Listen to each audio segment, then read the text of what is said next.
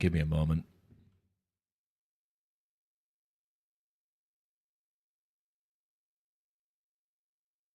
Actually, I hit the go live button, and it's opened up Steam, and the game needs to update.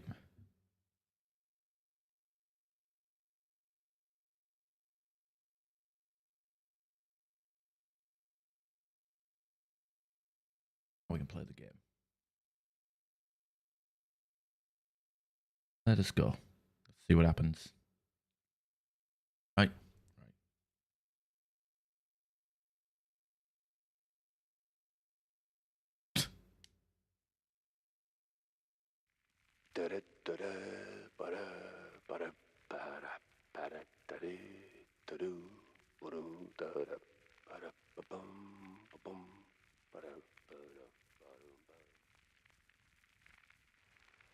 Questions like, why the hell is my headphones not playing any audio?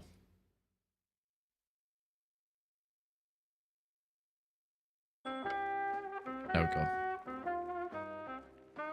Alright.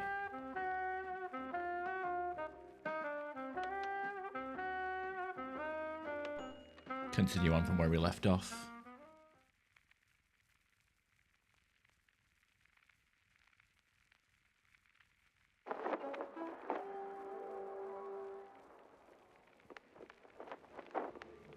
Go to Clergy Row, which is, I guess, a church area.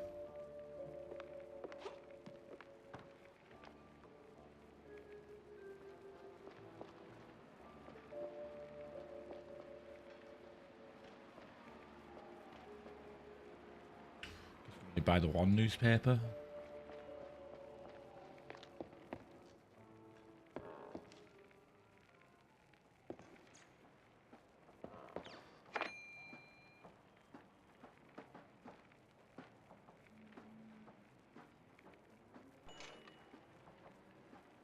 There is now. One celebrates the spirit of progress, showcasing the latest inventions and standout innovations from past decades. New world fairs held in Mouseburg featured one of the marvels are fireproof asbestos suits, inflatable emergency airplanes, smorgasbord of culinary creations from the renowned brands under Spike the Umbrella. If like these all the stuff that we have here, they're supposed to be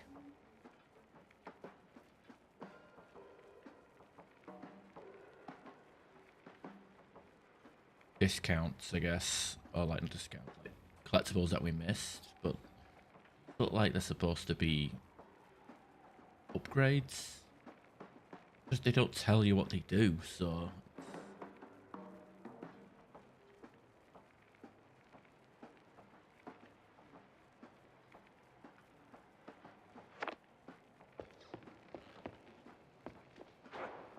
let me save the game and see what this is.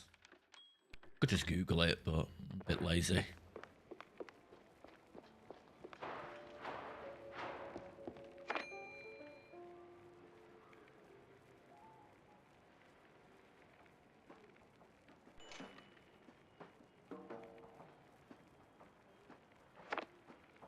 That do.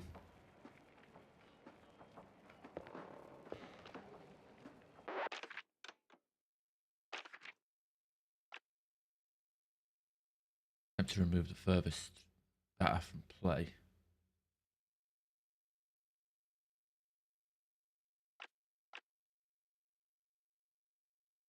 Well, they just collect. There's more collectibles. No, I thought I don't know. I was under the impression that they look like perk cards.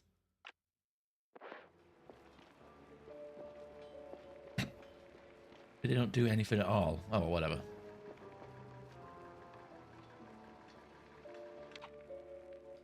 I just realised I didn't even change screens. Oh, you didn't miss anything. I went shopping, bought a card, read a newspaper. You don't need to hear audio or video for that.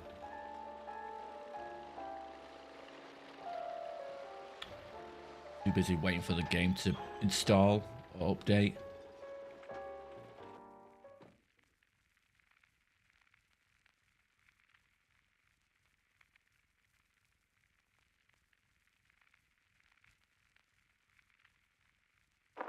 his time to stretch legs and peek into the row.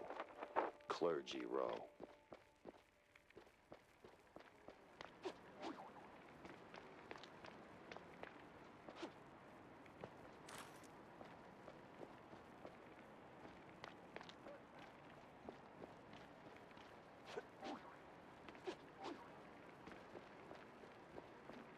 Please, I didn't do nothing. Please, don't hurt me, officer. 'Twas just a little cheese stick on the sidewalk. I ain't done nothing wrong. Easy, pal. I'm not a cop. What's got you so jumpy? Oh, them cops. Yeah, serve, protect, all that. No, they're rounding us up. Wham! Paddy wagon rolls in and then gone. Gone how? Gone. My buddy got nabbed for just being a shrew.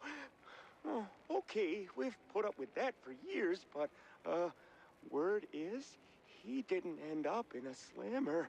Just vanished. Damn. Huh, damn indeed. Well, you watch your back. I'm getting out of here. To the wetlands or anywhere, really. Anywhere but here. You! Hands up! I'm firing a warning! Looked like a cop, talked like a cop, but, wasn't really a cop. What the hell is going on here?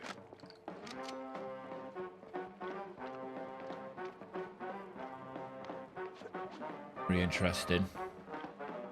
Like, this game feels like it's going to turn into an allegory for the Jews getting rounded up in Poland in like the 1930s or some shit.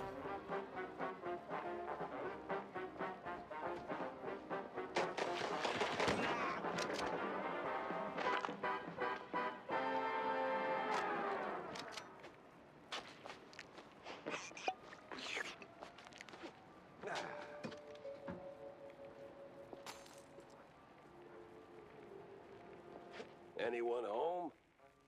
No? Yeah, I definitely want to collect those schematics.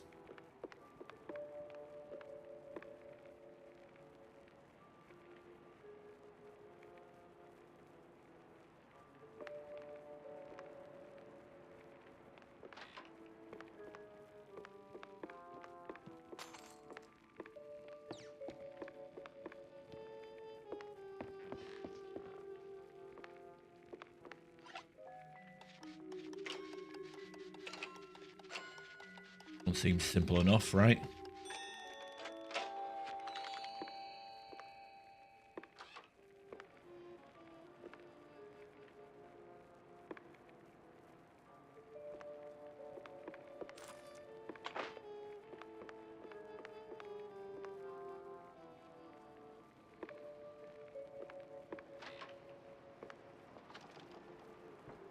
A police block. They sure went big on this one. This is the police! I'm out of ammo. What the hell? Oh.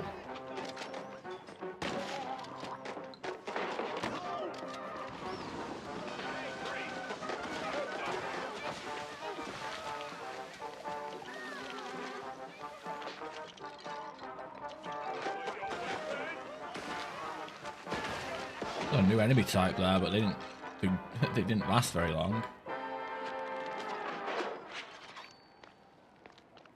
These cops carry badges, but holy moly, they work more like mobsters. Can I take care of these guys?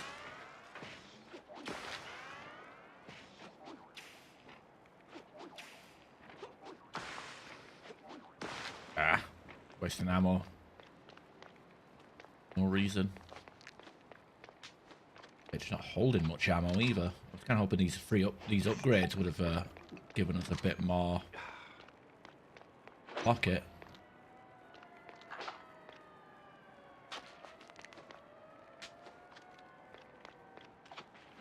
Well, actually, oh, I see. It looks like you reload like in the pocket. Anyway, let me kind of double check that. You got eight in there. Okay. Guess maybe you only automatically reload when you pick up ammo. out. We're trying to figure out this game's mechanics, so seems like sometimes I pick up ammo and I've got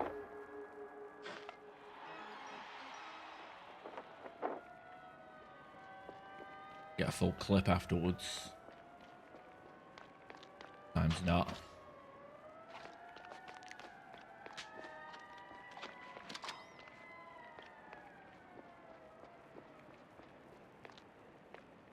What the actual cheese stick? Is the whole district this nuts?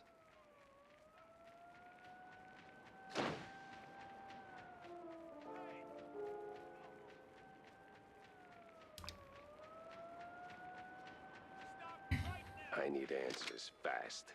And I need to get to Cornelius pronto. Forget about this madness.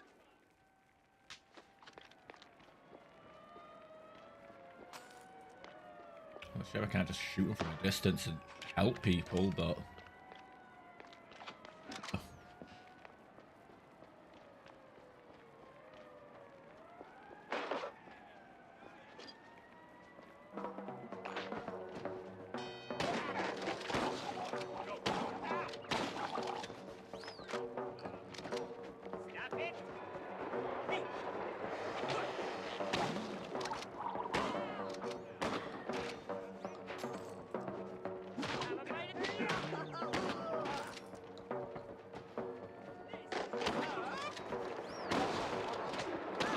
oh, there's a train. We gotta make sure we don't get got by that.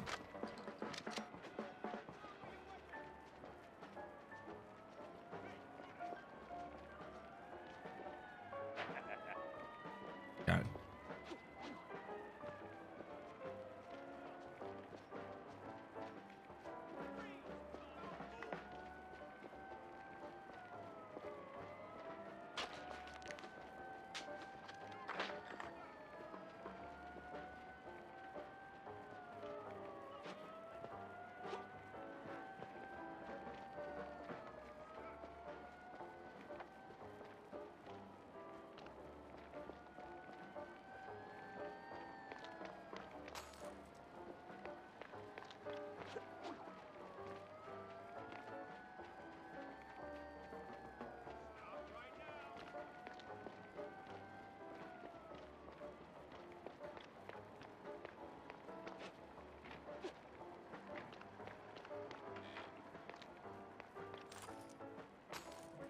I really like the style of this game, honestly. Like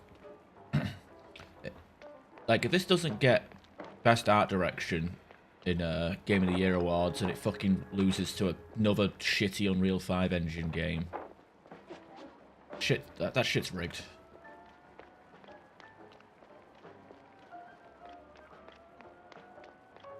No, there's no reason why Expedition 43 got best art direction of the year versus a lot of other games.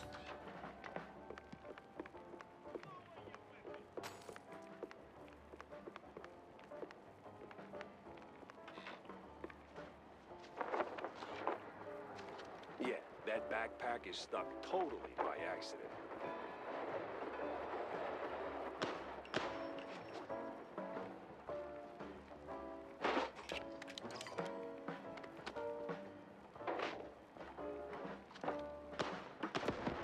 That's so good I should get 3 points.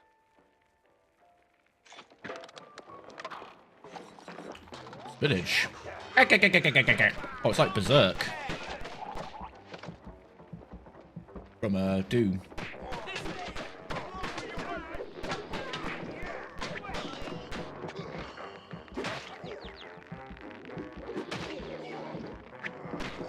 I don't get a charge up attack with the Berserk pack or Popeye pack.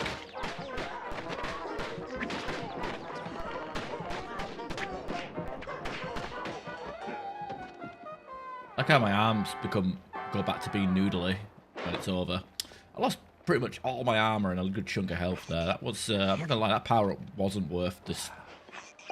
Wasn't worth it, in my opinion. Double checking we haven't missed anything out here.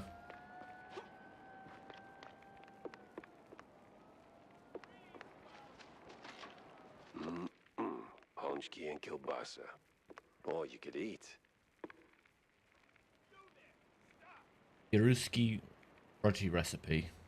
Bring some Borog cottage cheese, only better. Because it's from Clergy Road. Don't go getting clever with some fancy schmancy fresh cheese, or the boys will come knocking with their grannies. You don't want that. Now for the dough, go plain. Water, an egg, a spoonful of butter, saffron, God.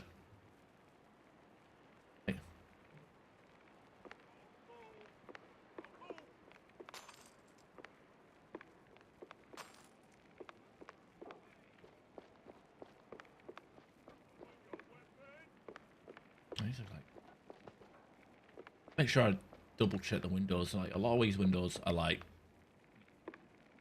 6-panel windows, but you know I need to like keep an eye out for the ones that actually jump through, or where they hide in secrets. You kind of get so used to windows that you walk past that you finally see one you can go through, like this one.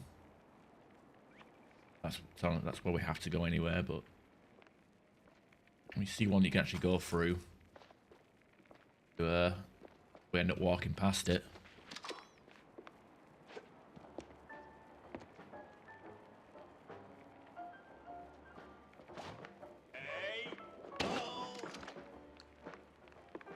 So it's nice that the shotgun is actually killing these melee guys in one hit, though.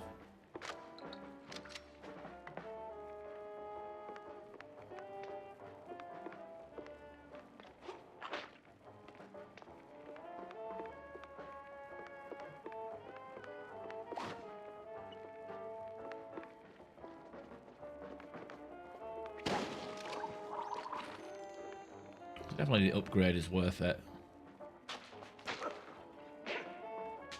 True, he's just hiding.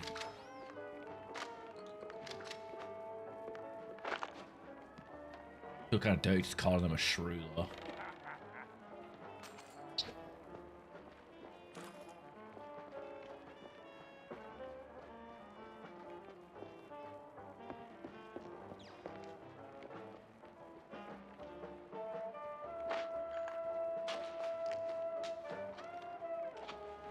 Getting many Misa bullets. Target D. Target D, single use remote switch. Shoot it down.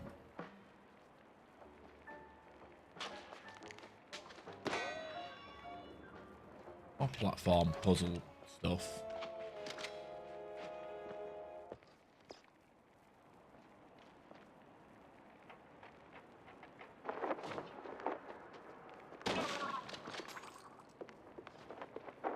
Come out the toilet.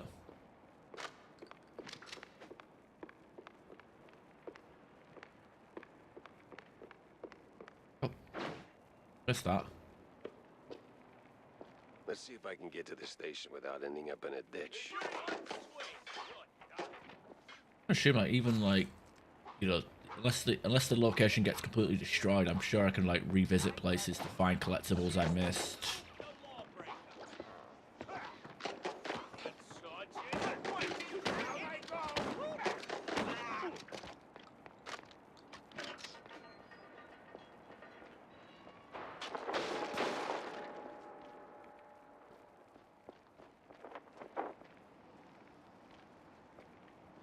I don't even know what exactly the secret was supposed to be.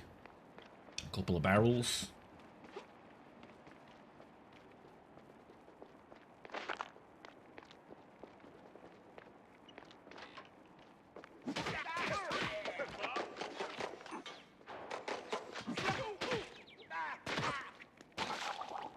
Oh god, that was a nasty sound.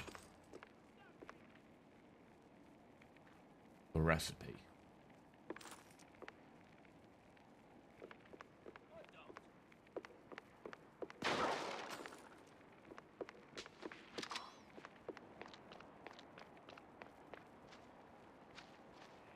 We got that's scenery. I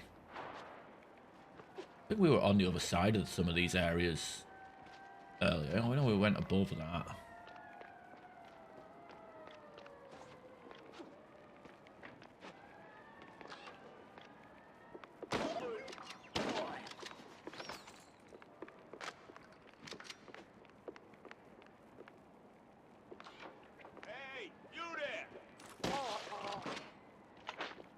Who, me?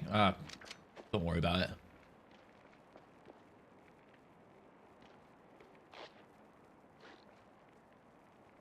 Kiro. Kiro.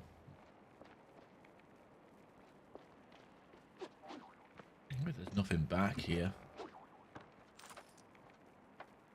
I feel like this would be a prime place for a sequel. There, actually.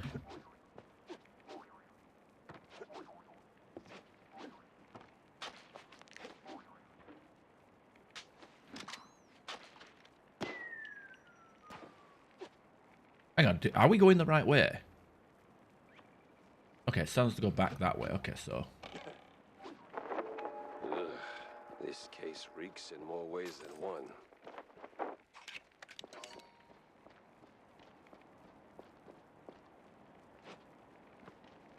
Comic there. Almost missed that. About 5 comic strips. Didn't know it then, but the next lead was about to smack me right in the face.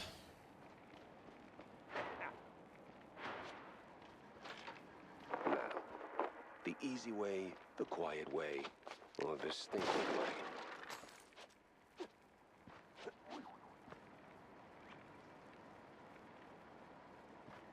I see. The front door. Go through the back entrance. Oh, there's another one of them missions where we can take multiple routes. I don't know how deep it is though.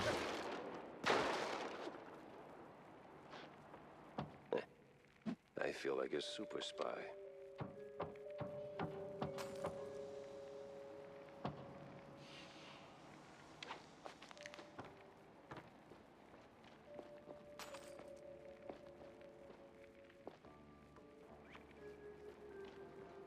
Oh, I was like looking at the stairs thinking I could go up it.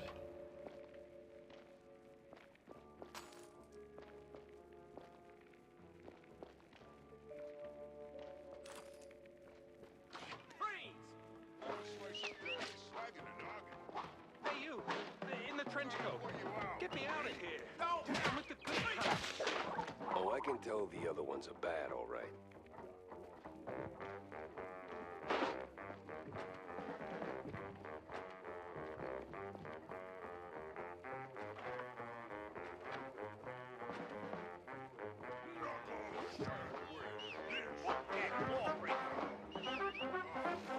Is that a jackhammer? I don't have that weapon yet though, but it gave me the ability to use it.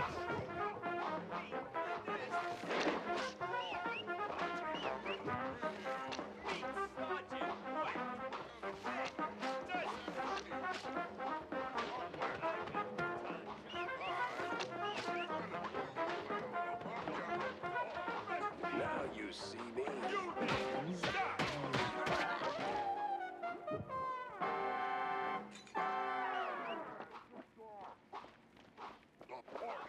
Seven prison keys, huh? MPD good cop. Alright, Curly. And done. You're free. Thanks, man.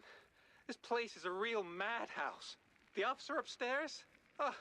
Dirtier than the trash heap behind the precinct. Good to know. So, I did just bust you out, right? You gonna make a run for it? Or, here's an idea. Help me. Well, you know, yeah, forms. We've got to fill those out before, yeah, forms. We've got to fill those out before,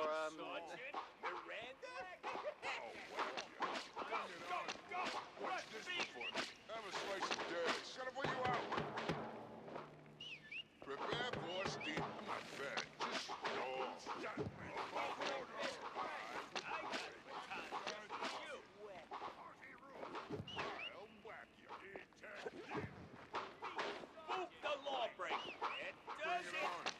You think that's funny?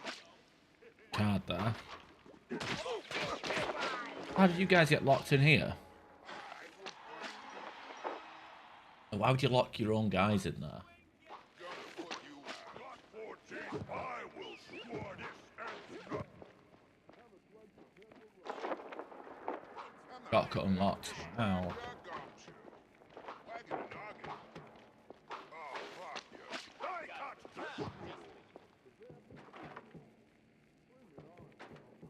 Oh, I gotta like.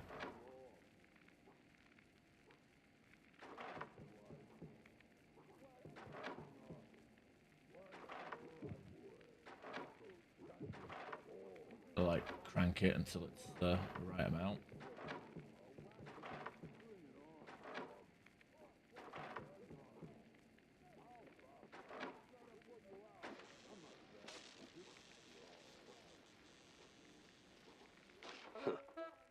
All that elementary math finally paid off.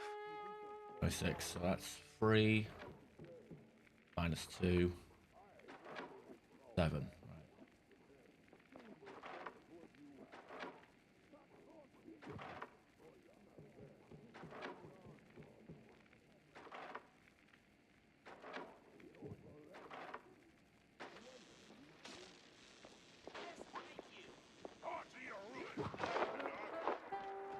Entry, yeah, nice. What the hell? Why did he explode?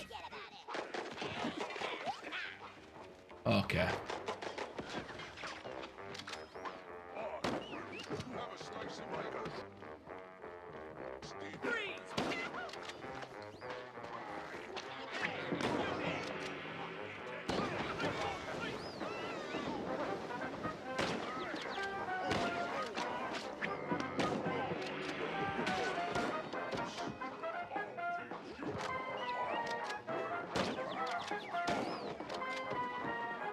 I think that was a war crime I just committed.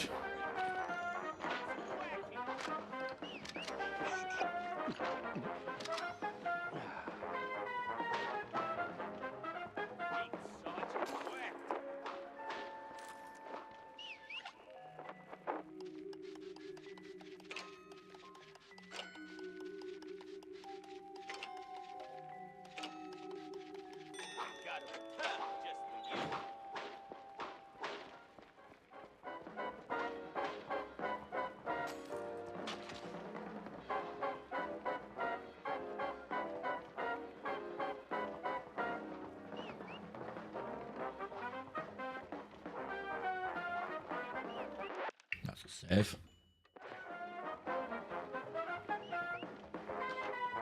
Well, times change. Used to be a police station, now it's a police corporate office.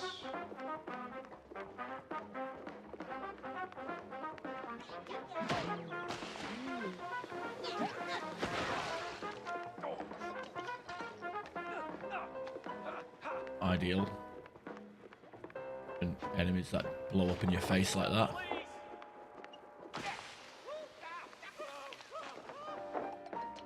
Well, it's Malsberg. You can't stroll around without catching a swing. But me, I'm no swing guy. I stick to jazz.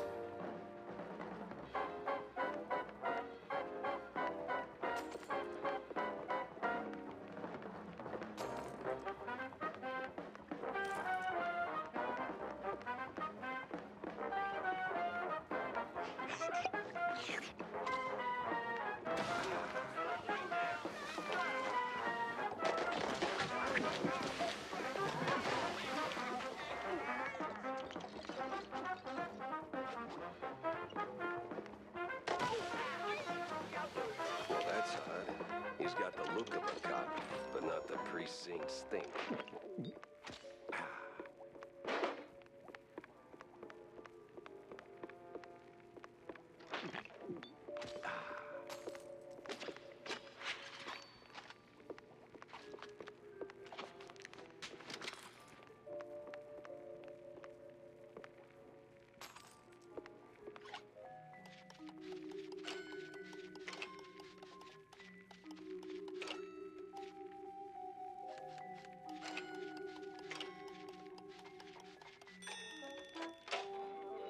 Clue.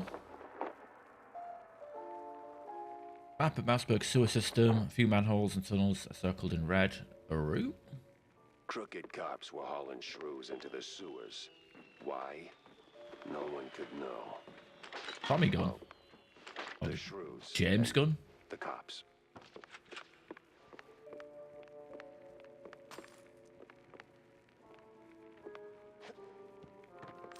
Let's see how this gun goes. It'll probably underperform because it's not upgraded.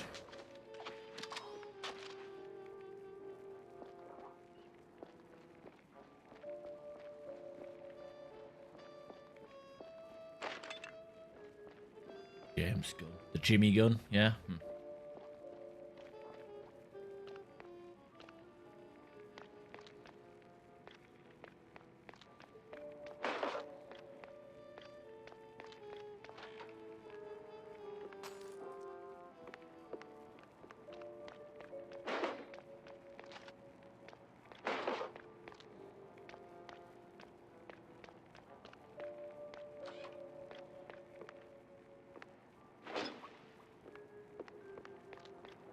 Ah, hell. Time to move.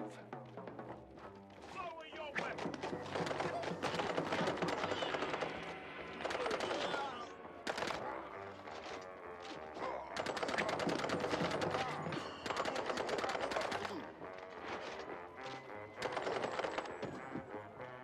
Definitely need to use the dash to dodge attacks more.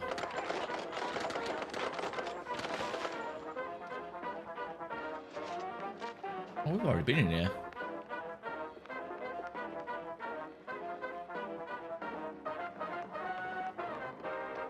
Oh, right, yeah, we're back out here now.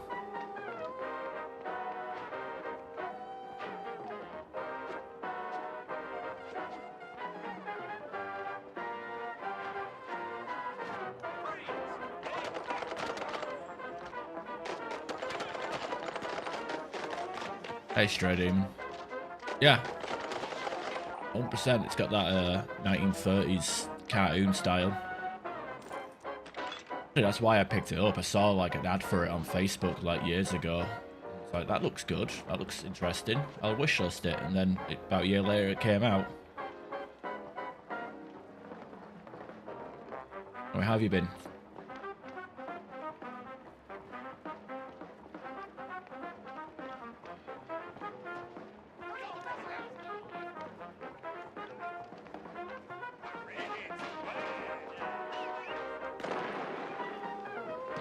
I was kind of hoping that would actually take care of some of them.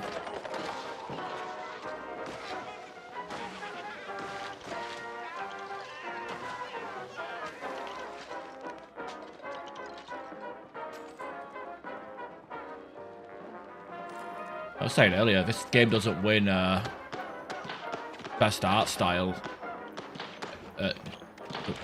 in game of VGAs, then shit's fucking rigged.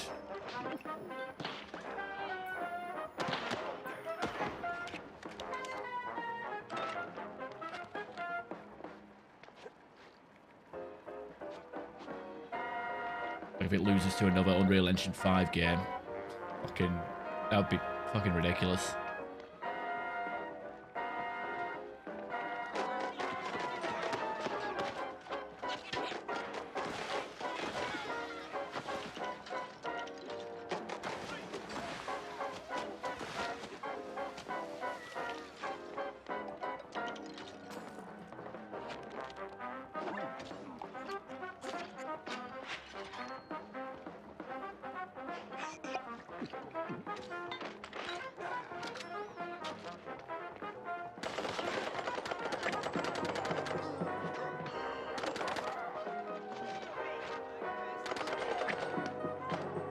PI for hire. Well, it's PI abbreviated. Mouse PI for hire. PI stands for private investigator. So the character is I actually have forgotten his name. Jack. I am retarded. What is his name? I have the trading card on Steam. Jack Pepper is my name. He's voiced by Troy Baker, so I can't help but think of like BioShock Infinite, because Troy Baker also plays the private investigator in that game. Especially the silly Burial at Sea DLC. because of a similar time period. It's set like in 1933, 32 or something. And at the moment, there's quite a few parallels between the Jewish roundup in the 1930s Europe, that like the shrew, like they have a type of mouse called shrews, the smaller mice. So there's definitely parallels between. I gotta get back to Two. Corny, fast.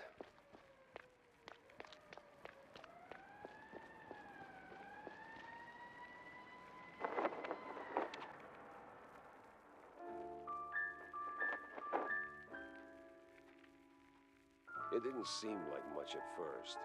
Wasn't even sure it was a case, but the job Stilton handed me felt like I stepped right on a buried mine. The mess with the shrews, well, Ruckus don't seem to cut it. Poor bastards. I was in too deep. Way deeper than I signed up for. Stilton. He shoved me into this mess. Now it's his turn to pull me back out.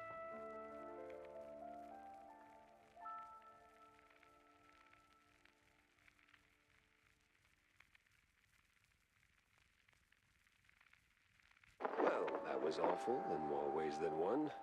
Gotta fill everyone in, not just Stilton. Tell me you got something juicy, Jack. Otherwise, don't waste my ink. Mr. Big Shot Detective. What a surprise. Who are you? You look suspicious.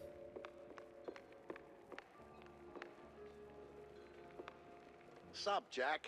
Need a drink? Make it a double, John. I got a new case, courtesy of an old friend. Yeah? What is it? Apparently, shrews are disappearing from their hood, like a cheese grenade. 1 minute there and poof, the next they're gone. Wouldn't be the first time, Jack. No, sir. Course it's the smaller one's fault. Maybe they just grew too big. What do you mean? Well, it's Shrew Thicket all over again. Didn't I tell you that story before? You're gonna need a refill for this one. I certainly will not say no. The drink's on the house, but the story comes with a price, my friend. I'm a working shrew. I'm happy to fill your glass, but my younglings need their supper. You don't have kids, John. Well, none the courts can prove. Anyway, Shrew Thicket. Those were the days.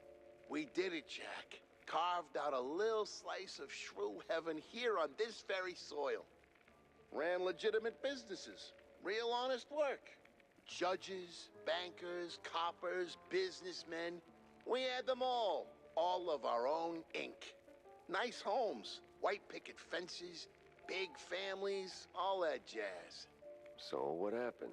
There is a scale in this world, Jack. Invisible, but it's there. Measures us all. When you're a little rodent and you get bigger, there is a chance, a slim one, but real, that you'll outgrow yourself. Reach places you never thought you could.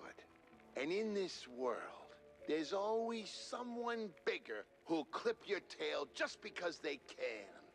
So they clip and clip until you're stuck at the bottom and there ain't no Shrew Thicket anymore.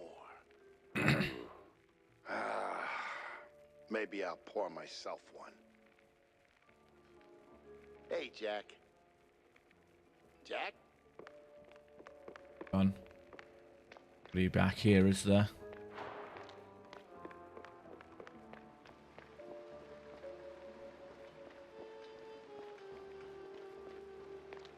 Arrival.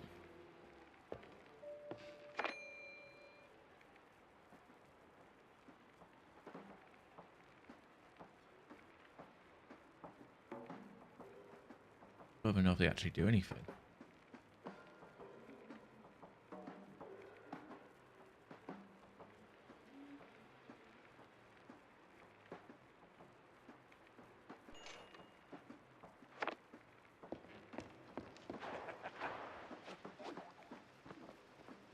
Whatever. by the newspapers as well. The End of the Crime Families. One of the older Mouseburg Herald issues, which is a loud 6-page exposé by none other than Wanda Fuller, a stellar example of investigative journalism. This article de facto brings down one of the Mouseburg mob families. The world probably won't ever be quite the same, right?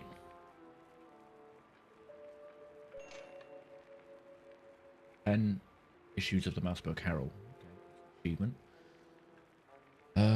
One of the older Mouseburg Herald issues. This one covers a troubling wave of worker strikes spreading across the country. Some blame it on the grueling conditions in the munitions factories, along with the effects of a quite big affair as a whole. Others suspect it's just a ploy concocted by certain nefarious parties. Mouseburg is not free from the bad ink, as the editor concludes the article's punchline.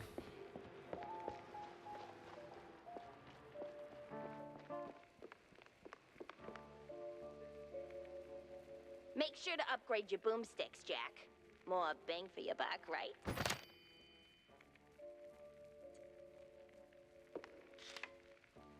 Let's see, we've got 6 of these schematics. James gun. Increased damage, clip size, max ammo, reduces spread and recoil. Alt fire, spray and pray rapidly dumps a ton of bullets at the cost of wider spread. Got generic damage upgrade, yeah. Max out our guns.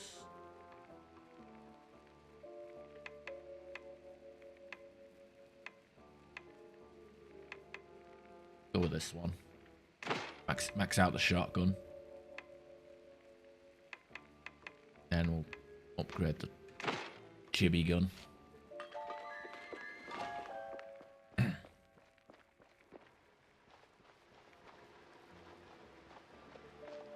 I kick the frog? Okay, no. Kick the flowers? No. That old coot.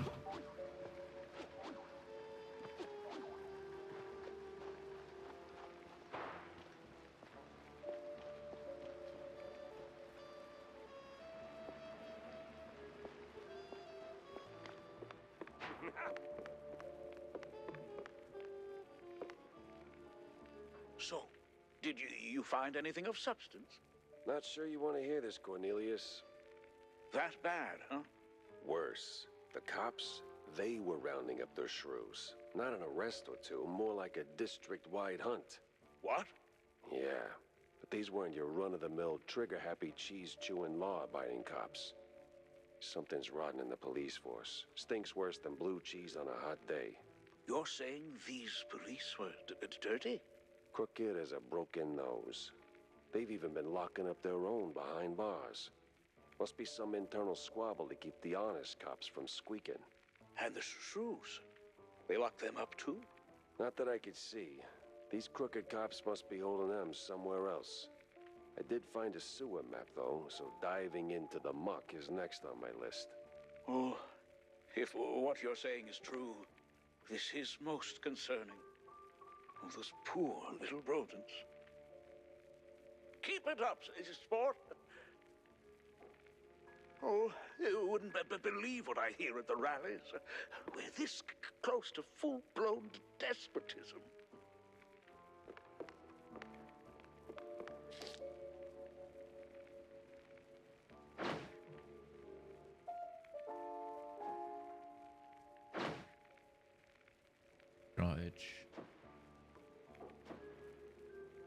Not just any sewers, then.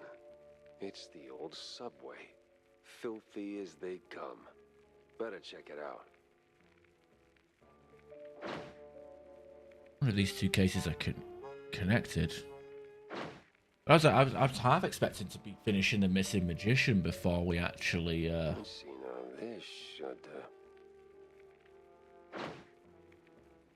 I was expecting to finish the Magic Magician. Like I was kind of under the impression that these would be episodic. Like your first episode would be Missing Magician, or 2 shot Shroom Soldier, but I think we can juggle multiple cases at once. Hoping it doesn't screw us up too badly.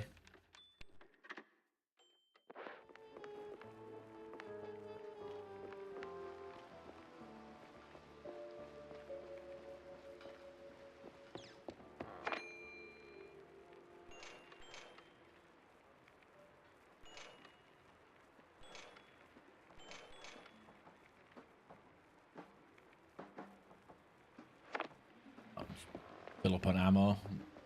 Reason not to.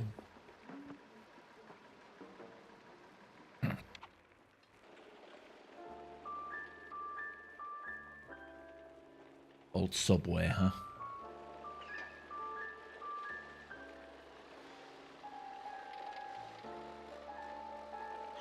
Is that another roadhouse over there?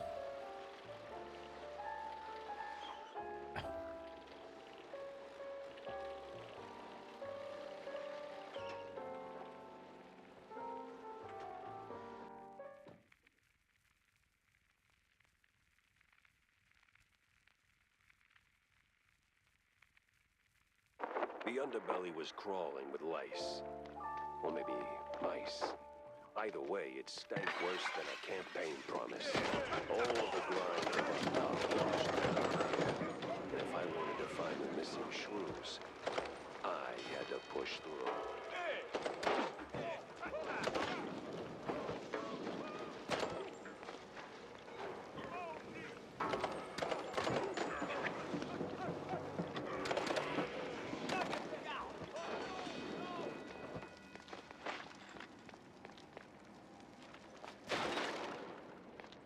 Not too bad.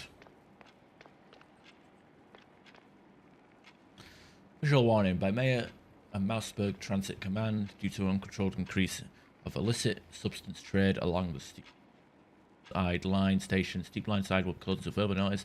All access to or use of its facilities is hereby prohibited by law. Fail to comply will result in prosecution and imprisonment. Official stamp of City Office dated 1920, 14 years ago.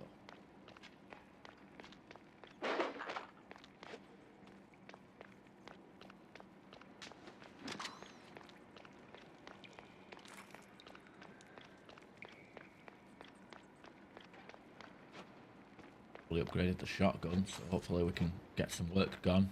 Done.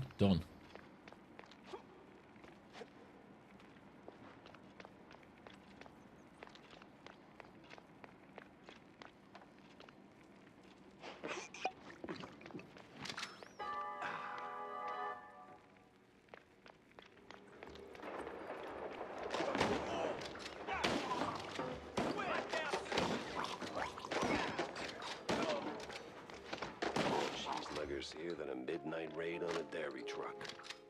Something smells off. Cheese loggers.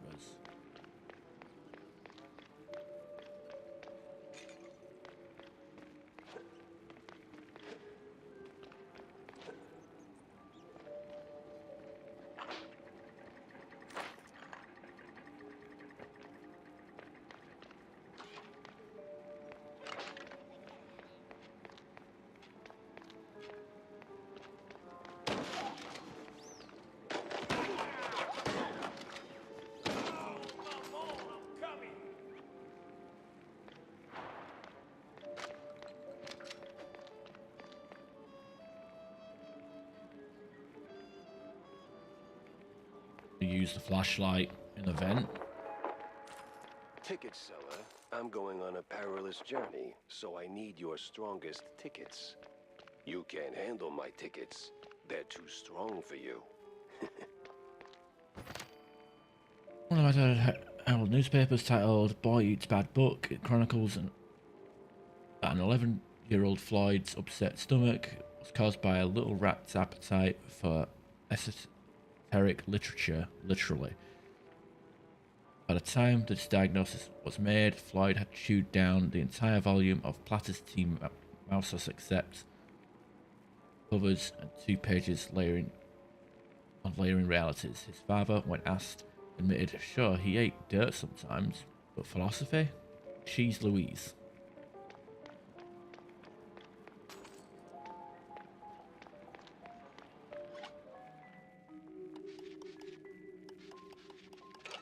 I could have sworn we've actually had this particular lockpick route like a bajillion times now.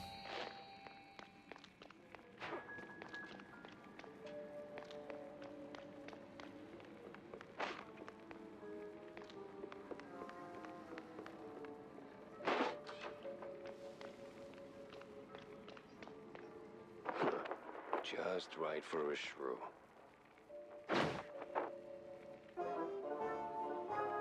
Just a hat, but a shrew-sized hat nonetheless. There can't be more solid proof of a shrew trafficking through the sewers. Question is, where? These cheeselegger's in on the shrew racket. Time to find someone higher up. And screw some ties.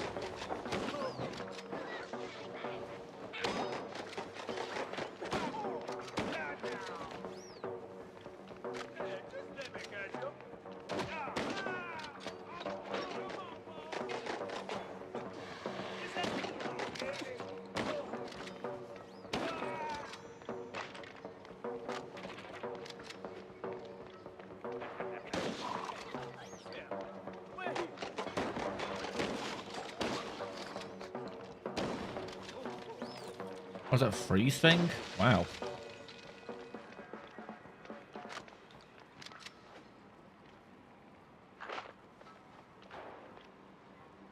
Shooting it because I see barrel. I just shoot. I mean, because I guess maybe because it's not. I should like.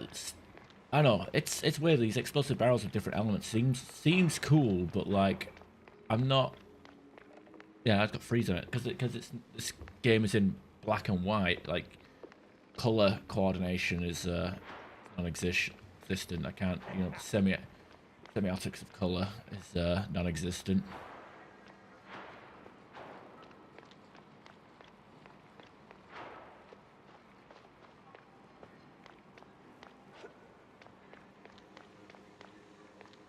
I actually need to go for a quick toilet break. I hope it's quick.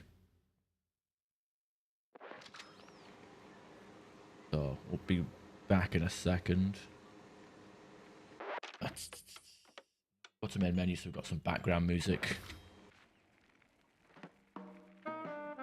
That'll do. All right, be back soon.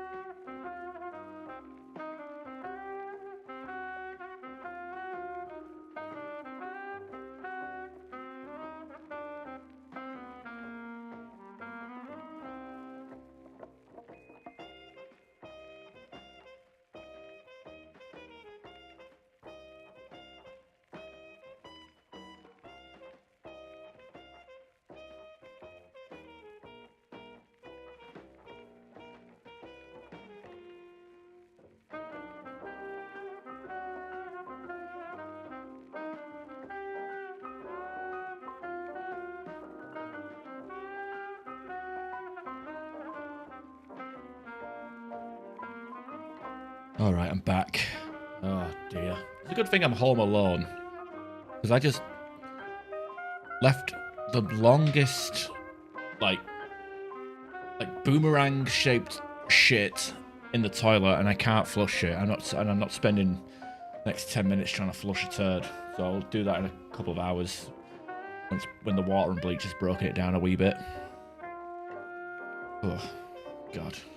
Always happens on these morning streams. You know, get out of bed, have breakfast, have a couple of cups of coffee, and go on to stream, and then like not even an hour in, I have to like pass the most. It was like rope. It like hit the back of the toilet before it even disconnected from me. It was weird. Oh hi, Meep. Thanks for the follow.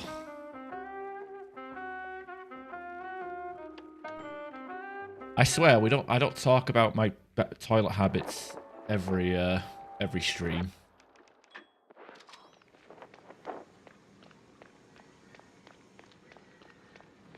But you know, every day I get one step closer to needing the poop scissors or the poop knife.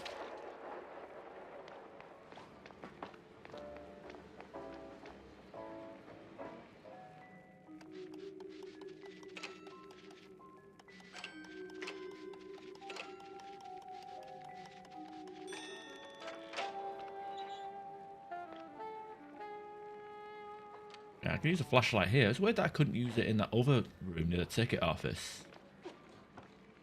No sign of the shrews. Either they vanished into thin air, or I've been chasing my own tail again. Got 10 baseball cards.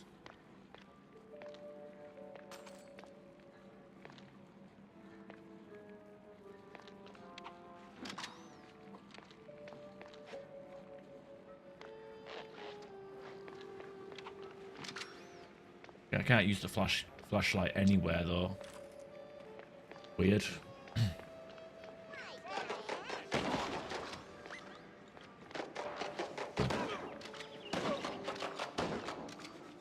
Oh. Just a death animation where he spins and shoots. This place is big. And practically big.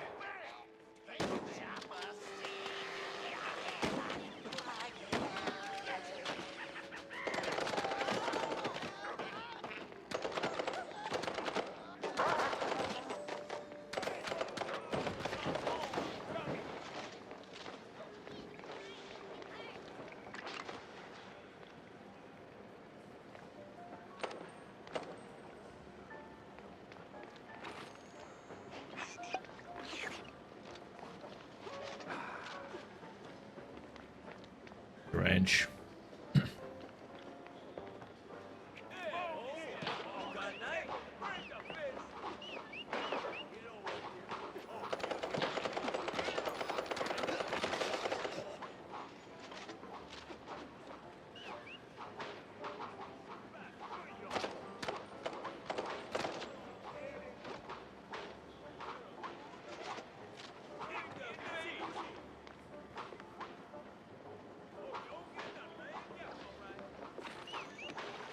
Alright, yeah, I could swim. Don't even know why I avoid water.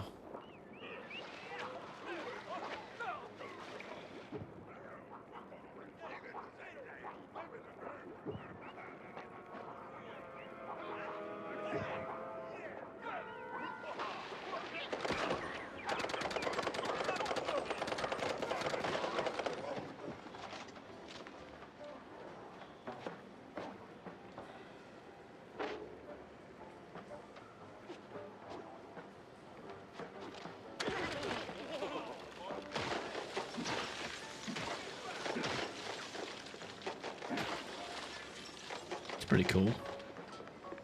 Surprised there wasn't an achievement tied to freezing a bunch of enemies, blowing them and shattering them.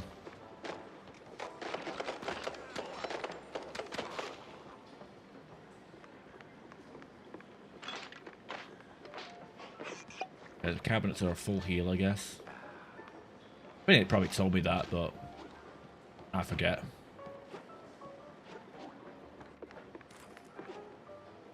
Go to there, we can shoot. Could have used that, maybe. I don't know. Go underwater again, see if there's anything down there.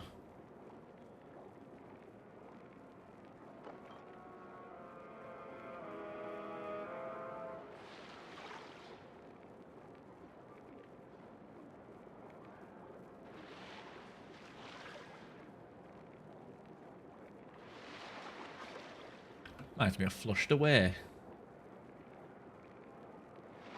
I don't know if anyone even remembers that film.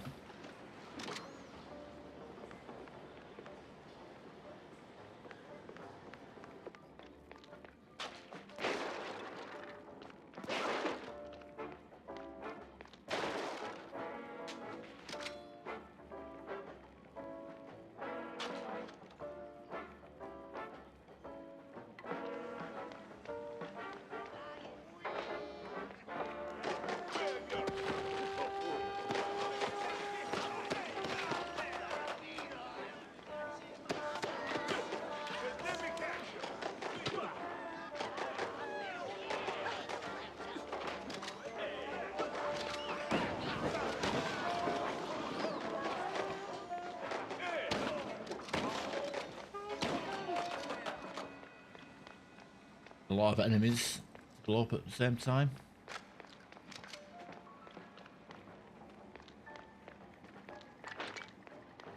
I feel like on the higher difficulty there's going to be like even more enemies. Also the damage feedback isn't very reliable. It's kind of got that bolt gun problem where I can't tell when I'm taking a lot of damage. I probably might end up having a few more deaths where I died because I just didn't notice that my health was getting nuked. Well, that first death we had on that boss fight was pretty stupid because I literally did go from half my health to dead split second, which I thought was a bit weird.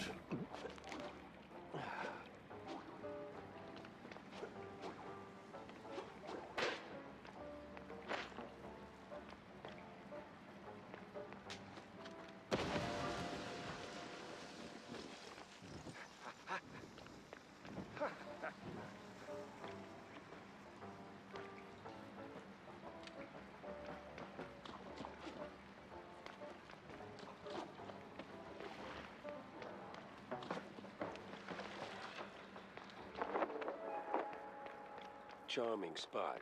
Just the right amount of abandoned and possibly haunted.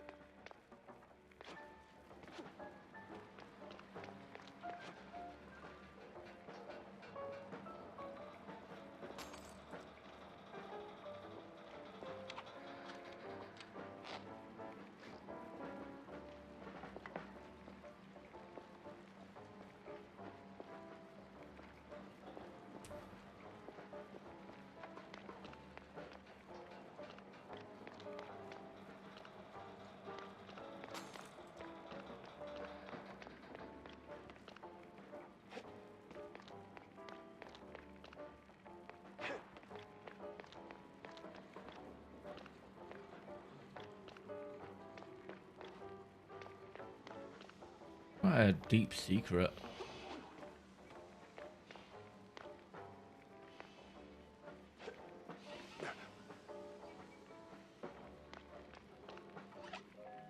Swear to God, it's better to be more than just fucking 30 coins.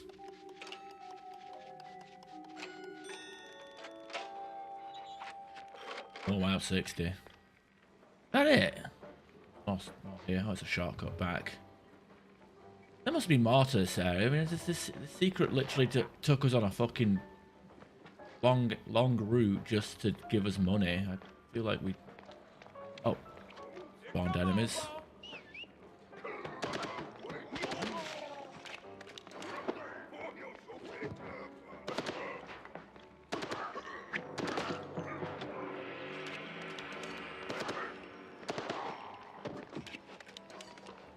Burst fire is pretty cool though.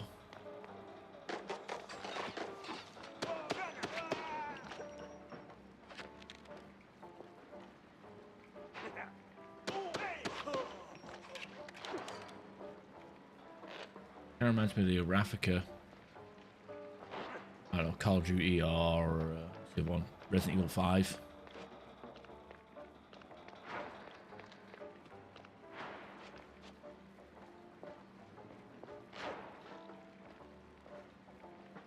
That's like long ass route just for $60 seems to be a bit underwhelming. Whatever, I guess it's a stat, right? Secrets found.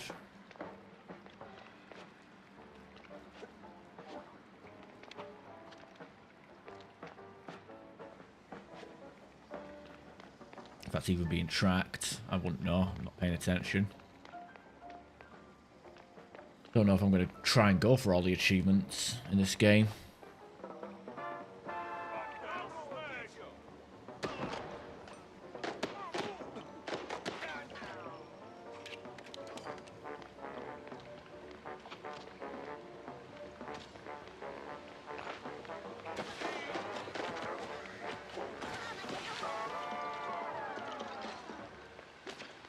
Seems that alt fire actually sticks to enemies before exploding, so it's like a sticky grenade rather than a I don't know, like a timed grenade that just sits on the floor.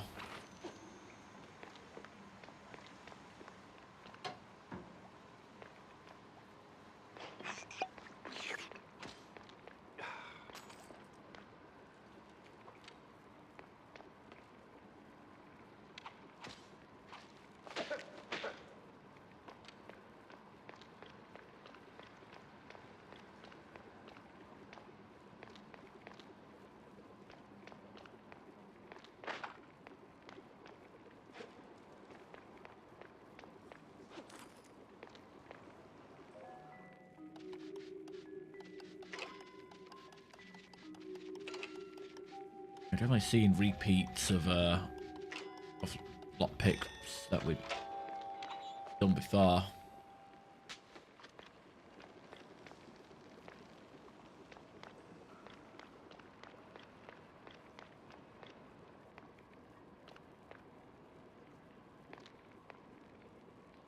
Add water.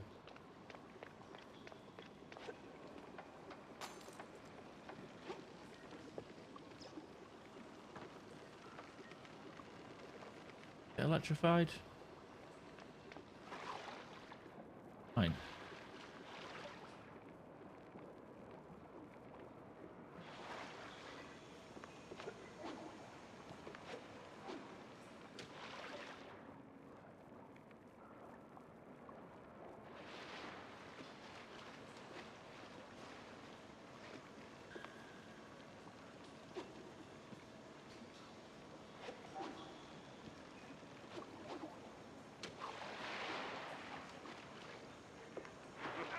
Grab the hooks.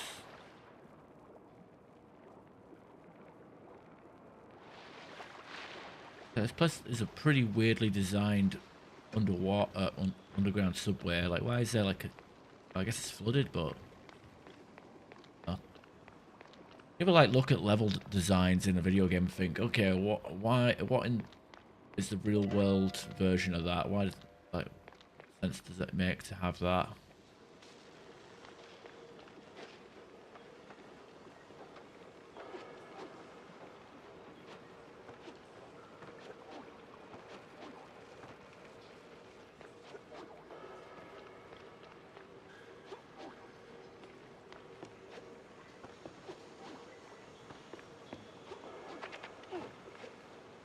A little bit of damage.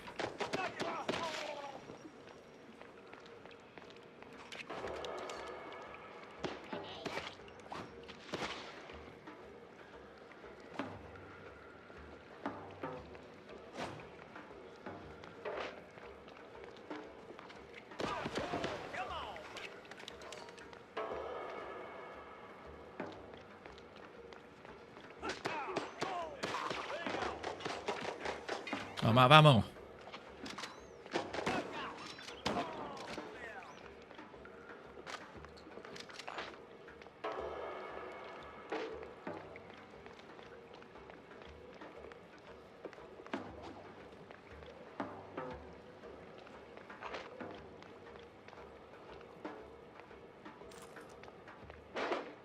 How long can I carry these barrels for? Okay, that looks like a destructible ball.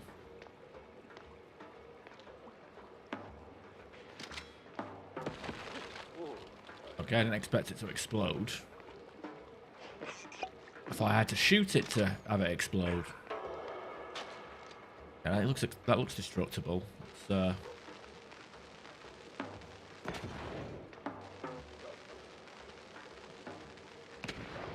I guess not.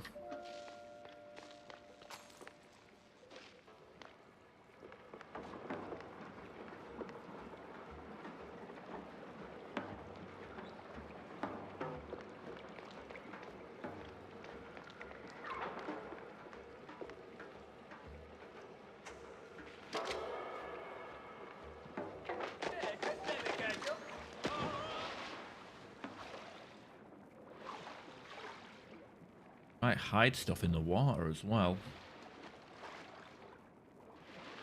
I doubt there'll be comic strips and baseball cards under here, but...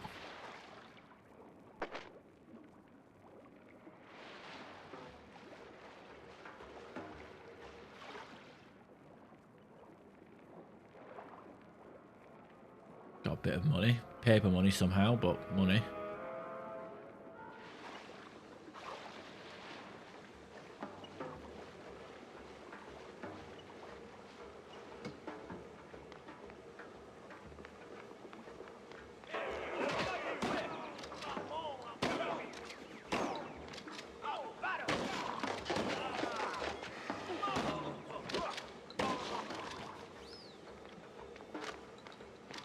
Crowd control for the shotgun isn't good as I thought it was going to be, but I guess enemies are getting more health as we go along, so like that upgrade, that one tap that we were getting last level, completely gone, and sad part is that the shotgun is stronger than it was when we did the last level.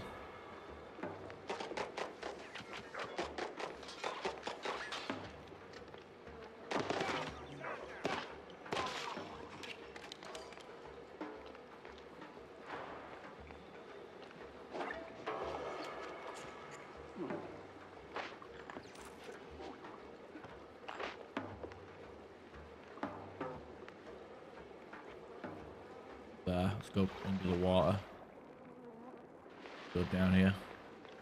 Oh, this counts as me not being underwater.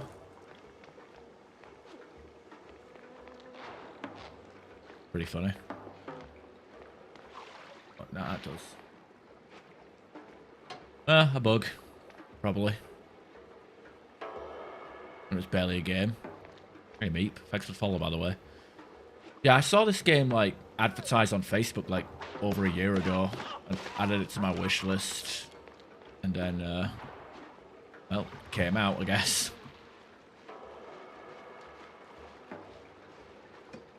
I saw it thinking, oh, that's a pretty cool idea for a game.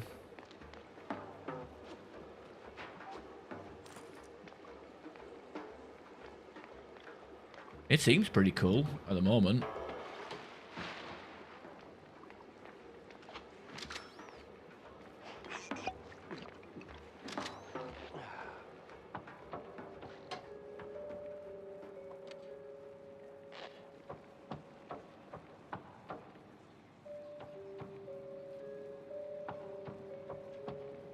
Have you played it much at all?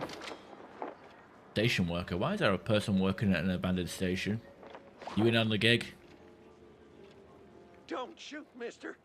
I swear, I ain't one of these no-good two-bit cheese-leggers. I just asked for tickets, and they gave me a knuckle sandwich instead. Relax. I'm a PI. I don't rough up people for no good reason. Cheeseleggers, though, plenty of reasons there. Yeah, like walking around with no tickets. And in those filthy, briny overalls. Sure. Wait, briny? Like they took a swim in pickle juice or salt water. Must be a part of that shady business they're running. I see. Say, where'd your dance partners run off to? Hard to tell. Been too busy seeing stars since they left. But if I had to guess, I'd say they're running their racket further down the canals. Lot of movement for a section that's supposed to be shut down. Oh, and watch out for their foreman. He's got a nasty snap. Duly noted. Thanks. Say, You wouldn't happen to have a ticket on you, would you? Don't push your luck, Bob. Briny Britches. I'd say give it a go. It's not quite, you know, the price isn't too demanding. I guess assuming if you're employed, not well, maybe not. Get it on sale, but yeah, I'd say this is worth admission. I'm only how long have I been playing? I've only played for 4.6 hours according to Steam. But I'm liking it.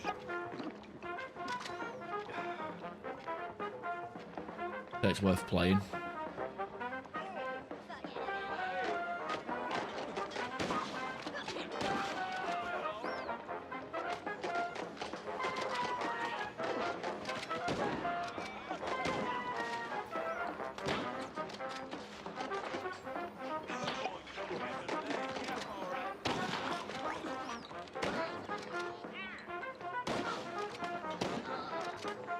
Has a bit of a boomer shooter feel to it though.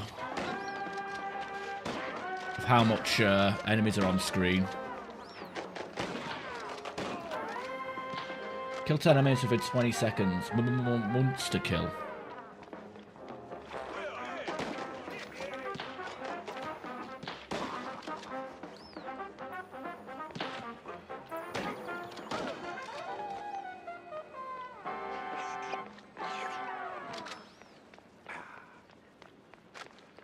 So I'm only playing on the medium difficulty, so I can't really speak for the game on the higher difficulty.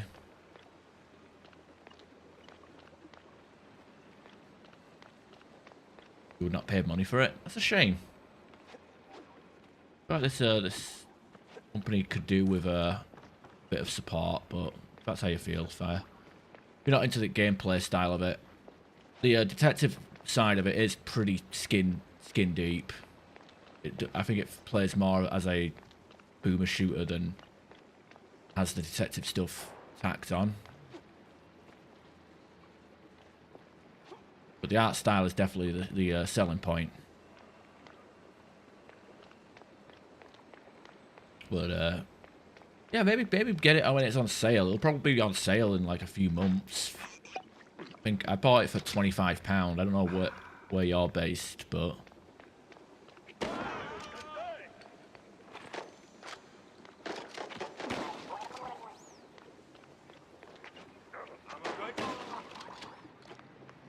I'd say it's definitely worth picking up, even on sale. Oh, it's electrified water.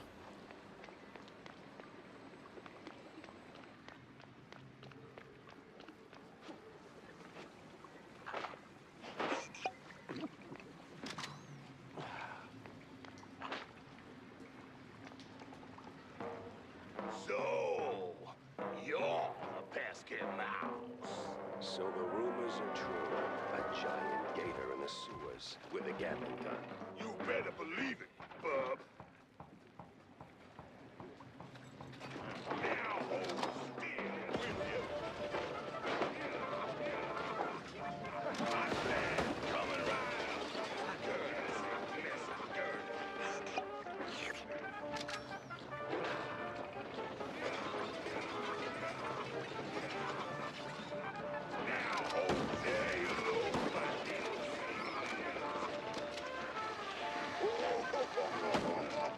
Oh, that charge shot doesn't do much.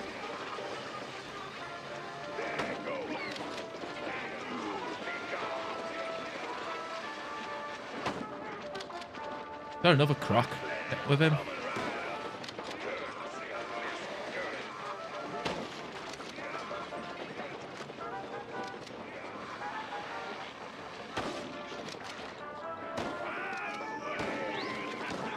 That's a shark.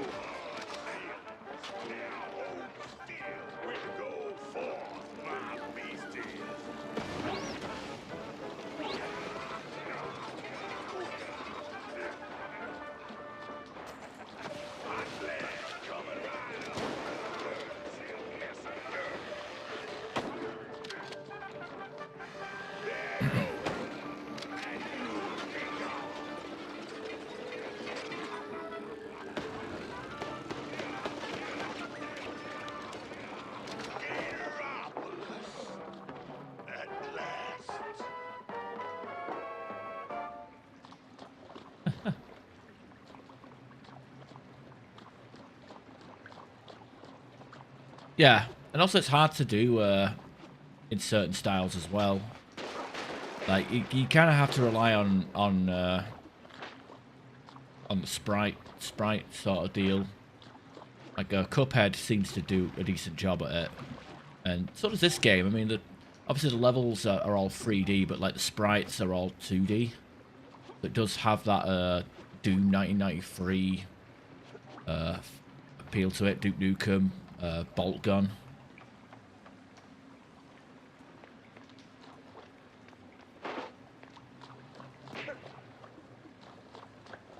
I'm surprised like more games don't try that, to be honest.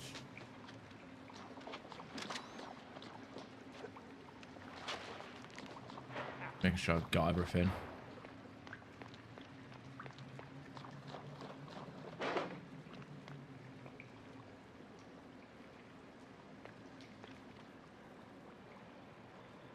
A skill book.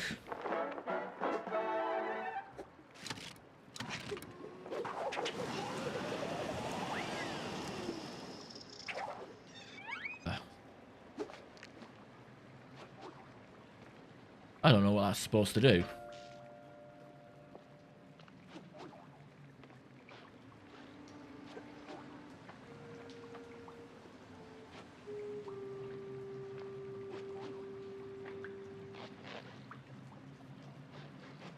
You know, usually when you get a new skill, the game teaches you how to fucking use it. What the hell? What the hell did I just get?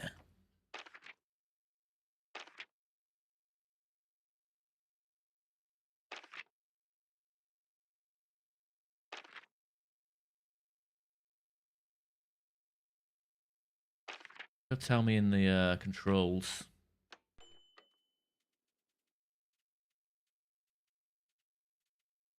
Grappling tail? Tailcopter control. Oh, okay. That's weird. If there was a pop-up for that, it wasn't on my screen.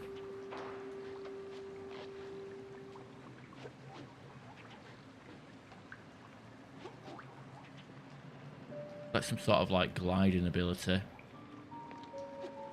Make you fall slower, I guess.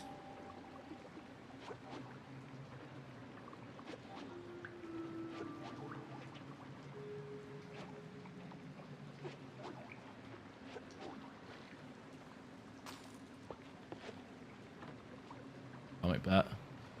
Same as always, it came down to my investigation skills. I tend to dual wield more from time to time. Okay.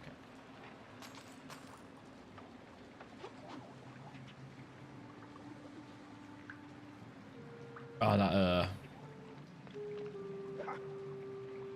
hover uses your stamina as well. Unless you're using it to be pushed up. Alright.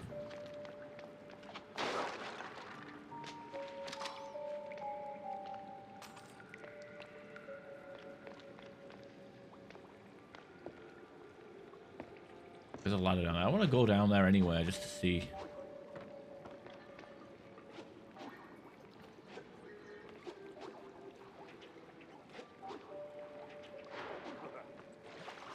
If there is anything down there. Look like it. Yeah.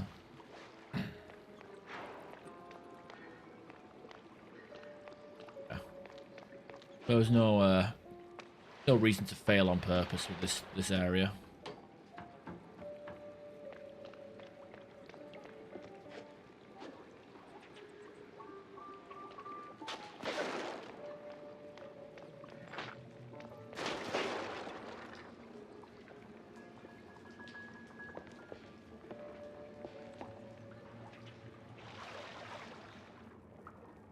I'm just trying to be thorough though, you know? Don't want to miss any secrets or unlockables or whatever, or schematics. It's a long way back from if you fail any of these jumps.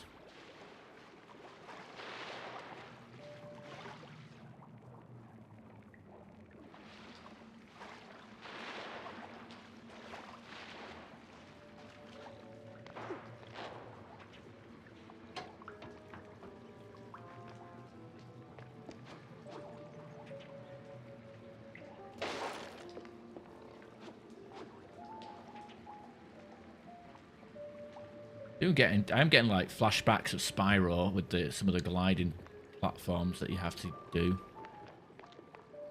Like from the level Jock, that had some pretty annoying glides.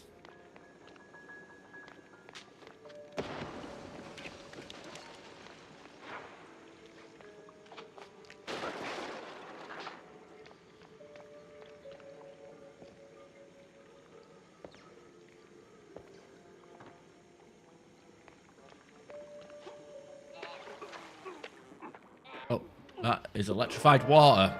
I'm so glad the game actually showed the electrified part effects. That would have been nice if the game actually showed you that. Instead it didn't.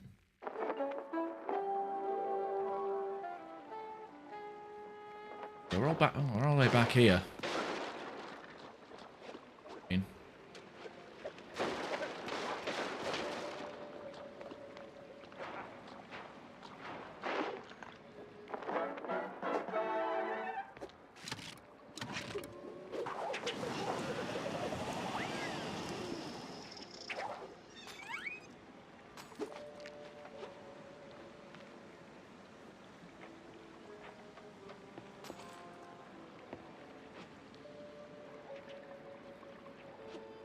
Oh, they could have showed that. They could have highlighted that first time around.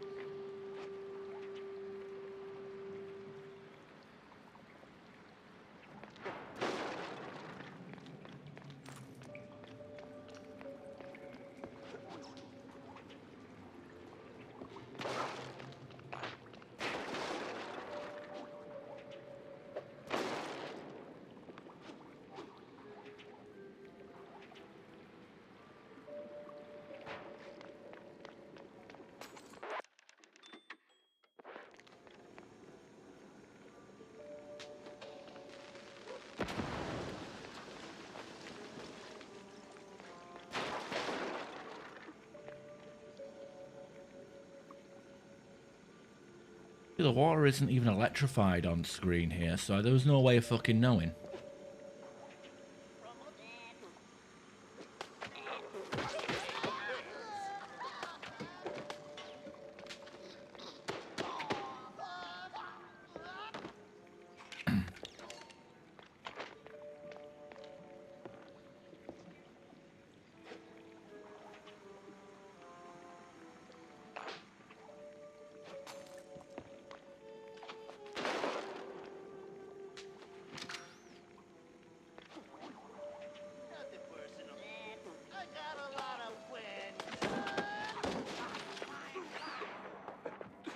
Dead again. Oh, I accidentally found a schematic. But shit being electrified is yeah, I don't like that. Why have electrified water but don't show that it's electrified? There's nothing. That feels like a massive oversight for that part. Have damaging water for no reason.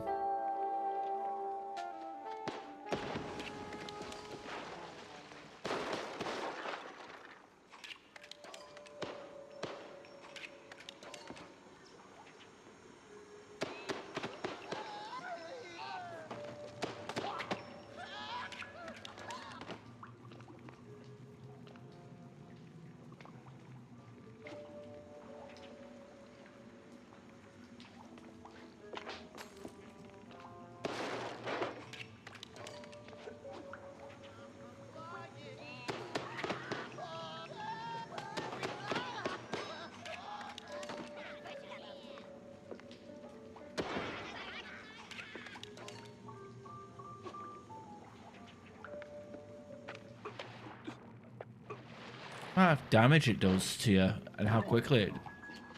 Yeah, there's no it's like supposed to be the texture of the water, but it doesn't tell you anything.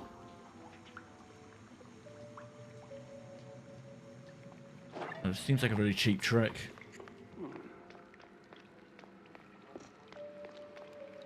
I mean, I know black and white is part of the art style, but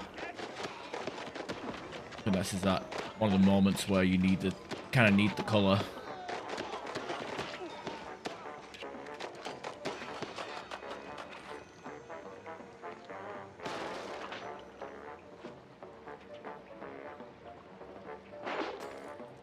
Like just when I remembered that you can swim around in the water and then give you water that damages you.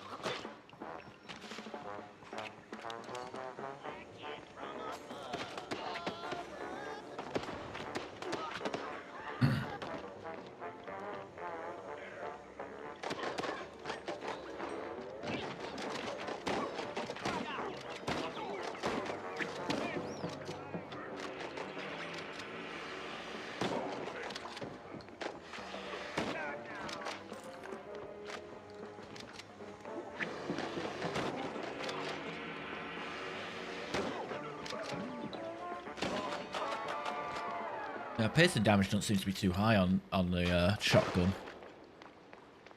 Anything that's a secondary target will take full damage, but they do get dazed, so it's not too bad.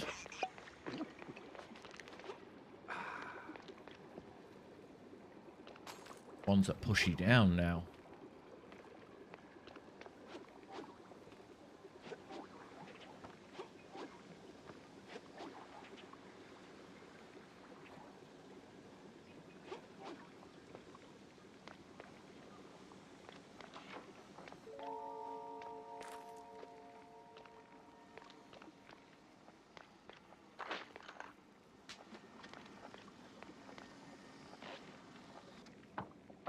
Yeah, I saw that game. I saw it go fucking darker for no reason.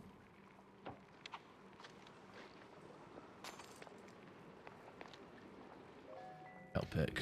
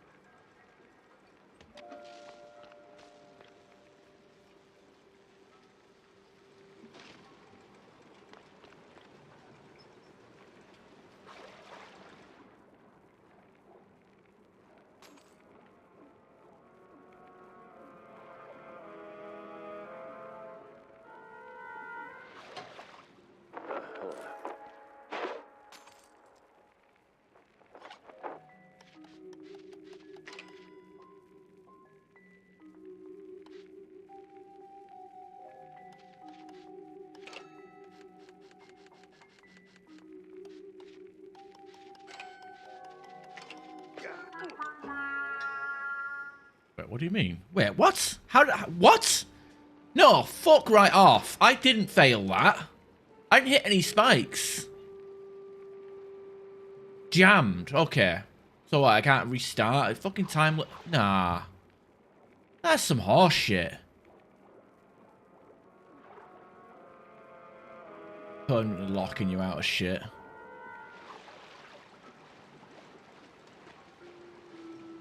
Well, I have spikes and a move limit and a time limit because fuck you in the mouth, you little F word.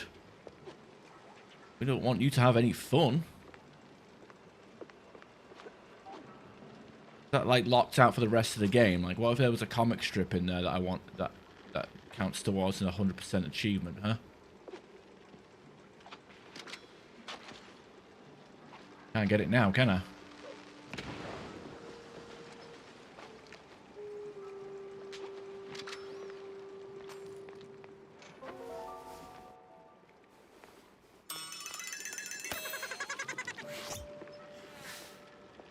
They said I found my mini-me, but I was still trying to find my meat.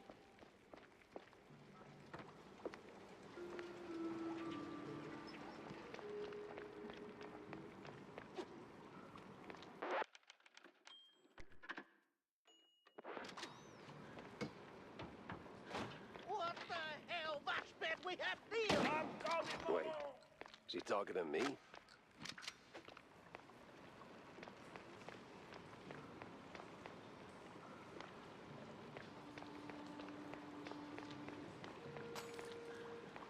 That's gotta be the big bad foreman. Kinda scrawny for a boss. More like a mini boss.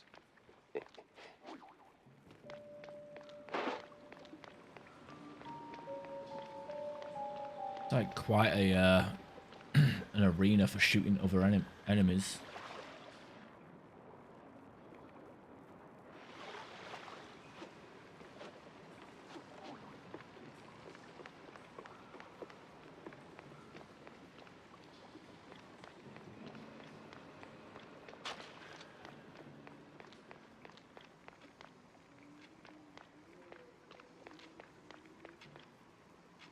He's like a foreman.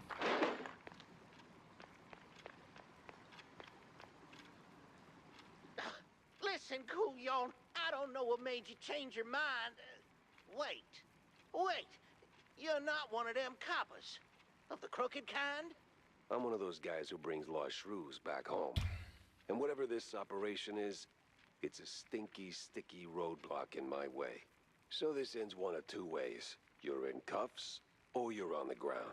Either way, you're spilling your guts. Wait! We're just transport. Hard help. Oh, outsource. That's what the boss told me to say, yes. May ain't our job to ask questions. We just deliver. It's them cops pulling the strings. Real rats, I tell ya. Rats? Well, not rats like rats. No, the coppers.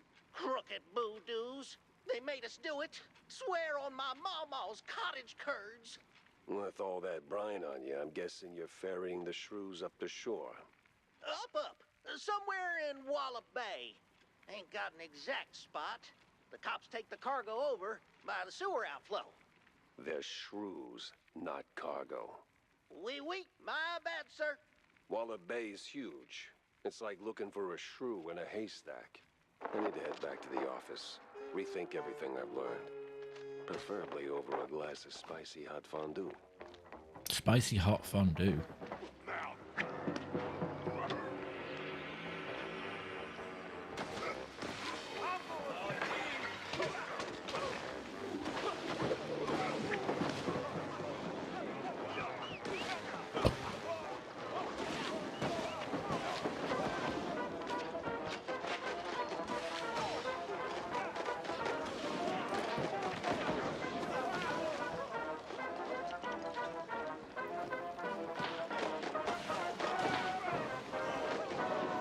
Stack up our damage over time using this, huh?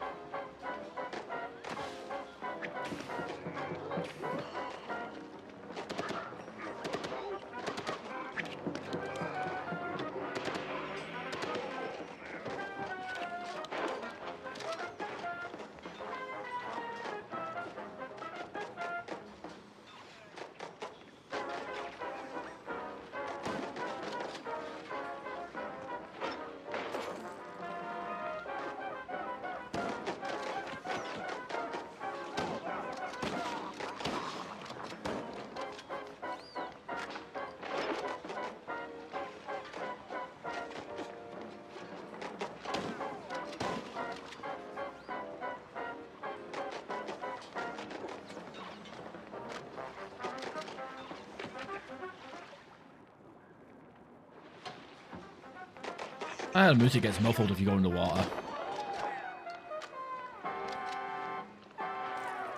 Take the sewers. That sewer was clean. Too clean. And clean made me nervous. Where do we need to go? Oh, that's where the foreman is.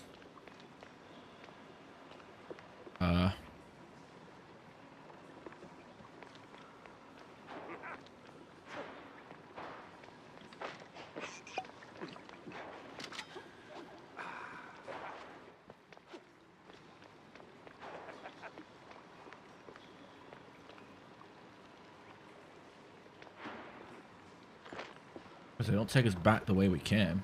Wait, why is the car there? What? A weird place to park the car.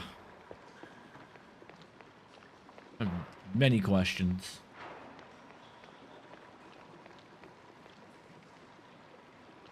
Whatever.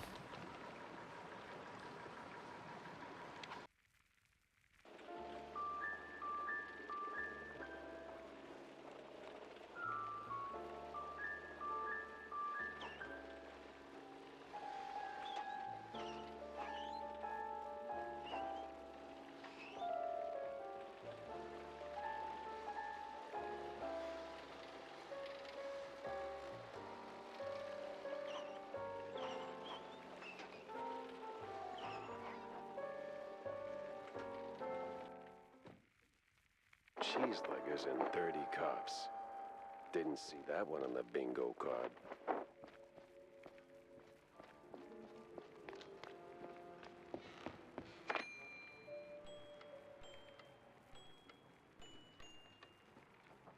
Mousburg Herald. Birds of Blue Betty. Paper spins a fantastic tale of Blue Lynch's extraordinary life, but it's unclear if any of it is true. As a prelude to her big break in the upcoming vaudeville show, the author wonders if her string of misfortunes sharpened her acting skills, or if maybe her talent brought the hardships on in the first place. Read leaflets, Mousburgers. Issue headline article, hastily redacted, barely making sense. It recounts the tale of the unnamed mouse who allegedly declared that Fit Fromage, despite these newest health products, would make him immortal. He downed a dose of strychnine to test this theory. Word has it that the coroner's face palm can be heard echoing through the alleys of Mousburg to this day.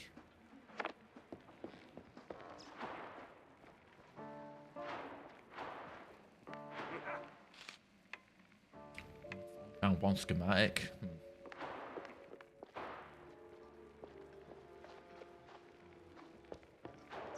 One we picked one up, like we had one left over and then we picked another one up.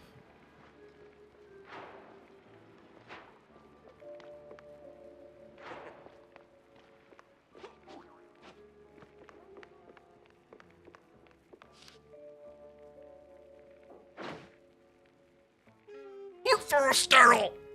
Hey, Prince. No, I guess because I didn't close close OBS since yesterday's stream, I guess. Oh, OBS and StreamerBot doesn't play the sound. Hey, nice, well done. Makes me wonder. Well, well, well.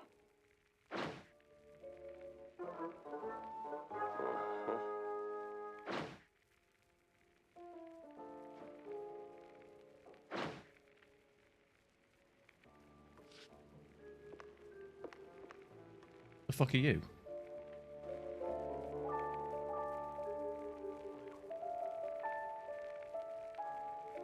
It was a day like any other.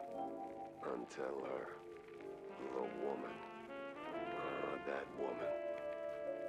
She waltzed into my office like she owned the place. Didn't have to say a word. I saw her voice the moment she walked through the door. Wrapped in makeup and a cloud of perfume reserved for the sleaziest Tinsel Brothers party. No, that voice. Not a contralto. The contralto. Thick. Rough. Like Gorgonzola picante slapped on a mozzarella platter. Monsieur Jacques?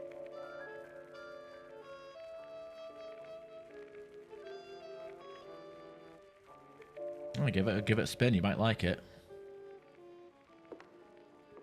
Or some people like it as a game. I don't really rate it. I mean, it's okay as a game. I don't really rate it as a remake. I think it's a pretty bad remake, but as a standalone game in a vacuum, it's okay, I guess.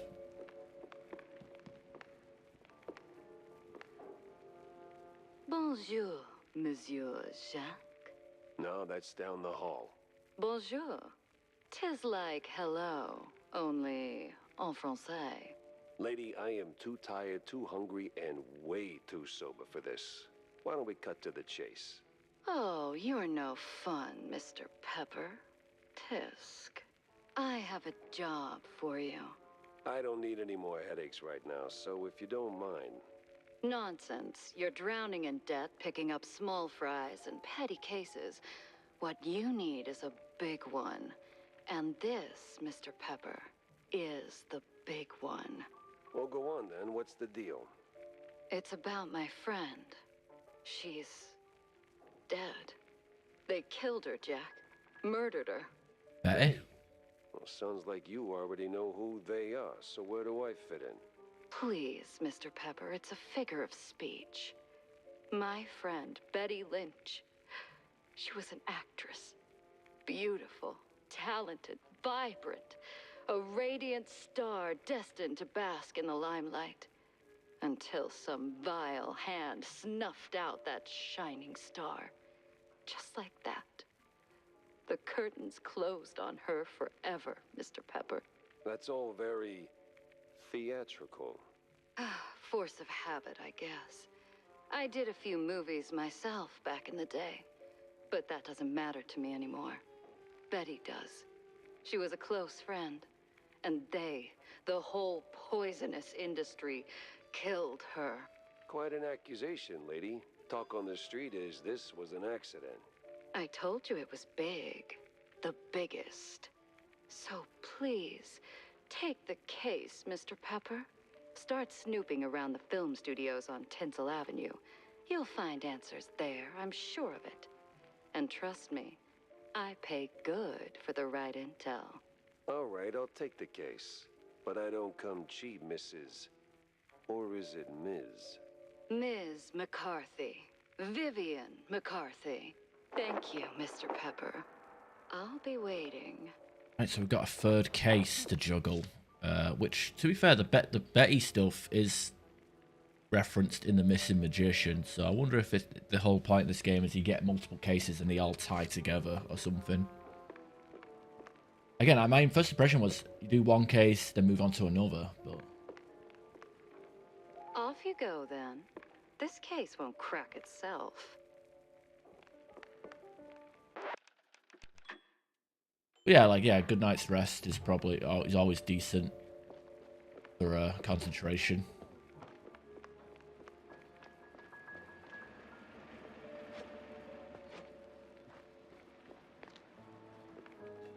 Where's Stilton? There he is. Over here's a sport. Jack! Over here's a sport. How's life treating you, Corny? Oh, you know, speeches, rallies. It's tiring work, but important nonetheless. Well, I'm more interested in your thoughts on the case. Did you learn anything about those poor missing shrews? I did for a change. They were taken down into the sewers, ferried away by a bunch of cheese luggers. That's horrid. So, did you find them? Returned safely to their homes, I take it? Truth be told, I'm hitting the wall here. Gotta think this through, double-check my findings, maybe poke around other cases until something clicks. I see. Well, I'm sure you'll bounce back in no time. Let me know if you have a stroke of genius, sport. If I have a stroke, Cornelius, I'm calling the doctor, not you. Yes. Yeah, see you around, Jack. I'm not gonna lie, you're asking the wrong person for that, because I am pretty much a original like elitist. But I would say Resident Evil 1 remake, but it has the same controls as the original like 2 and 3, with the tanks and the fixed camera angles. I mean, if you emulate it, if you get an emulator that can play Wii games or PS3 games, you could like play the Dark Side and Umbrella Chronicles. They're like rail shooters, like House of the Dead, but it retells like the older Resident Evil games. That might be it. That might be an idea. But yeah, I guess Resident Evil 2 remake, 3 remake is universally panned as being a bad remake, and also universally panned as being a very short game that probably should have been a DLC or an expansion rather than a fucking full retail release.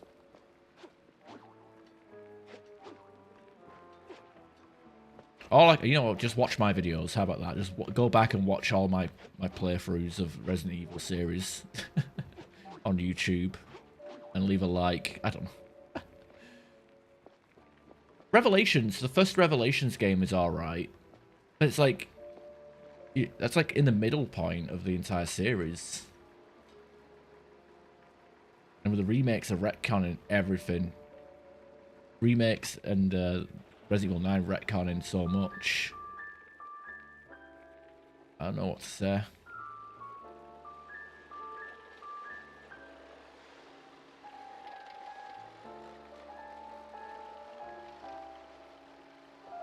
I'm curious, can we like go to like saltwater place? Wish I could like scan the map.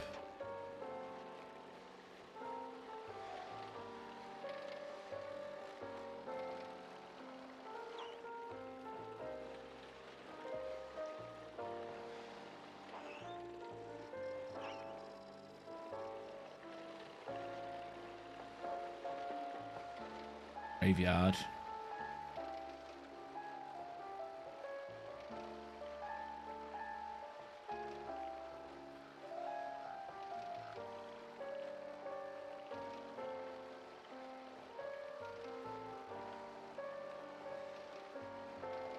All these extra clues.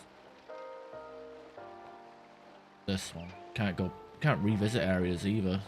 Seems kind of weird.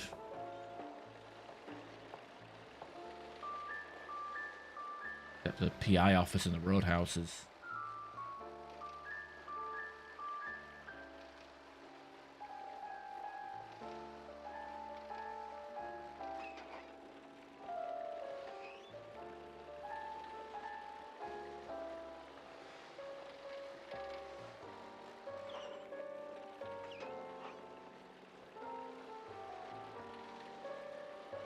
Village is okay. It's very similar to I haven't replayed it since it came out, but game felt like Resident Evil 4 mixed with a bit of Dark Souls. You got the village, you got the merchant, you got this and that. Did you play Resident Evil 4? Maybe that's something you should play next.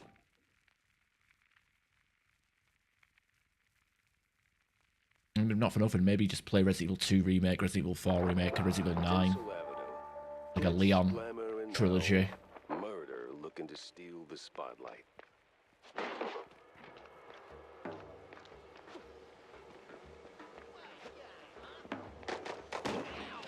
the hell? You're supposed to shoot movies, not visitors.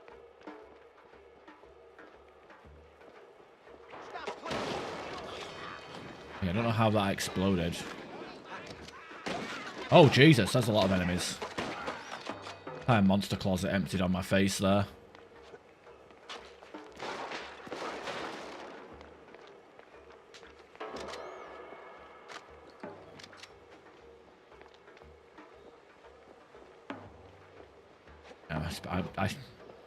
I like the idea of being an inspiration. I just wish I'd inspire people to do worthwhile things, but like I should inspire, like play the Resident Evil games, like play the old ones, or play more Fallout, Skyrim adjacent, right? I am getting the itch to play Fallout New Vegas again.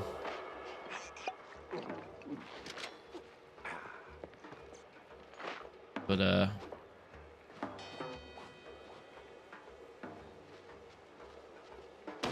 gonna play this. I'm gonna play Ground Zero, and then after that, I'm not too sure. I did want to play Baldur's Gate again. Do another honor mode attempt.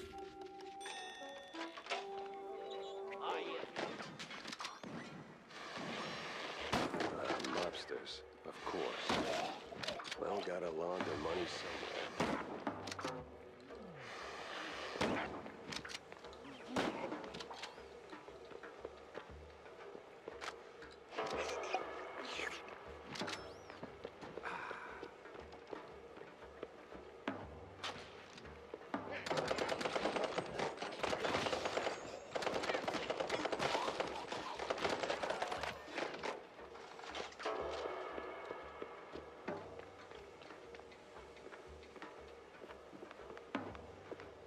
Exit on.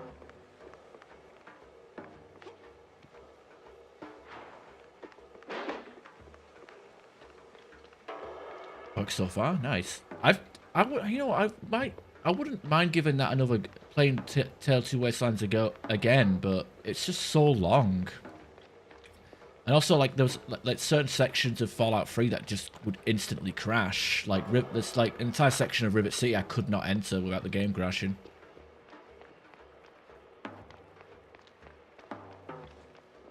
But as a way of playing Fallout 3 specifically, I think it's really cool. I think it's a good way to play Fallout 3. Because of the you get the perk system, and they reworked the bobbleheads. Just by like I think I got 100 in all skills like by the time before I even hit the level cap. Also, like, even playing it as just New Vegas, like, you get, like, a bunch of Fallout 3 weapons in Fallout New Vegas. So that's also a good little reason to play.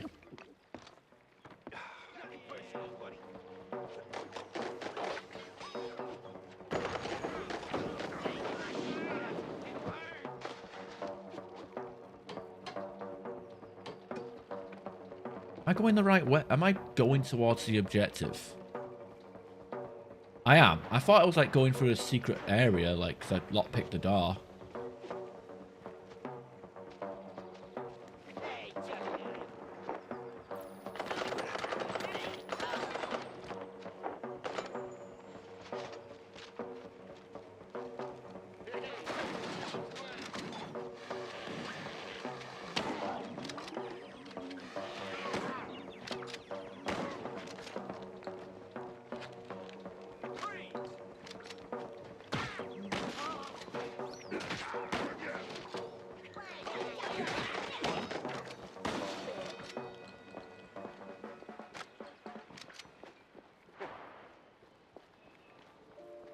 Where we started. It's all over the place, this area. How's that a shortcut when it's taking us to a place that isn't even the start of the level?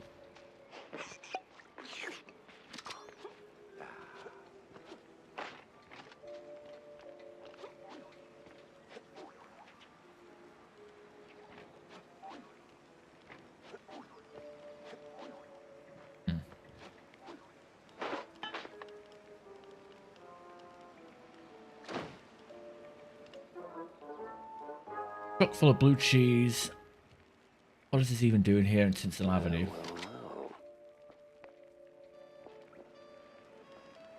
What was rigged to explode as well?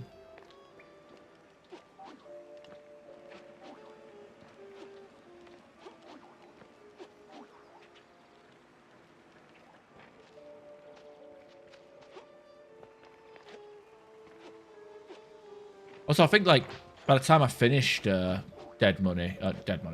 My My playthrough of Tale of Two Wastelands, the whole theme was you were born in a vault, you'll die in a vault, and having my playthrough end with the secret game over screen. I mean, it wasn't even technically an ending; it was a game over because the game actually plays the death music.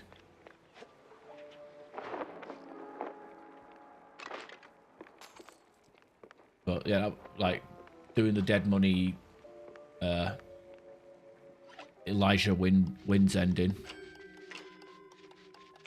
as my as the way to finish the Tale of Two Wastelands playthrough was pretty cool. I thought it was pretty good because that was the entire plan throughout that entire playthrough from as early as, well, before even starting it. But the problem was, is like by the time I got into that, like got to Dead Money, the game was so laggy, the frame rate was so bad. Because of how much content was consumed on that save file. A lot of memory issues, I guess. It's one of the things, like, how much do I want to play? Do I play all of it? I mean, I could probably, like, play... to be fair, I didn't play everything. I didn't play the Pit DLC, for example. And I intentionally... and I think, like, if I did another playthrough of Tale of Two Wastelands, I would actively avoid the Mothership Zeta and not Point Lookout. Point Lookout's fine to do. Broken Steel. I wouldn't do Broken Steel again because I did the those 2 DLCs because I was playing an energy weapons build, and hey, there's quite a lot of energy weapons in those DLCs.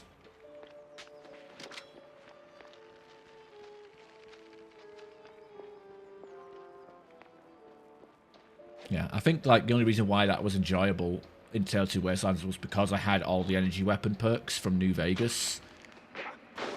Like kill an enemy with an energy weapon, they explode. Be able to craft like more powerful ammo. But like vanilla Fallout 3, the perks are pretty terrible. There isn't really a proper build in that game. It's literally do extra damage and aim better.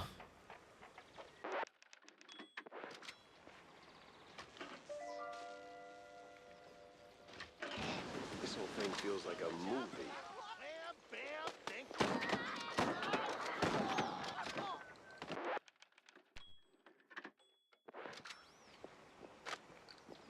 Anchorage. Maybe I could do Anchorage. I didn't do Anchorage either. I skipped the Pit and I skipped Anchorage because they both kind of suck. Actually, you know what? I know what I did. I was gonna do Anchorage, but then I decided to no clip into the vault to see the stats of the items you get afterwards, because a lot of the Tale of Two Wastelands actually does rework a lot of items and unique effects, and this Chinese stealth armor was nerfed into the ground in Tale of Two Wastelands. So I was like, you know what, I'm not doing a DLC for power armor that I'm not going to use and stealth armor that sucks.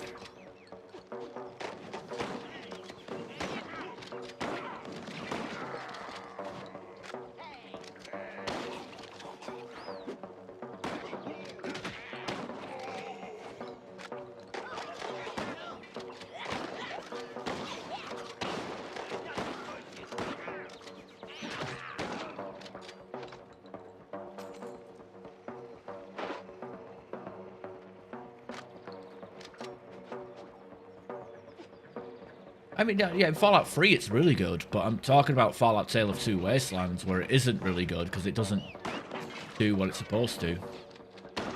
I think they just used the Chinese stealth armor that's in New Vegas, not the Chinese stealth armor that's in Fallout 3.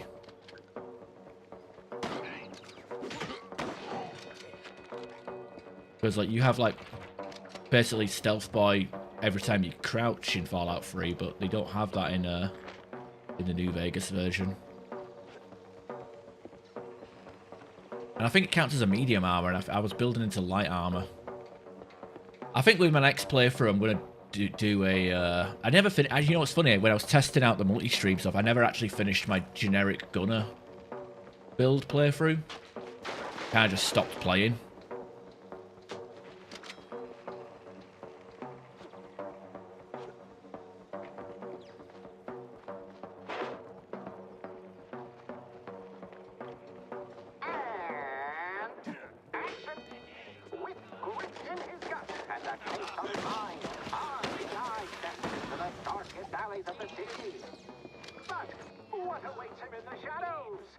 Dumb wise guys and fake cheese wheels.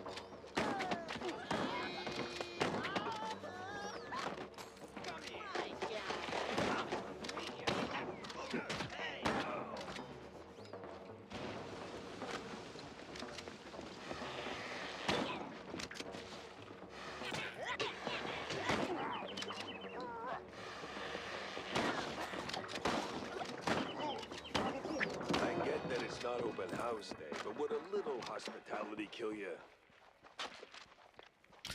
Oh, sorry. Yeah, I never finished that. Never did finish that generic gunner build with the shotguns and sniper rifles, which is still a pretty. It's a very simple way to play, but it is pretty fun. Using like stuff like the anti-material rifle and shotgun and the automatic like machine gun. I could, but then I don't know. I think last time I would go through the live tab on YouTube. I think it's been a year since I've last played New Vegas on stream. Seems pretty wild for me because I used to play that shit non-stop. So I think like my I think I want to do like. Maybe I want to do unarmed. My favourite build is unarmed melee, but I don't think I've actually streamed that build before.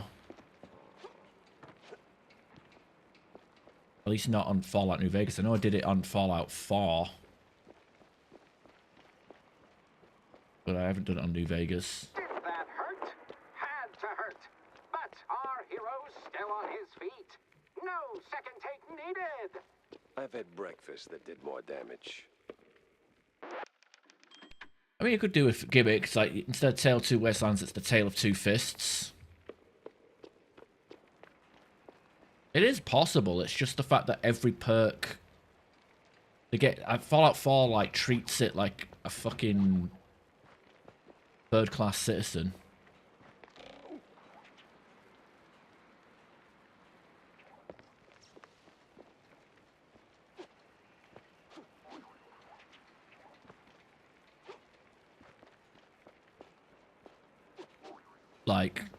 Like for example, Ninja, for example. The Ninja perk says sneak attacks with melee does like a shitload of damage. Guess what? That perk doesn't affect unarmed. If it was New Vegas or Fallout 76, even that you would get a massive damage bonus from unarmed, but Fallout 4, no. It's like Fallout 4 has so many things that boosts melee damage, but doesn't boost the unarmed damage. Whereas like look at New Vegas and Fallout 76, like most, if not all, the stuff that boosts melee damage will also boost unarmed. That's kind of the problem with unarmed in New Vegas, in Fallout 4, and there's not that many weapons either.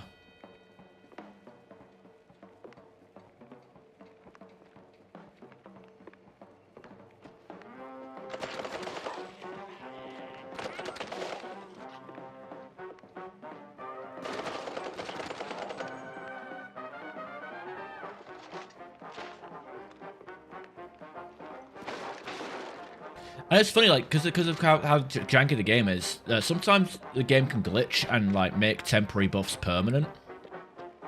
And that actually happened on my unarmed playthrough. It actually, I had, like, a temporary buff with Yao Guai meat, or Yao Guai stew, or whatever it was. Where it basically, like, made my melee weapons super powerful. And of course, that stew does not affect unarmed weapons, but because for some reason that buff became permanent, which meant my legendary Deathclaw Gauntlet that I was built into still did less damage than a fucking rolling pin. So, I said it's doable, but it ain't great.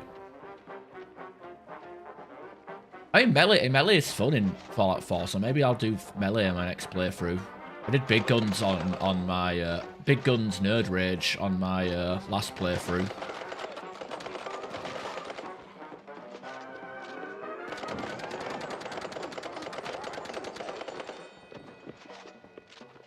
And I never did Nuka World on that character, so I just kind of decided with the Institute, and then did Far Harbor with the Institute Radiant Arcadia ending.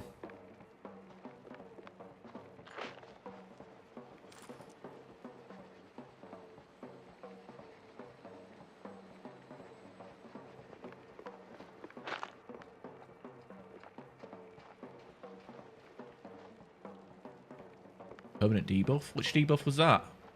There isn't that many debuffs in New Vegas.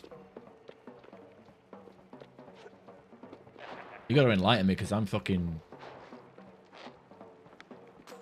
having a hard time trying to figure what you're talking about. Bucket of fish heads. Is this a reference to the Simpsons episode with Hugo? Halloween episode? It might be. Or maybe that's probably a reference to something else, because all the Simpsons Halloween episodes are parodies usually. Artists. Turning caffeine and panic attacks into someone else's success.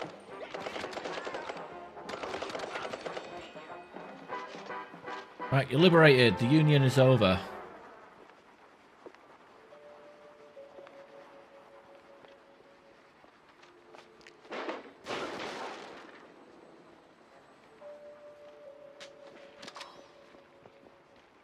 Yeah, I'm trying to think of what... I mean, I think there's like debuffs from being radiated, but I don't remember. Damn it! I'm gonna have to play. You know what? Maybe I'll bring back Fallout Friday, so I can still play my normal games, but then do Fallout Friday.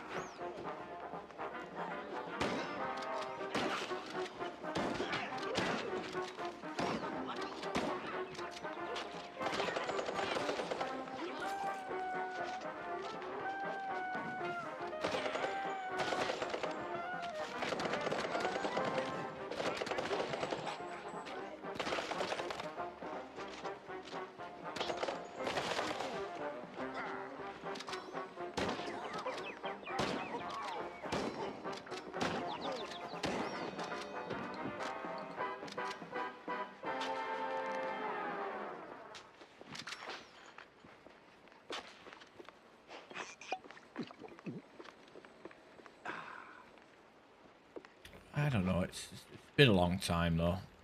Like, I know it's like I think there's. I don't even know if there are technically debuffs in Old World's Blues where you keep where you get your organs removed, because I know that they're like there's pros to not keeping your heart or spine.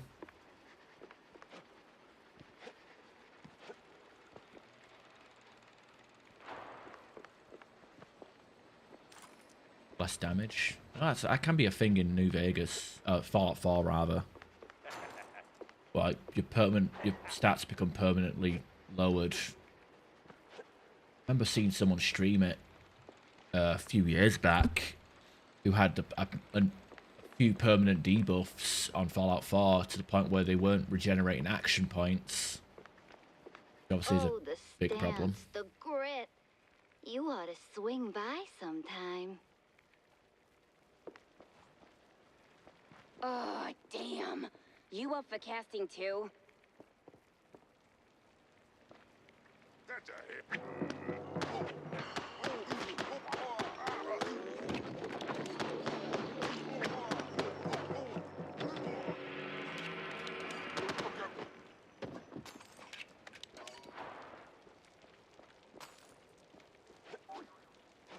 I've seen many secrets in this this level.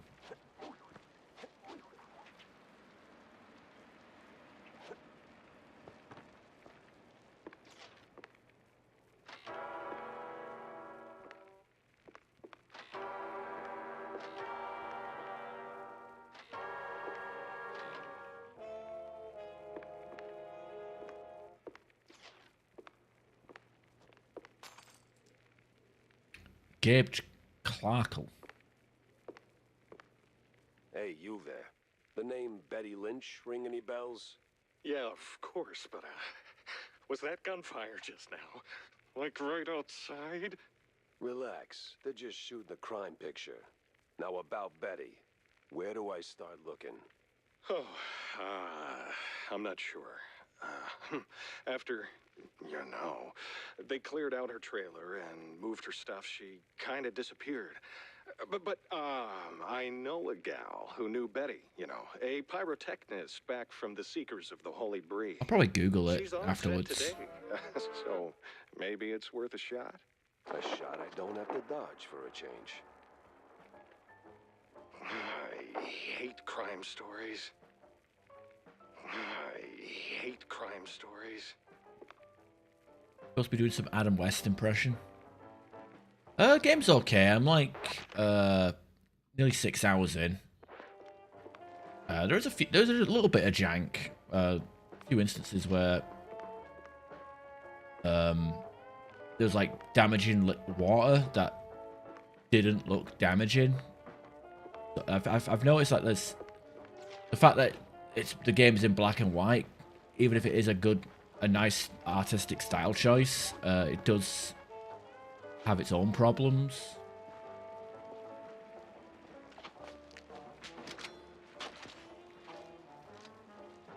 Like, you know, there's different types of elemental barrels, so shoot, you know, unless you pay close attention to the logos, like these barrels, for example, you got like poison one there. I don't know if there's another one. Oh, something up there.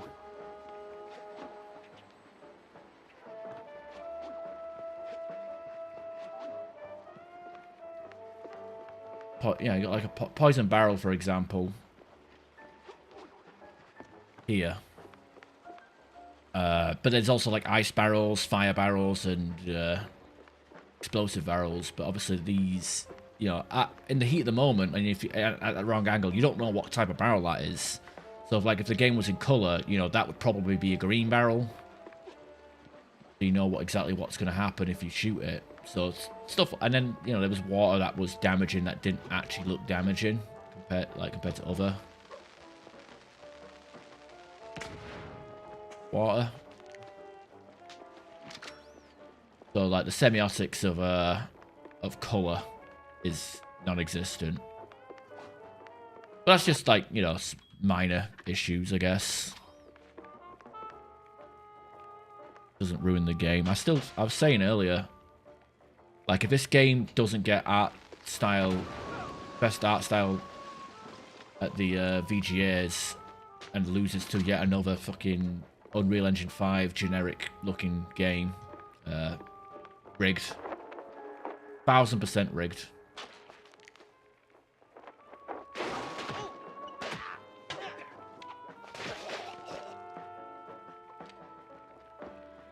Steam Awards, VGAs. I mean, yeah, VGAs are so serious, right?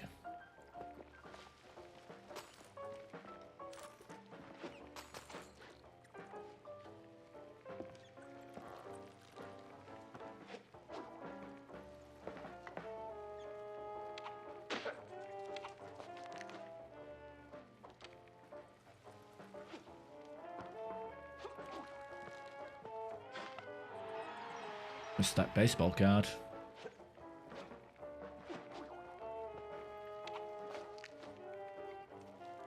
Yeah, there's zero reason why Expedition 33 had to win that many awards. Like, Game of the Year, whatever, fine. People liked it, fine. RPG of the Year. Art style. Absolute fucking lie. You got a fire barrel there, which probably would be.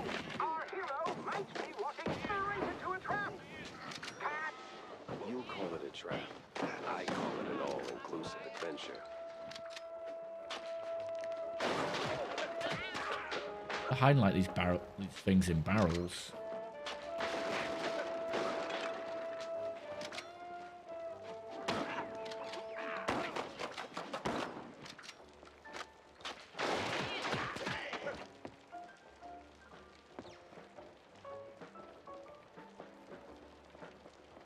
It looks good, but it's not like, in terms of art direction, like it looks like any other fucking UE5 game. Like it doesn't look that much. It doesn't look that much better or worse than other UE5 games. Like when you get so many games that use the same fucking engine, like they don't look. They tend to lose their uniqueness. You know?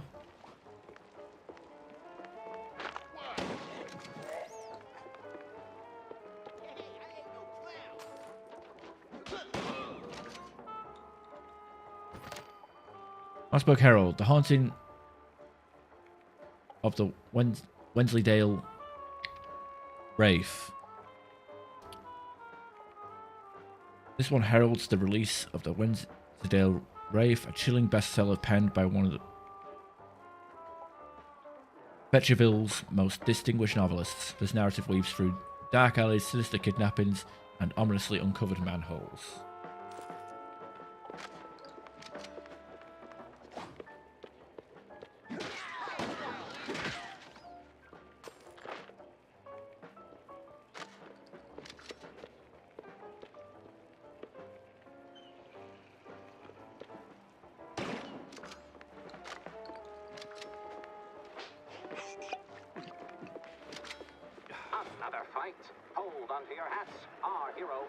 I couldn't get past the tutorial. I didn't like the gameplay. 3 jokes in and I'm I don't care if the story's good.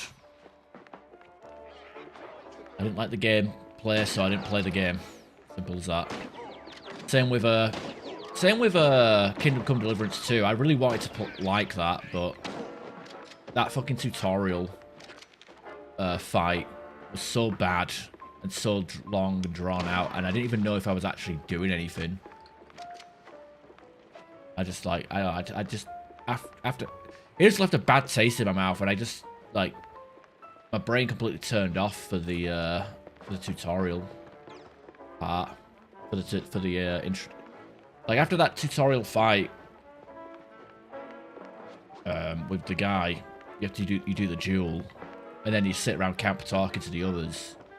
Like my brain was so turned off and disconnected because of how bad that first one-on-one fight was.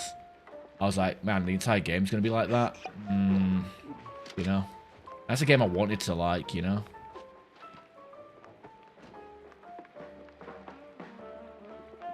It's a shame because it probably is a really good RPG, but like the combat just doesn't vibe with me. It kind of sucks that a game that might be good for writing or RPG elements kind of gatekept by like bad gameplay or gameplay that you just don't like. And also it feels like the gameplay was designed with a controller. So serene, so peaceful. You could start a love story here. Maybe even a happily ever after. No honeymoon today.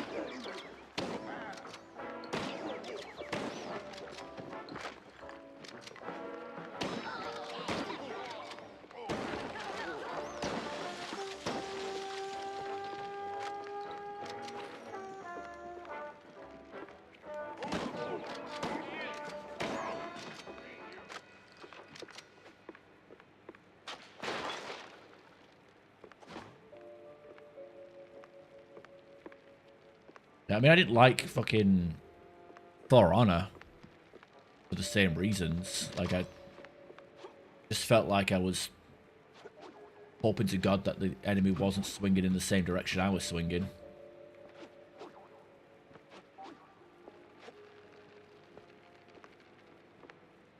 Yeah, look, and like, luckily I knew before the tutorial ended that I didn't like the game, so I fucking got it refunded. Actually, did I refund it, or did I No, I got it refunded on Steam.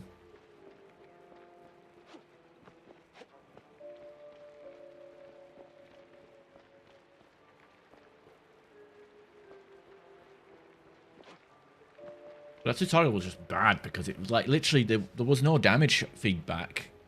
Like I didn't know if I was winning or doing absolutely nothing. It just kept going on and on and on until the Lordling submitted, or whatever you want to call it.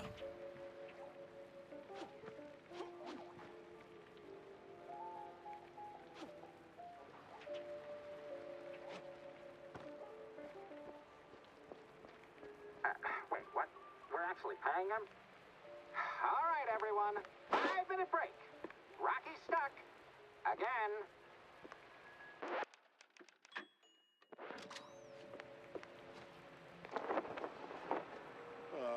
Frickin' topsy-turvy spinning world. Burn. Is that the pyrotechnist? What the? Ah, it was you. Get over here, buddy. Oh, he's dressed like Indiana Jones, even though he's a production worker, not an actor. I guess you got to collect 3 of these monkey heads.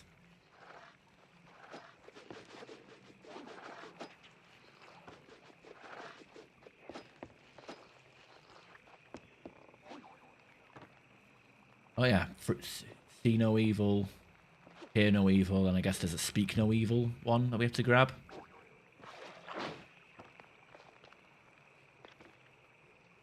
Thanks, man. You're a lifesaver. And hey, from one action hero to another, you've got some real Tomb Raider chops yourself, man. Yeah. I'm looking for a pyrotechnist. Do you have... yeah, well, I can't think straight right now.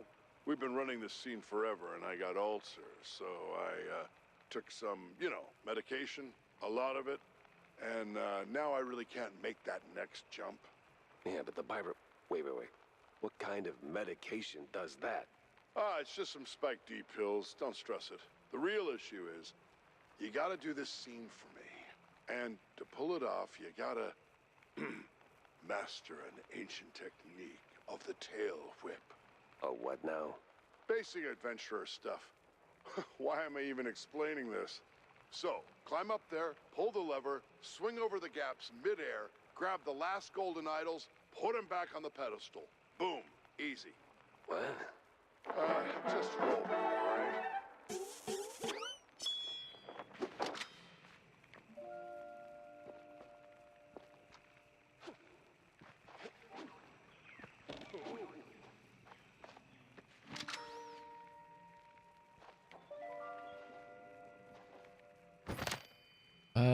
Cute swing. Can we like revisit levels that have those hooks now? Okay, speak no evil. You got the moves, kid. Quite the Tomb Raider indeed.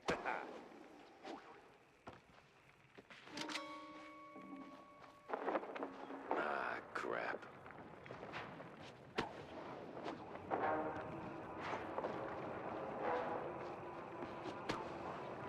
Well, that got me somewhere. Billy, check the water. Bless you, kid. You're saving my skin and my bladder. Back here. Elf, serpentine.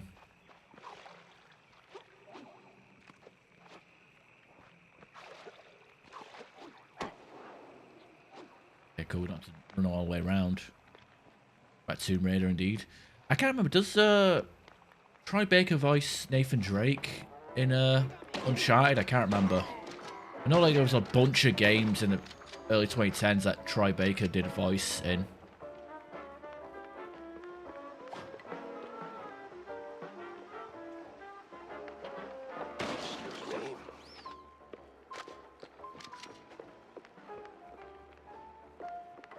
I was saying earlier that this game does remind me of Bioshock Infinite in the sense that, hey, we're playing a PI who's voiced by Troy Baker, just like Bioshock Infinite.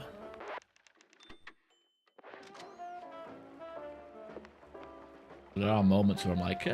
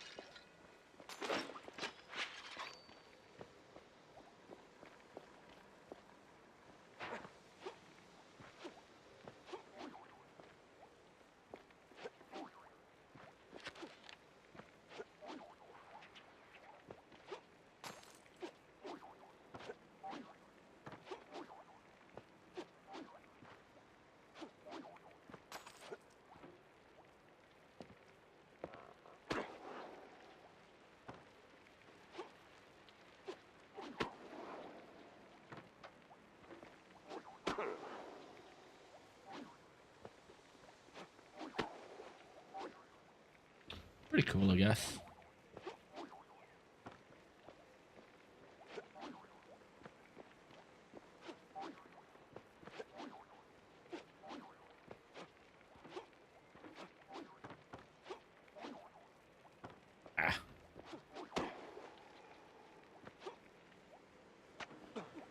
Oh yeah, fall damage, that hurts.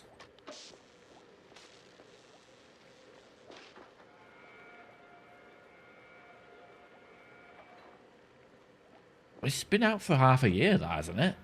It's like supposed to be like an interactive film sort of game, right? Pyrotechnic. Oh, is that Tommy? No, it's not. You the, pyrotechnist? It's me, all right. The best of the best. Need something to go boom? You came to the right gal. As much as I enjoy blasting, no, not today. I need info on a Betty Lynch. Betty? Yeah, I knew her all right. Oh, real shame what happened. Good gal, fiery, like a pint-sized TNT crate. Oh, and sweet, too. Always brought me sparkling water. Spike, top of the line. Sparkling water. Did you notice anything off about her before she died? Maybe acting strange, or meeting with the wrong kind of people. Man, my man. Her tail is on fire. She's like a Charmander. That's like asking if a cheese with holes has holes in it. Let's just focus on the holes in her story for now, huh? Well, Betty was a little quirky, but yeah. Now that I think of it, she met with some guy pretty often. All low profile. Never left a trailer when he was around. Real fancy. Like sparkling water tastes weird. You know how like they cola. Are. Can't resist a rising Like starlet. sugar-free cola is Oh yeah, they packed is up fine, stuff, but sparkling water one just of the generic dressing sit rooms. right. I might throw some cordial in there to give it some flavour. Oh, but where is it? Just past the medieval I'd rather just have sugar-free lemonade or like I Sprite. made sure of that. So, you need any explosions? Dynamite? Maybe extra dynamite, eh? Tick, tick, boom!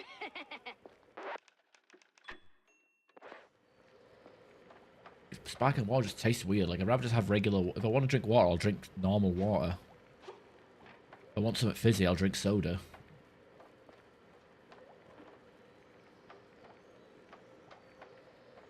I'll drink water more often.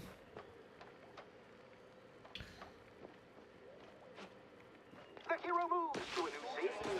Fresh challenges, animation, as they uncover stone walls. Ancient. It's just a few plywood boards slathered in processed cheese.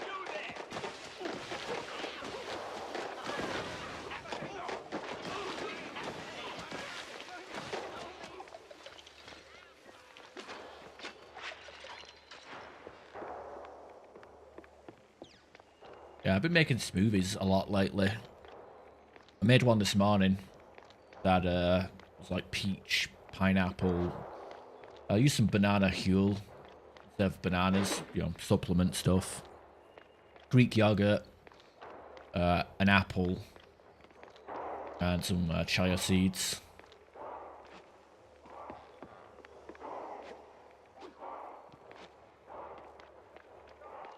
I don't mind juice, but so I've been on the smoothie stuff for breakfasts.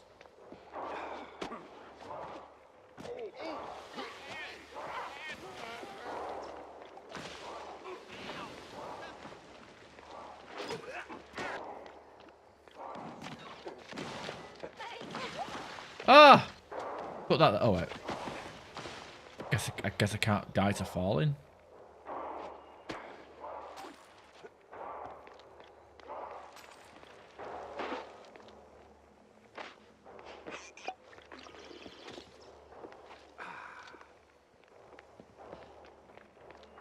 I just wish the girlfriend drank more of the smoothies I made, because they are good for you, like full of vitamins, fibers, protein, antioxidants, you know, good for fat loss. Your line's up next. So tell us, hero, what is best in life? To grate some parm, watch the cheese melt, and hear the joyful squeaks of my dinner guests.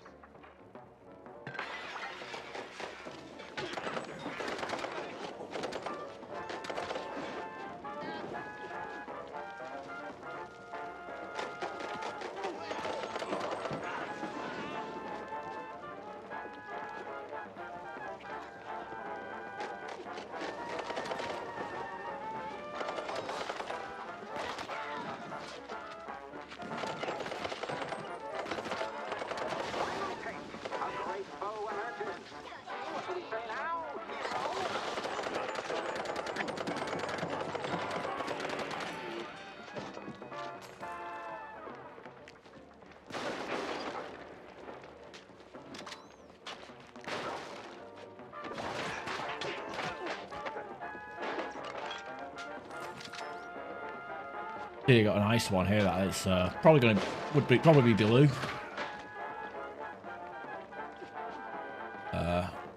Fire one's probably gonna be red.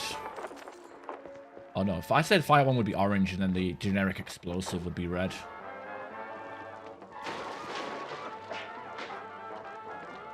Yeah, I mean I just chop up a load of fruit. I got like canned fruit, but depends on the fruit and stuff. I've got like spinach, celery, kiwis and stuff.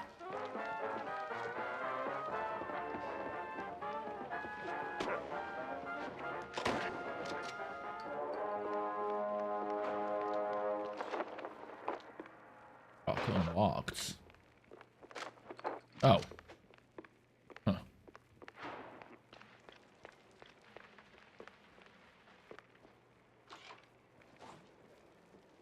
You ever think about a career change? You wear that piece like it's made for you.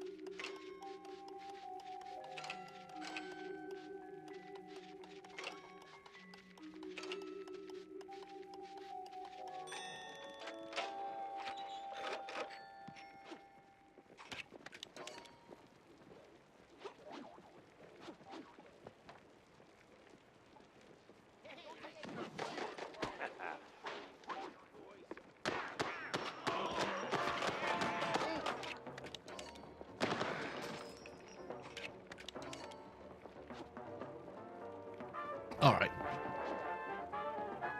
Alright. I literally just looked up, saw the be right back, and then came back.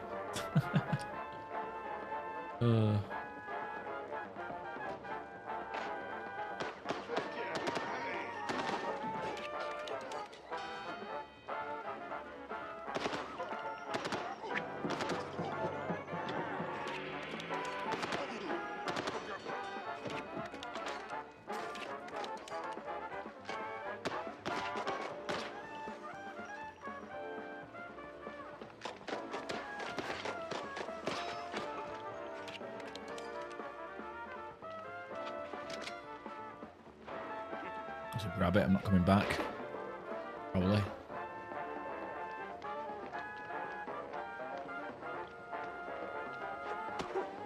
Oh, we're back over here. Okay.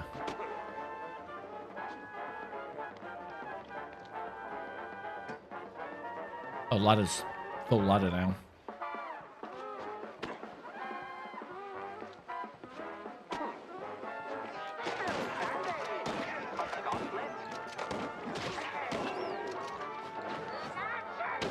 I drink cold fondue for breakfast. Even noon for the trench battle.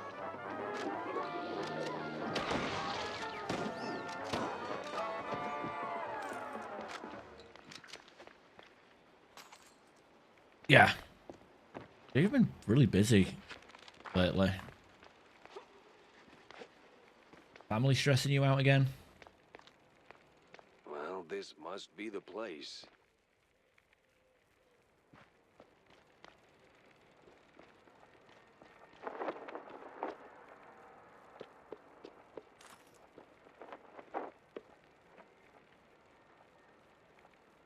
Clue.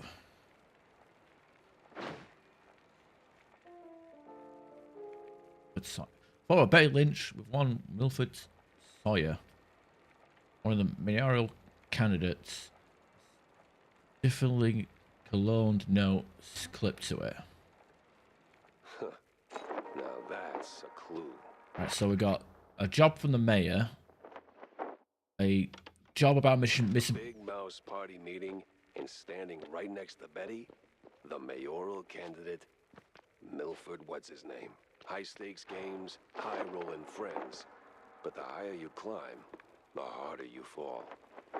Oh, that's like that. That's supposed to be that weird suicide Mickey Mouse video. Creepypasta.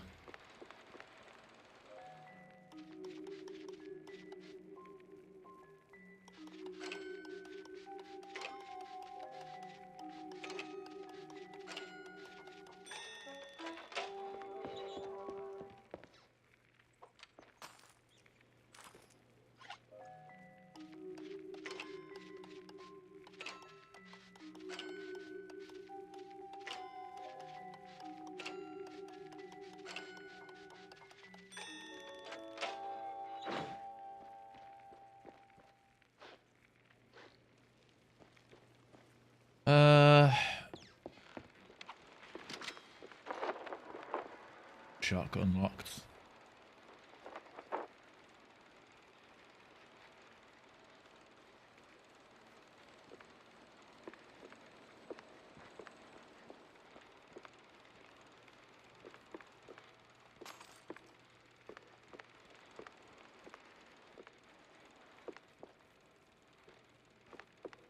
Money, money, money. Not a single penny on yourself. Like a new GPU, for example.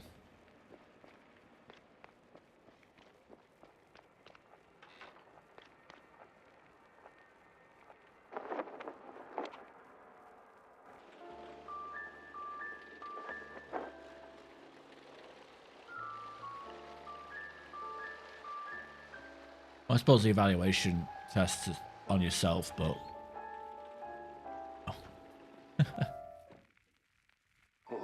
Finally ditched that tinsel stench. Now it's time for a quick word with Vivian. Oh yeah, you did get a new... Which GPU was it again? Oh god, you guys look like shit incarnate. Got something new to say, huh? Tell me, Corny, why do we always meet in these seedy places? Screw you, Pepper. This is a well-respected establishment. Yeah, real high class. So? Well, my dear boy, you've got to understand, I'm a public figure. Always in the spotlight, right? That you are. So, friends are friends, but business is business. So, what you're really saying is, you're ashamed of being friends with a bottom-shelf private dick. Well, I wouldn't put it quite like that. But you just did. Oh, come on. You know how these things work. What keeps the wheels turning. Sure, money. But it should be backbone. Oh, you wouldn't believe what I hear at the rallies. We're this close to full-blown despotism. Keep it up, sport.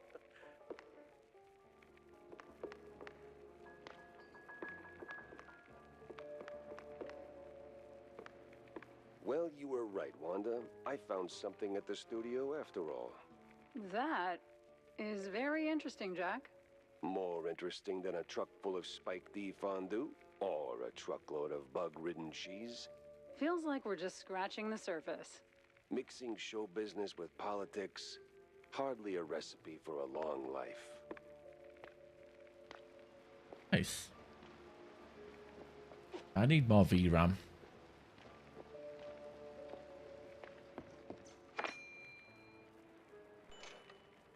Mousberg's puddle scandal.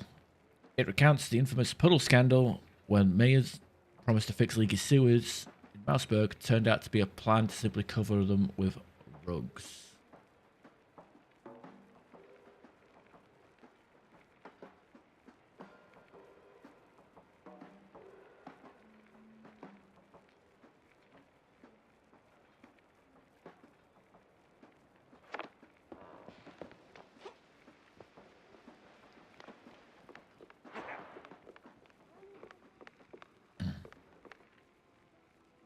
So, Monsieur Pepe, have you found out anything about my poor late friend? You already got plenty of charm. Why bury it under that, accent?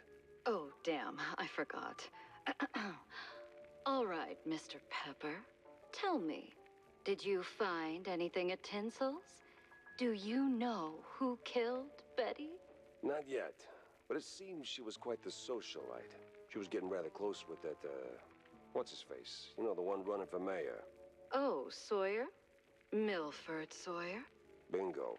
She most likely got to Sawyer through that dandy spokesman for their party. Name's Curd, I believe. Oh, Miles Curd. Yes, of course. Oh, the parties we threw. Ooh, such lavish affairs. So, Mr. Pepper, how do you plan to get close to Sawyer? He's probably less approachable by men, shall we say? Particularly men in trench coats who ask a lot of questions. That may be. I need to think this through. Well, if I may, if Sawyer's unreachable, why not Miles Curd? He's a beast of a different sort altogether. Not really, he's a mouse too. But I get your point. Good. Mr. Pepper, I believe your best bet is to go and catch Miles. From what I gather, he's either throwing another party or cleaning up the mess at the Opera House. What's left of it, anyway. Someone made a mess at the opera. That's, truly barbarous. Well, I'll be on my way. So, looping back. Think about it. Sawyer's note to Betty was real specific. Stupidly specific. Time to run it up the flagpole and see who salutes. Here we got. Makes me wonder. Gonna go back to the Opera House. Maybe this, it seems like all these missing, all these things are like gonna tie up together somehow. I mean, resolve lead. There you go. Set now. Just need a mooring point. I hate to ask, but Tam knows these waters better than I do. In case in point, we were doing a Blue Betty, a mission for the Blue Betty case. That's given us a clue for this one over here. So, the Magic Magician. We found out that the Big Rat Party, Big Mouse Party, may have had something to do with the missing magician, but they're also involved with the Betty, possibly involved with the Betty murder case. And there's also a Robo Betty that was built after a scientist was like distraught at her loss.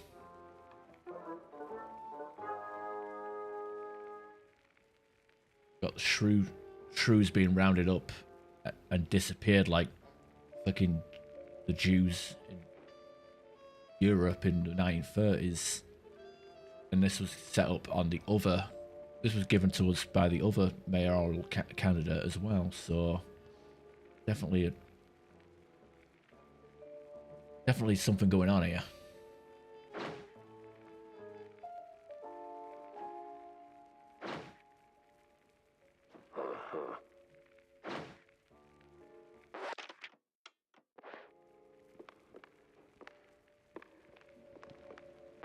Yeah, like I said, I've said this multiple times. I was under the impression that this would be like an episodic thing, like Bolt Gun, Doom, or Duke Nukem, where you solve one case, that'd be a set of levels, and you move on to another case, that'd be a set of levels. But it looks like it's all an intertwined story.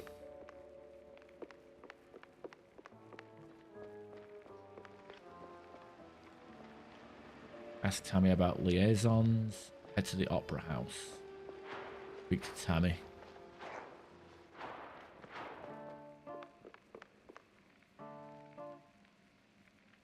Hey, Jack.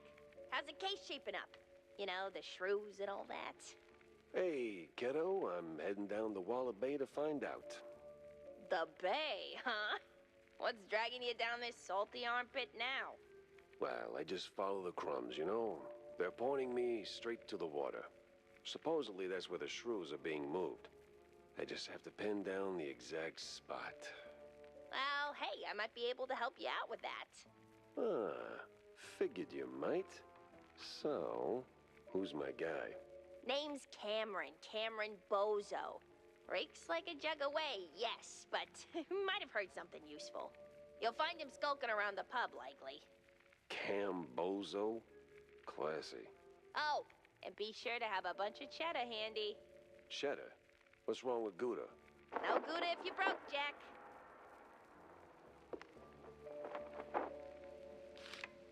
Okay, we've got...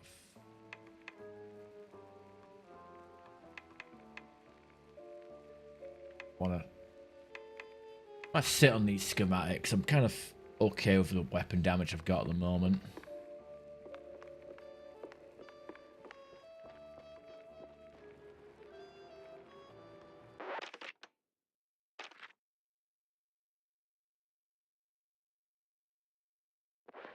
It's weird that the Wallet Bay case, the case for the shrews disappearing is kind of locked behind. I don't know. It's kind of weird that I couldn't just go to Wallet Bay immediately. Gonna take a quick piss break. Oh, no, not end. Be right back. Wrong screen. There we go. I'm going to take a quick piss break and hopefully try and flush that turd that I left in the toilet earlier.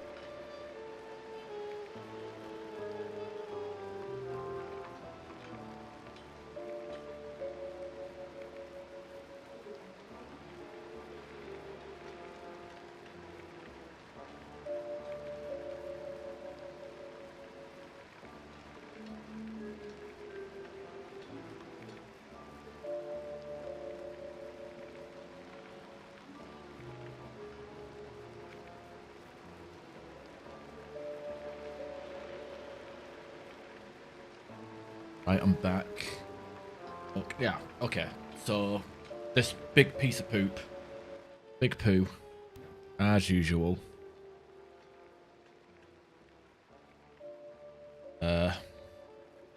I couldn't flush it again. Well, I could. I had to, like, fill up an entire kettle and then pour boiling water down whilst flushing. That seemed to do the trick. But the poop was like, hang on, that big. Looked like curved. Kind of like a banana or a boomerang. So it kind of just got wedged. Like the water pressure in my house and the pipes don't agree with my stools, apparently.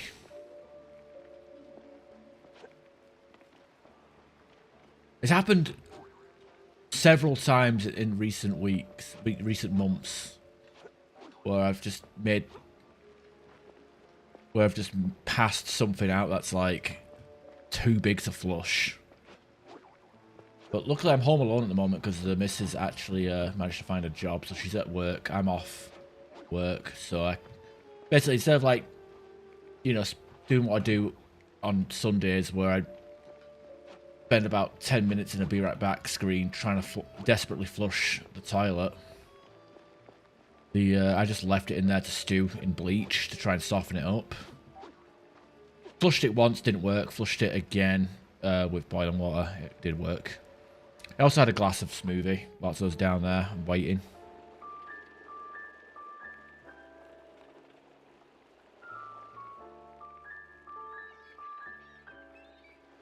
Here we go. We've got a choice now. This is the first time we actually had a choice of 2 places to go to. We'll go Opera House, see how that looks. Opera Ruins. That place was cleaning up nice. Clear as day, Curd hadn't lifted a finger.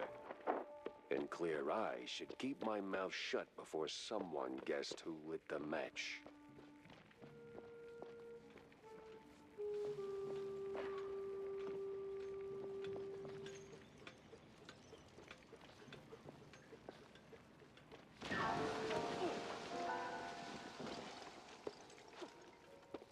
That damaged me. Ooh.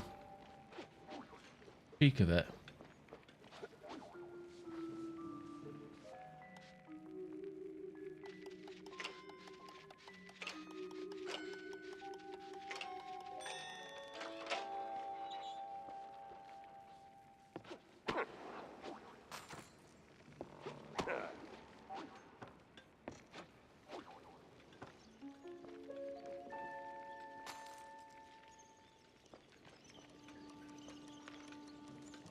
John told me that the guy had an ex and a kid. They deserve the truth. Stiff city ice is a different shrew.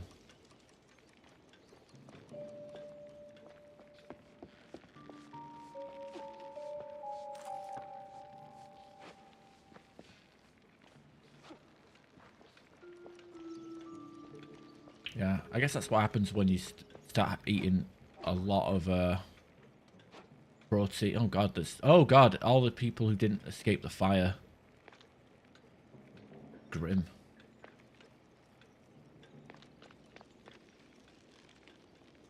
Yeah, I guess the fact that I'm having a lot of protein and a lot of fiber, probably why I'm big stools. Well, that's been the case for over a year now. Been having that Huel stuff for hey crabs. Been having that Huel stuff for about over a year now.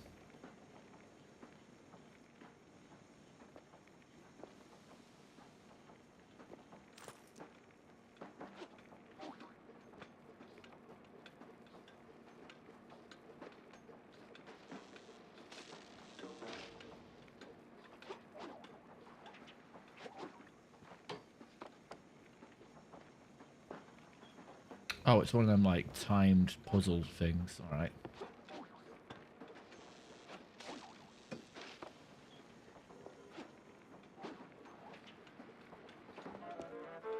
No press today. I'm busy.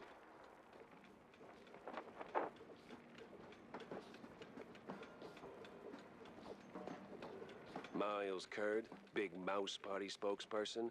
A pleasure. That's Mr. Curd. Let's act like we weren't raised by shrews. Now, if you'll excuse me, I'm in the middle of... Oh, watching other people do the actual work? Yeah, I can tell.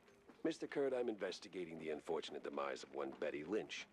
I have reason to believe your boss, mayoral candidate Milford Sawyer, knew her. Might even be useful in figuring out how she ended up dead. And who the hell are you? I don't remember seeing you around the MPD headquarters. And I know all our good investigators. Our. What was that? Just a cough. Name's Jack Pepper, PI for hire. Not here on official business, just doing a favor for someone looking for closure. Thing is, this whole case has a, how do I put it? A spoiled way kind of stink. You might want to help me out before that smell starts sticking to you, too. Pepper. All right, fine. We're too close to the election for some half-baked accusations to start fouling up the campaign. Shoot your shot. Already did.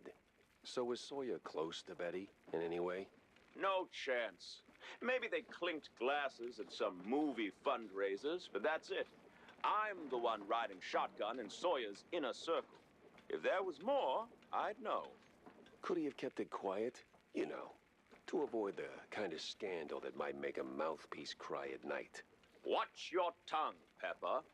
When you're a public figure like Milford, small-time celebs show up whether you want them or not, hoping to ride your coattails. Doesn't mean there's more to it than that. Oh, see, that's funny because I got pictures. Betty rubbing elbows with BMP officials.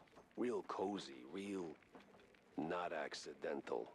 Yeah, because she was always circling our parties like some fame-hungry hawk. Same as every starlet and wannabe socialite looking for a headline. But trust me, no one in the party worth their salt would mix business with that. Sounds like you had a personal gripe with Betty, Mr. Curd. Is there something I should... Listen, Pepper Shaker, I don't like where this is going, so I'm giving you one last polite suggestion. Piss off. Grilling's over. But it's still kind of smoky in here. Get the hell out of my yard! Well, that went about as smooth as a brick through a windshield. Lucky I still had my teeth. And plenty left to chew on. Out! Out! Out! Out! Oh dear. Yeah. Go back to the shrew place, I guess. I'll do that before we go back to the office.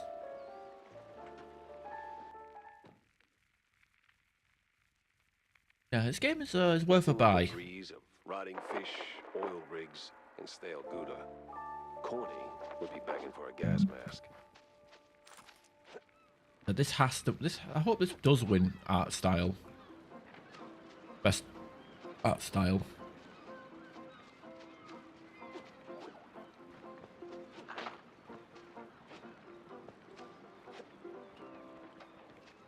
Or Indie Game of the Year. Fucking Expedition 33 got Indie Game of the Year. I mean, how fucking retarded can the VGAs be?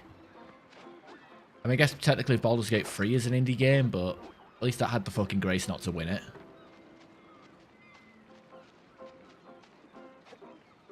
I think there should be like a budget cap or a price cap on certain games to be in the indie category. I don't think BG3 won it. I don't think BG3 won Independent Game of the Year, but it is technically an indie game. What I'm saying is, like, Expedition 33 got Indie Game of the Year, whereas BG3 didn't.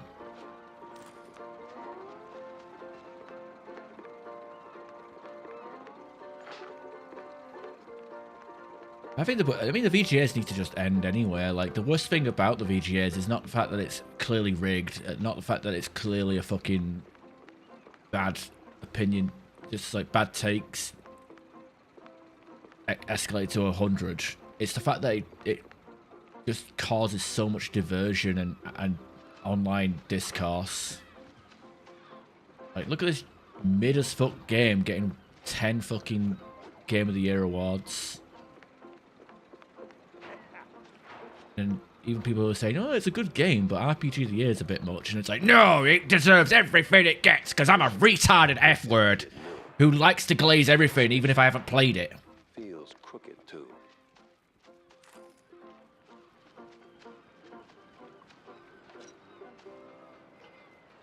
It's too much.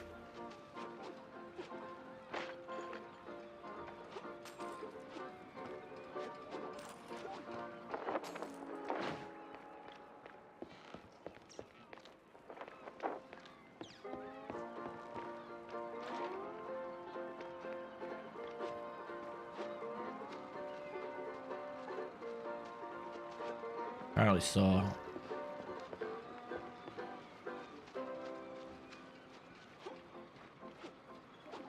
Yeah. Like the online the online discourse I fucking hate. Who the hell are you? Lifeguard. I'd steer clear of the water if I were you. Sharks are circling just past the buoys and they're looking real hungry. Are you supposed to be Canadian? What the fuck is that accent? I'd steer clear of the water if I were you. Sharks are circling just past the buoys and they're looking real hungry. Sharks just past the buoy. What are the frogs though?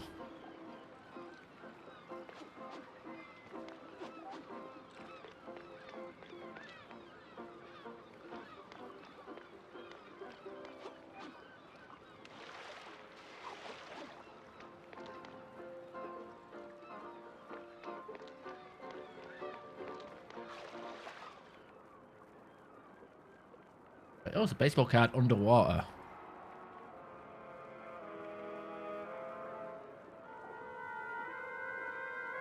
I guess you can find paper collectibles in water.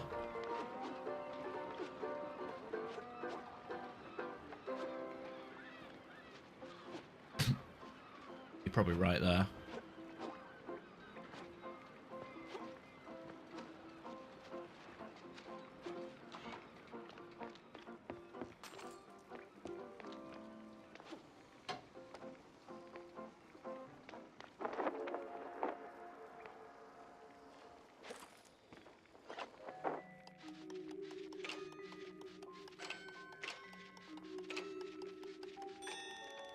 I mean, to be fair, like, the art of having different opinions on the internet is just completely lost. You either have to hate something or love it. The amount of people who look at different opinions and go, oh, this is bait. Yeah. Retarded F-words, that's a lot of them. Oh, you have a different opinion to me. Oh, this must be bait. Clearly baiting. We're just going to, just using stupid terms like bait, revisionists, calling objectively factual and stuff lies. It's fucking stupid.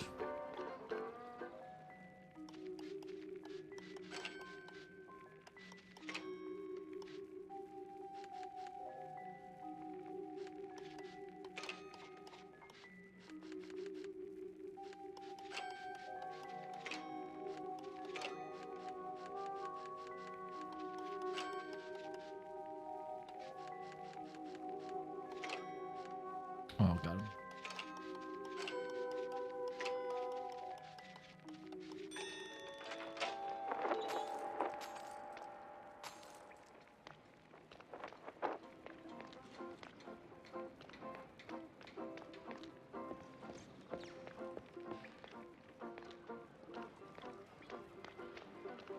Yeah, I mean, I just, for me, it's not even just taste. It's just we're just glazing up flawed products. Like games, average. Got a lot of average games becoming treated as if they're like modern classics.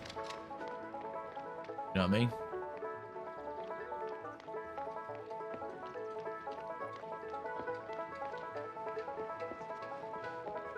Also, there's also the contradictions of it all. And the double standards. Well, take Elden Ring, for example. The reason people love Elden Ring and give it a free pass, they say it's mastered the formula that FromSoft has set up since Dark Souls 1, even though they basically just have been using the same idea and same formula for like over a decade. Just reskinning and reusing old ideas, you know? Which, you know what studios get shit on for doing the exact same thing as FromSoft did with Elden Ring? Bethesda. Fucking Ubisoft. And I ain't gonna sit here and try and defend, like, Starfield or modern Assassin's Creed games, but why does Ubisoft and Bethesda get shit on, and where FromSoft get a free pass? I don't fucking get it. It's not about taste at the end, it's double standards. Oh, I ain't dead yet, bub. Cyberpunk for me, I had to play it a second time with a completely different build to like it. I think the best thing about Cyberpunk is the world that it's set in.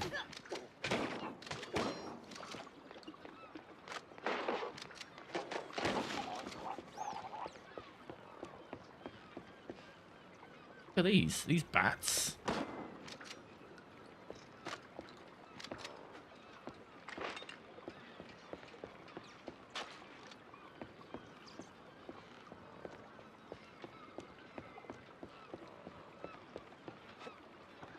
Yeah, I mean, a part of me wants to replay Cyberpunk again, but not enough time. Too many games.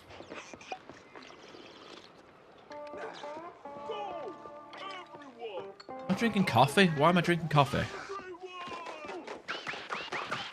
Oh, I got the Cuphead finger bug on. What the hell's going on with this? Infinite ammo. Finger blasters. Be finger blasting my girl rather than finger blasting mice, but whatever.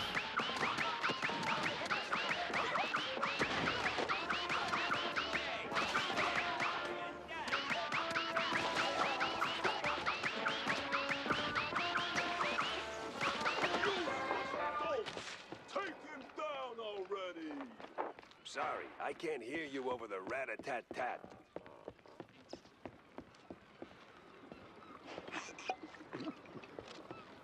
Yeah, there's a generic explosive barrel there. Well.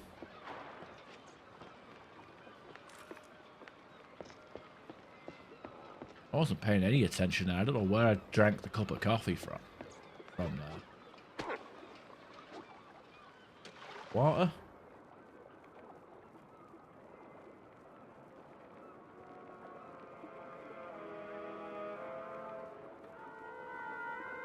Money.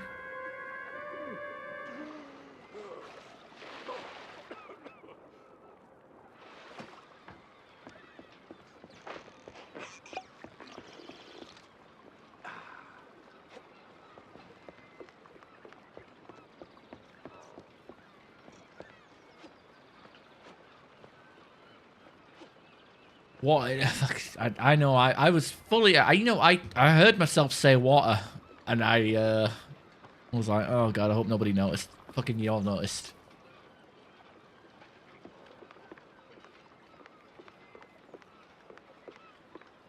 Yeah, but fucking that's why I play the fucking multiplayer for Andromeda, and that's it, because the game looks pretty, the game's fun to play, but the story is absolute gash. The pacing is even worse. And the best part about the game is the conversations you have in the car with the squad mates, but the fucking game constantly interrupts it. So you have to fucking park up the car and let the dialogue play out. Otherwise you miss out on the best part of the game. So the best part of the fucking game sabotages itself. Like, so any time the game has a moment to actually be good, it fucking steps on it shits in its own mouth.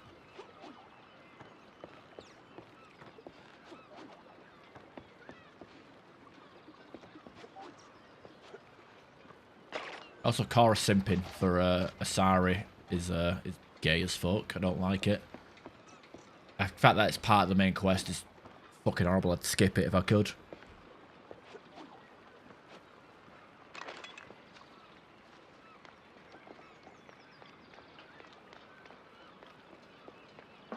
Now you better drop this silliness and tell me. Are you deaf? You drop when I say drop. Yeah, to hell with you, Pepper. I ain't telling you nothing. What?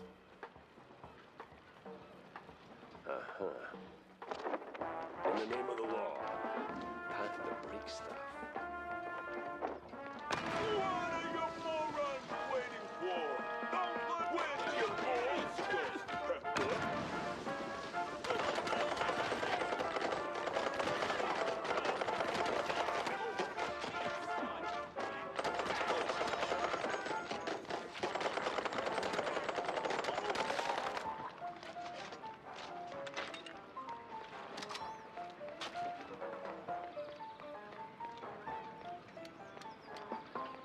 I have ammo again?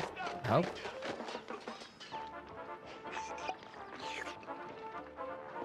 Probably the game gave us more than 2 bullets. Up this way. Who's cat? Wow, pile of 4 cannonballs and the only have 1 cannon. I can't go in there and just raid him.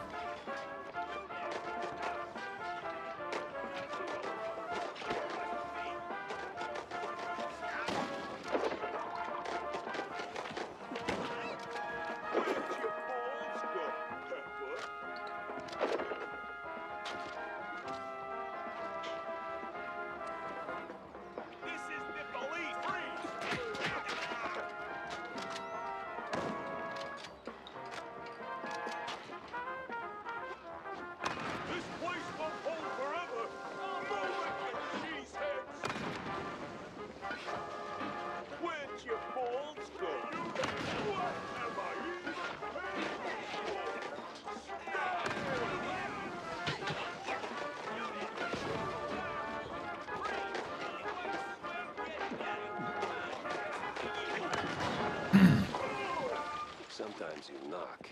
Sometimes you knock it down.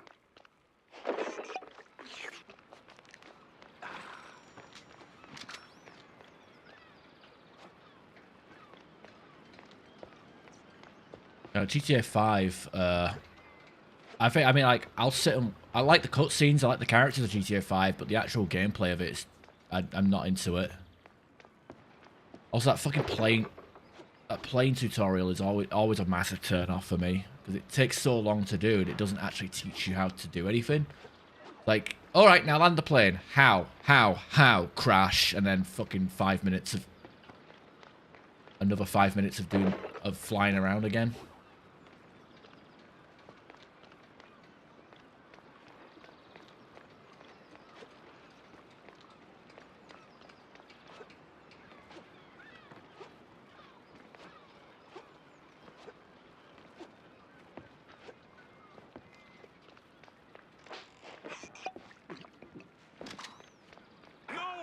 Stop! Have mercy! I'll talk! Then talk. Where's Bozo? He's still in one piece. He's alive, all right. We just roughed him up a little. I have the legit... I have, like, Vice City on my Steam, the OG version. Now, for the love of... Apparently they fixed the defective edition as well. You're spared. I wouldn't know. I think Krabs has it, And, so... bleeding profusely. Storms are coming. Don't even have Billie Jean in the soundtrack anymore, so... Which way to the shipyard?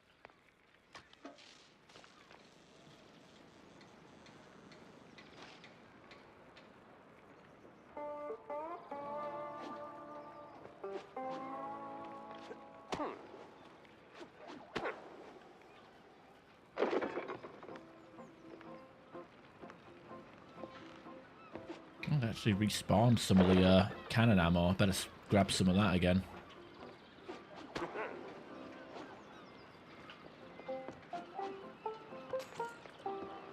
I guess we're full on it. Definitely want to upgrade that rocket launcher though.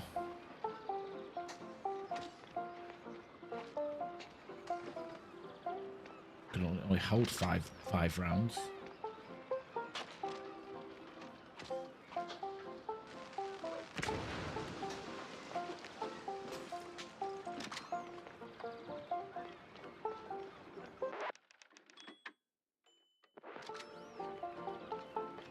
Got the DVD PC release, nice. I have the best. Oh, it's not even here. My favorite GTA game is still Simpsons Hit and Run, and it's not even close. Maybe I'll stream that. I'm not too lazy to set up my PS2.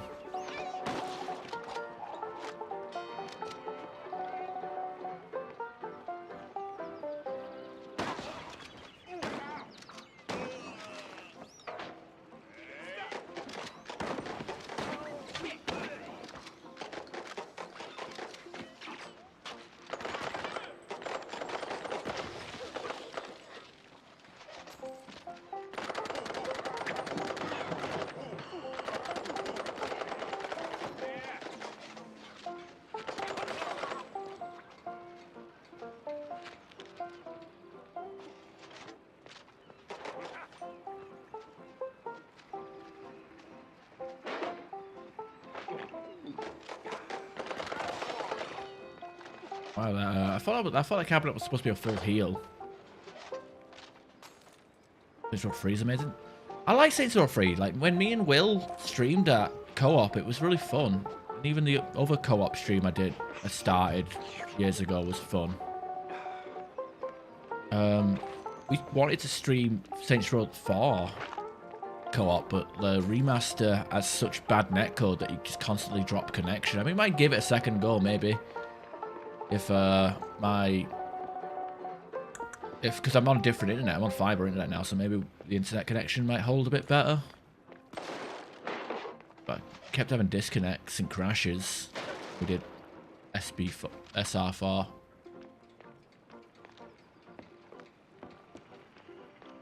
Yeah, Saints Row 4 isn't bad. It's just you get the superpowers way too early. I mean, I don't know. It's kind of just says fuck it. Let's just make it as silly as possible. But I kind of like driving around in Saints Row, but the game, it gives you that super speed and fly that the driving becomes completely pointless.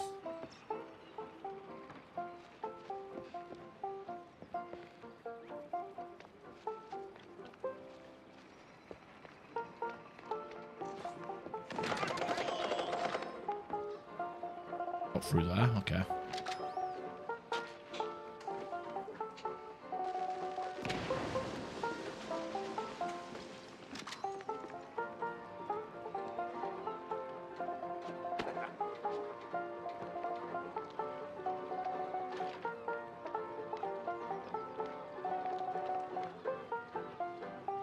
Too bad. Might be one of those you had to be there when it came out sort of things. I mean, to be fair, like Saints Row 1 and 2 was GTA before GTA 4 came out. Like on the Xbox 360 and PS3. I'm pretty sure, yeah, GTA 4. I know Saints Row, the first Saints Row came out before GTA 4. I'm not 100% sure about about Saints Row 2, but they're basically the GTA adjacent games that people played until GTA 4 dropped, right?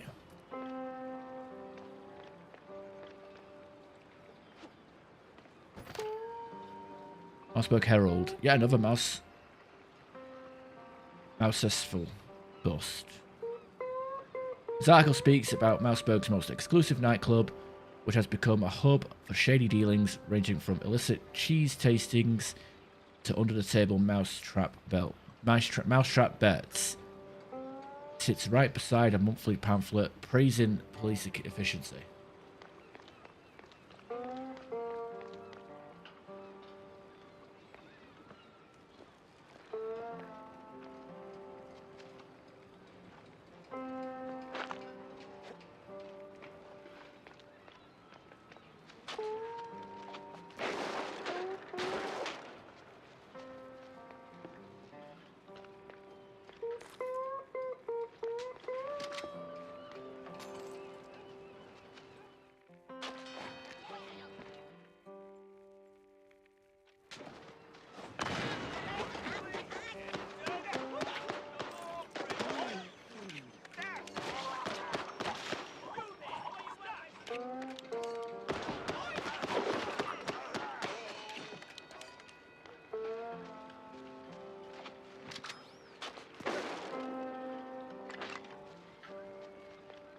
I'm assuming this game might have a coloured mode eventually, but this game does have a. You can actually pre-order a story DLC for this game already, so I don't know if I'd. I don't know if I'd play. Like, depending on how I feel about this game at the end, I don't know if I'd play the DLC or not. It kind of feels like a one and done sort of deal, but for £25, I can't really complain about that.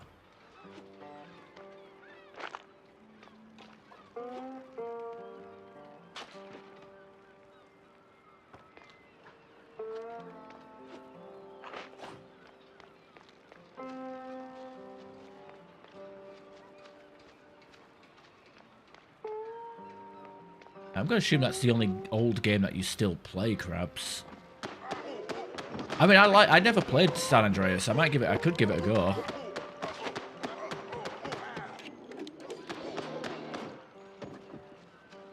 But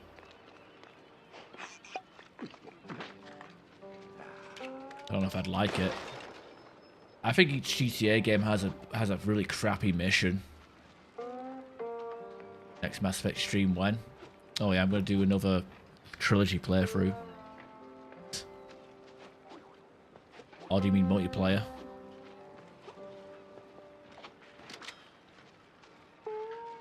No, I played the shit out of 3 and Vice City. Vice City, like, every time I replay that game, I'm like, oh, this is fun, I like this. And then they get to that horrible mission with the toy helicopter and want to fucking kill myself and everybody around me.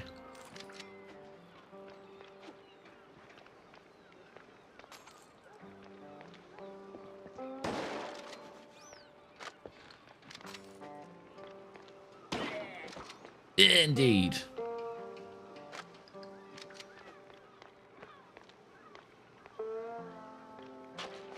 Is that the one with, like, Malcolm McDowell and Ric Flair and Tim Curry?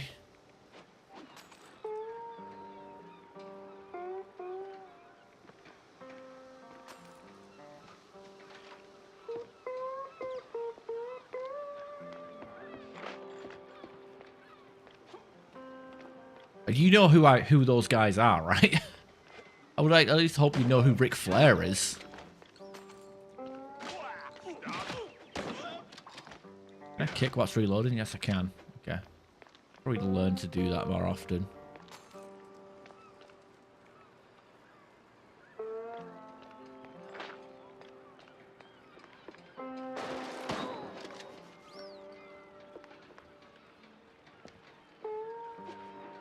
Oh shit. Ah.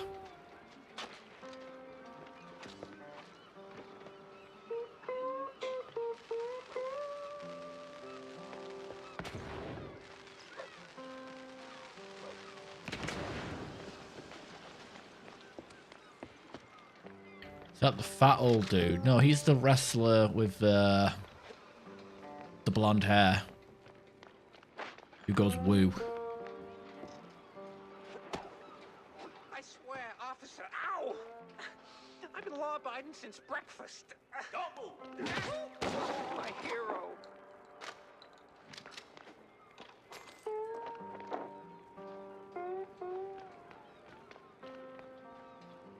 Oh, It might be Red Alert my 3 precious I'm thinking savior. of. More noble than a whole truckload of blood of...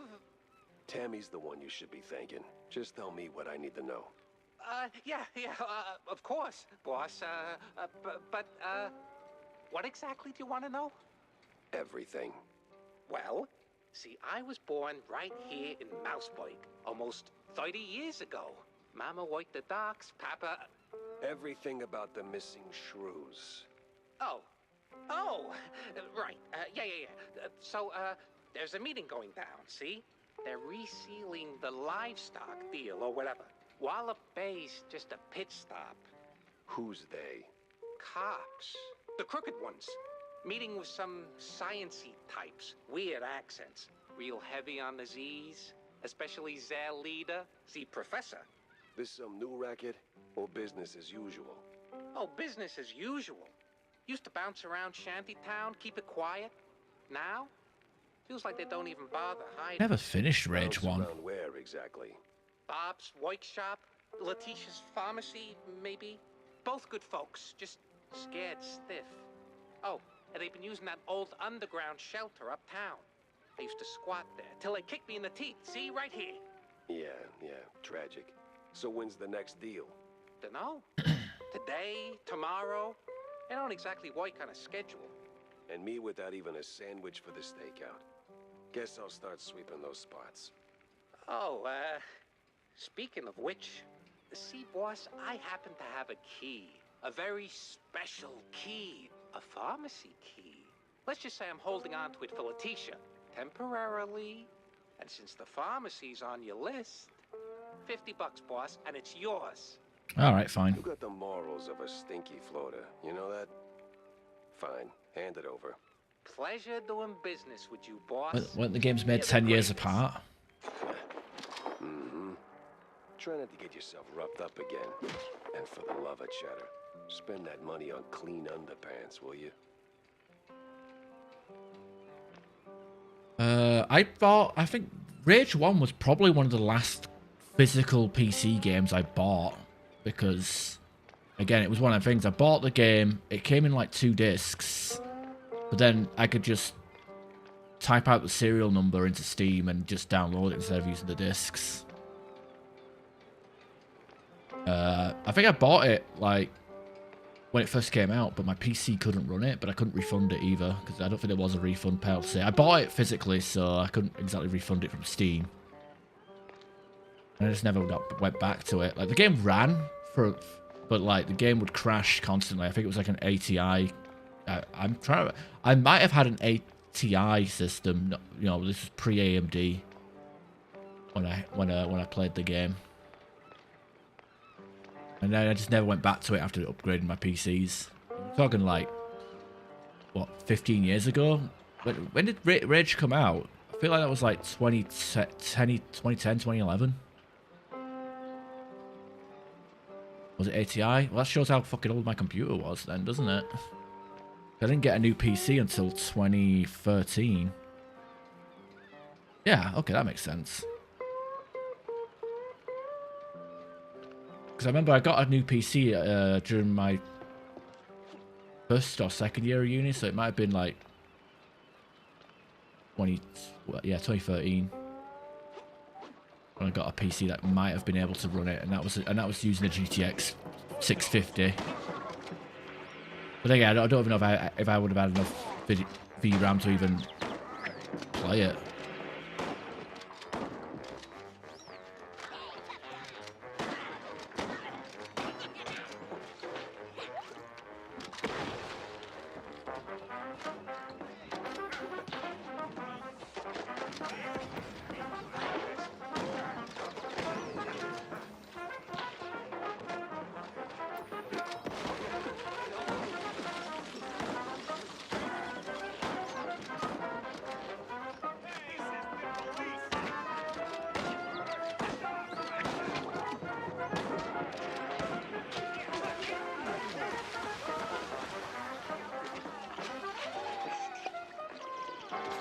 Oh, there's a chili pepper thing there. Could have used that.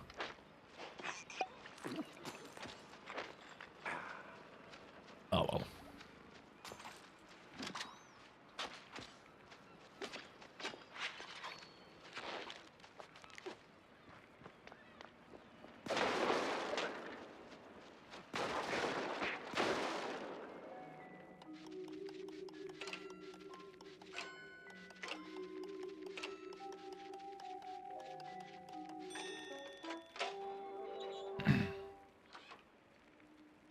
Blackside Area 51. It sounds familiar.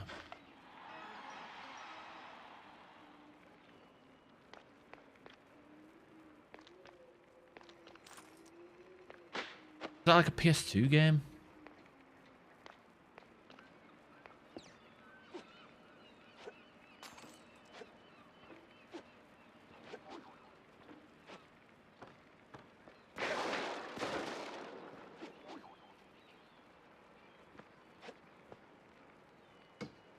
Okay, that has to be a bug. I definitely got through this from the other side unintentionally.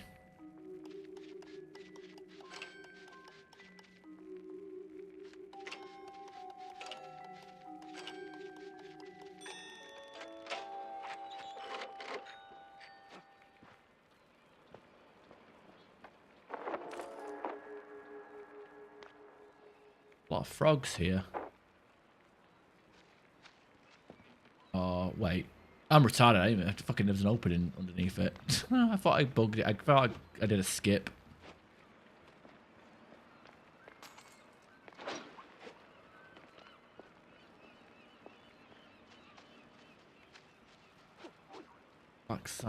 Backside area 51. Let me have a Gandhi web browser.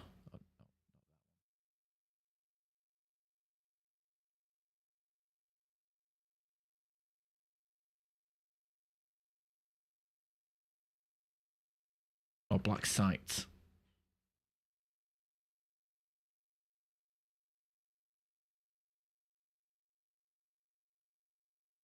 Vaguely remember it being advertised.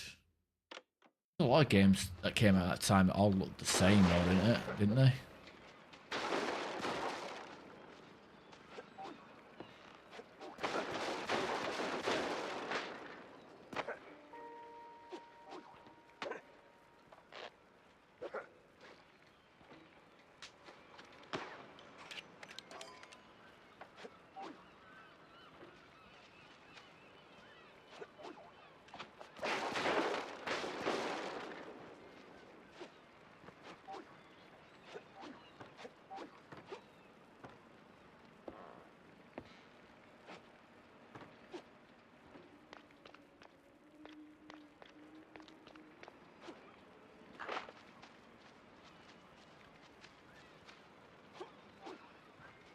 Pharmacy. Oh, do I have to backtrack? The pharmacy?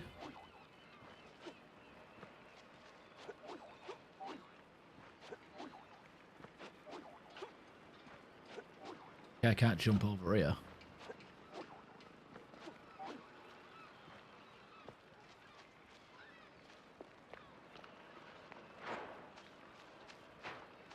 How do we get into this area? Yeah, I'm convinced the game's trying to make us backtrack, but... What's it want us to do here? Do we shoot it? Okay, there's a thing we can explode here.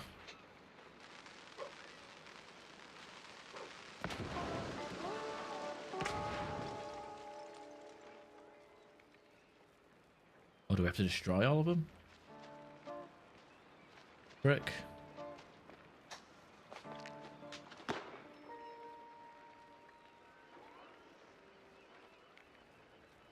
Okay. Dead end. Or...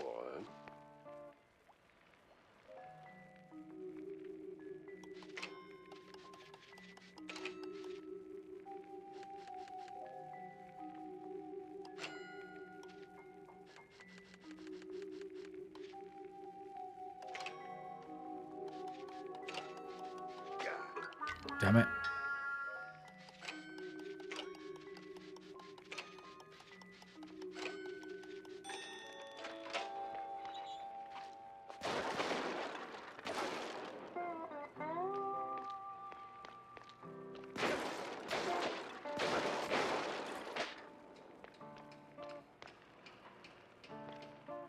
Not impressed.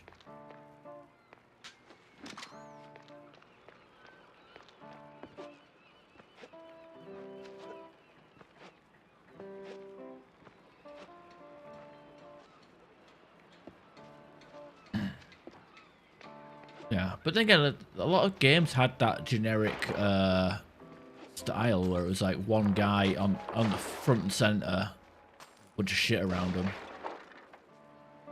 You know, the Battlefield, Infamous, Mass Effect 1, Call of Duty, Modern Warfare 2. Quite a few, just guy in the center.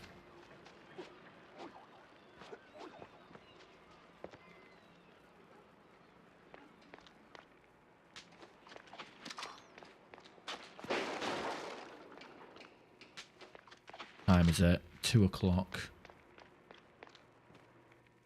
Going for nearly 4 hours. Ruckus or Ruse? The Clergy Row Snatchings. Clergy Row Snatchings. One of the Masburg Herald newspapers takes a chaotic stab at the recent wave of missing reports. Despite the editorial disaster, it's painfully clear when it comes to vanishing rodents, mice are front page news while others barely get mentioned. Tragic, but apparently not that tragic.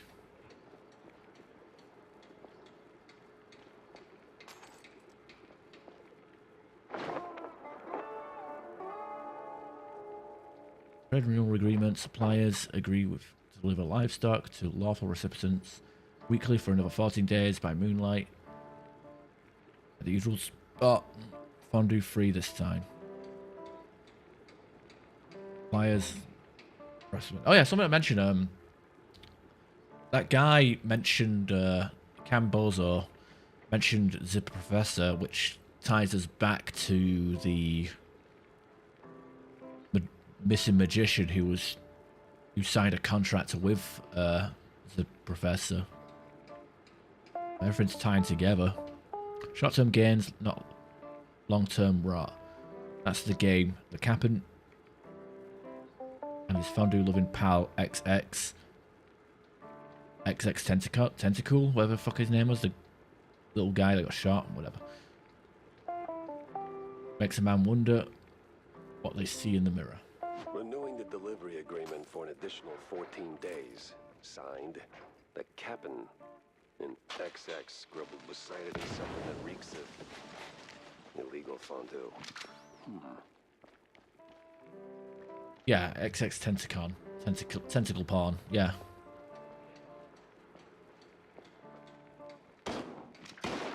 You're younger than me, you know all these young, popular rappers. I don't know shit. That's nice.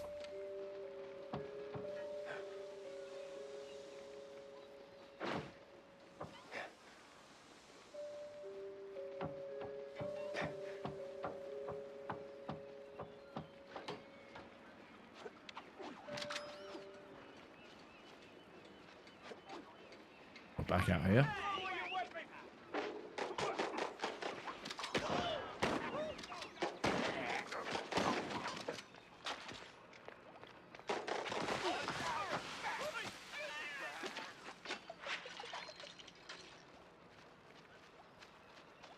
This is the police!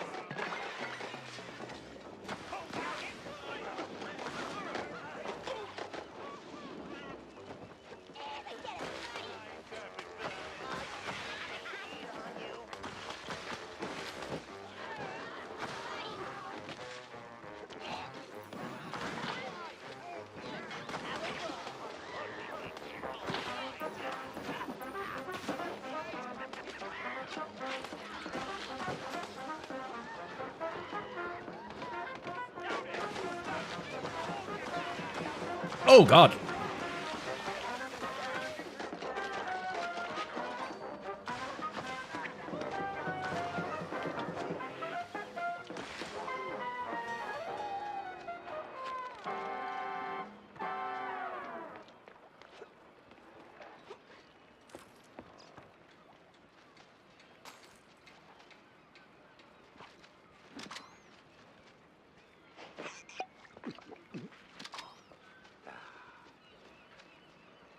Splinter Cell?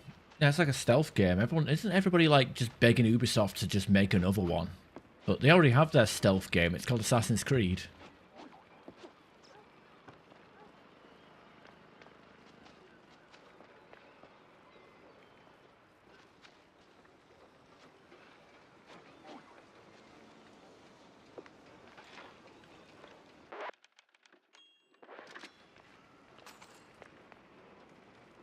A clue.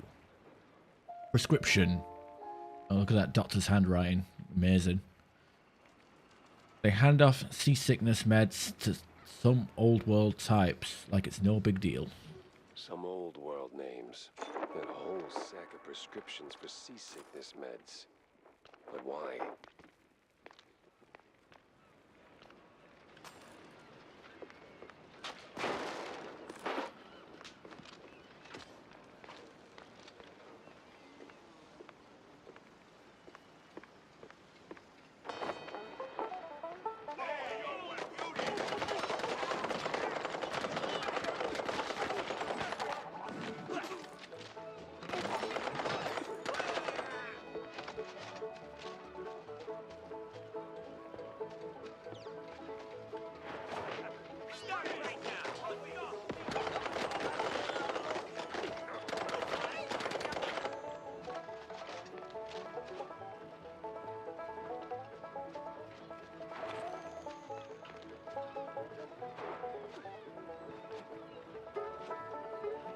tell you what, these are like small maps and small levels, but the fact that it definitely gives it the illusion of levels being bigger than they actually are.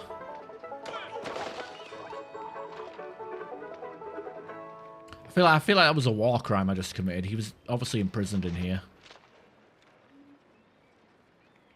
Pan Vargovsky. 64, 35, 79, 6, fucking 6-7. Can't escape it, can we? You and your kids jokes. 103, 23. That 6-7 has to be on purpose. Over 100 shrews moved per shipment. Where do they go? What happens to them? Sweet infinite feta. 100 shrews per shipment. What's that noise? It's coming from the pier. Welcome back. I swear, if the shrews are all getting rounded up and put on a train, I'm calling it. I'm calling it. We're fucking... This is definitely a fucking... Chidless mouse... Killzone. I played Killzone on YouTube. I did a YouTube playthrough shortly before I met all you guys. I might... Maybe I could replace Killzone. I got the HD trilogy on PS3. A fun game, Killzone. The thing with Killzone though is like you could replay the game as different characters, and like their levels would be completely different based on who you pick. I think like my first playthrough of the game, I just kept as soon as I got access to Rico, because usually you'd unlock a new character and you'd be like, oh, let me try this character. I think I picked Rico when he showed up, and he had the minigun and the pistol, and I was like, yeah, these are fucking cool as shit. And then when you unlocked Hacker, he sucked. Hacker was fucking boring. It's like, oh, I can walk through the lasers. Lasers, great. No, Hacker sucked. Yeah, Killzone was a PS2 game. Also, like Brian Cox did the opening narration of that game, and it was fucking so good.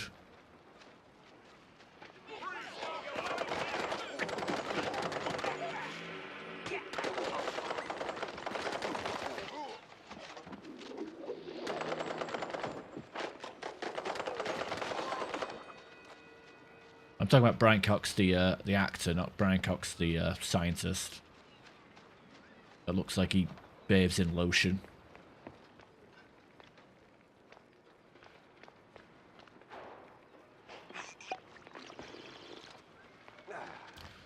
Brian Cox, he played Hannibal Lecter in Manhunter back in the 80s. He also, I don't know if you guys remember the X-Men film, the second X-Men film?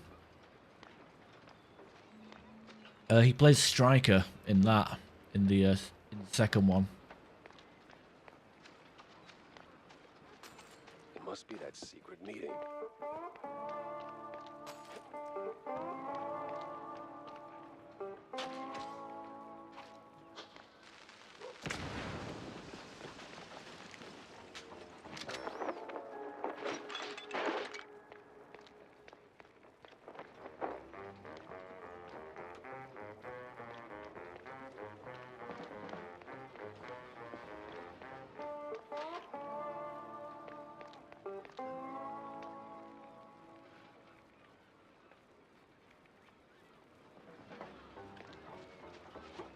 I've got anything to say. I'd steer clear of the water if I were you. Okay, Sharks are circling fucking just Canadians. across the buoys and they're looking real hungry.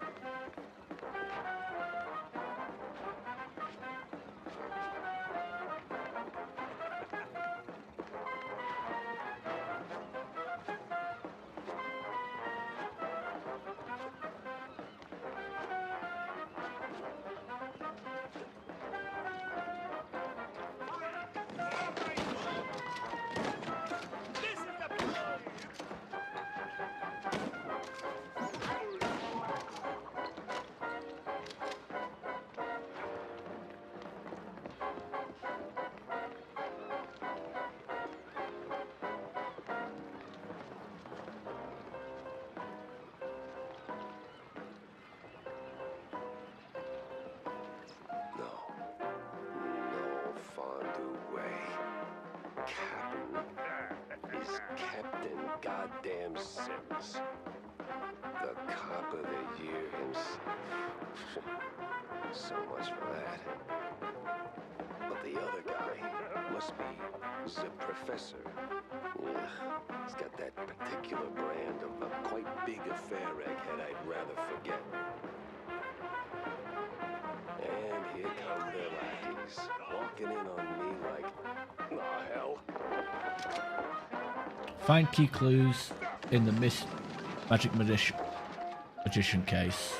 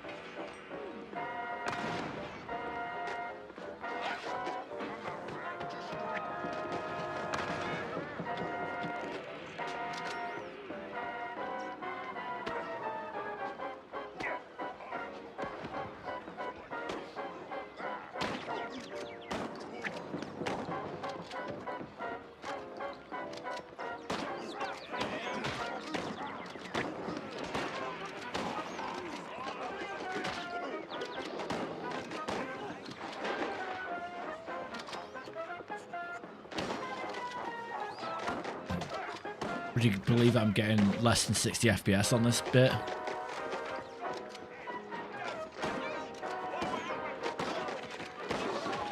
a bad haircut. Messy, uneven, and way over my head. I had to go back, think it through. Maybe even across.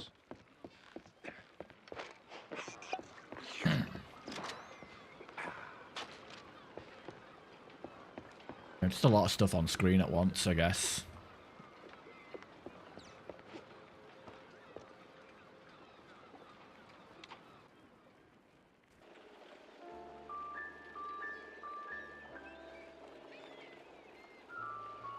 I'm not sure what engine it uses. I wouldn't be surprised if it's Unity or something. UE5, yeah, everything uses UE5, even fucking games that use cartoon sprites. Now the game runs mostly at 100 plus. I'm like in an idle area like this, it's like 120, 160.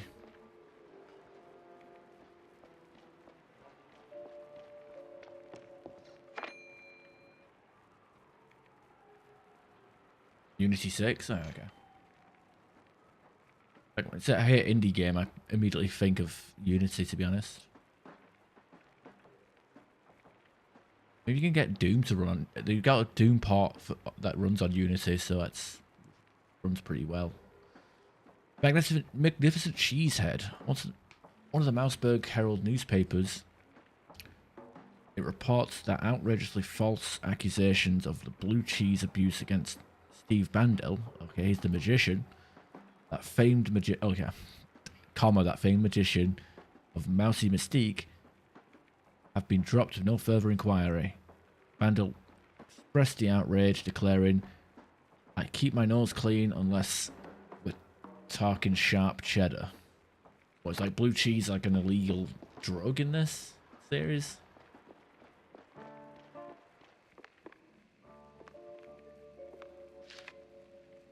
Kind of upgrades we have with the loose cannon. Alt fire charges up shot and fires crushed cannonball fragments at enemies. That's like a shoot multiple ones at the same time.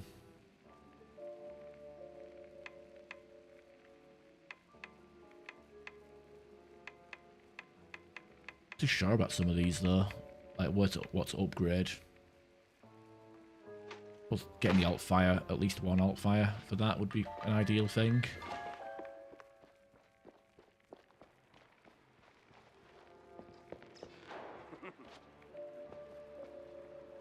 Pharmacy. Like when the guy gave me the pharmacy key, I assumed it was going to be opening up this building for another extra thing, but guess not. Okay, ain't nobody got anything to say in here. You ever wonder? I don't wonder wonder. I do. Yeah. But do you ever stop and think about your, stellar career? Jack, I live it. What is your point? Well, see, you wrote that big expose back in the day, right? Toppled one of the mob families. Yes, Jack. I was there. Right. So now the family's gone.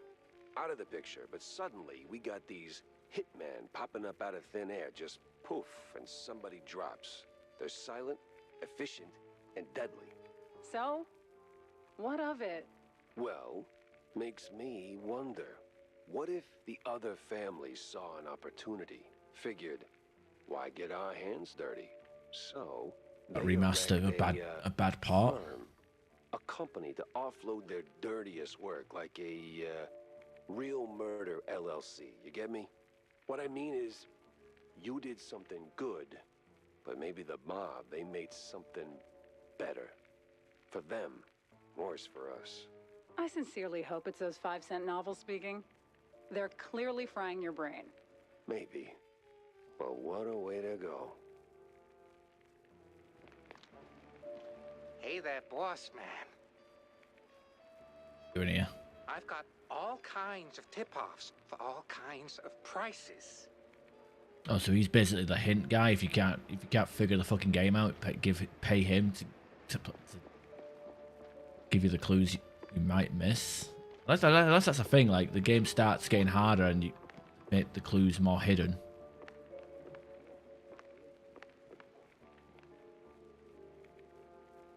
So, any progress on the case, Oh, okay. Monsieur Pepe? Yeah, and it reeks worse than the brie I left sitting in the fridge. We'll talk about toilet I habits, don't crabs. see a We fridge. had a big poop earlier. Exactly. But I did cross paths. Miracle with that I Mr. flushed Kurd. it. And? And he clammed up quicker than a marina shellfish in a cheese storm. Still, I found out that while Betty got close to Sawyer, she, well, how do I put it? She befriended Kurd as well, but... Yes. Quick, out with it. See, here's where it gets kooky. Like real kooky. Kurd spoke of her like she was nothing more than a bottom-of-the-barrel winch, and then out of the blue cheese he threatens to slap me with a lawsuit like I'm some snooty millionaire. That is vital information indeed. Could be. At least I know where to go to next. You see, Kurd's got dirt close to home. Literally. So that's where I'm heading. So, you're leaving town, Mr. Pepper. Just for a little while. Donnybrush? Go do your thing.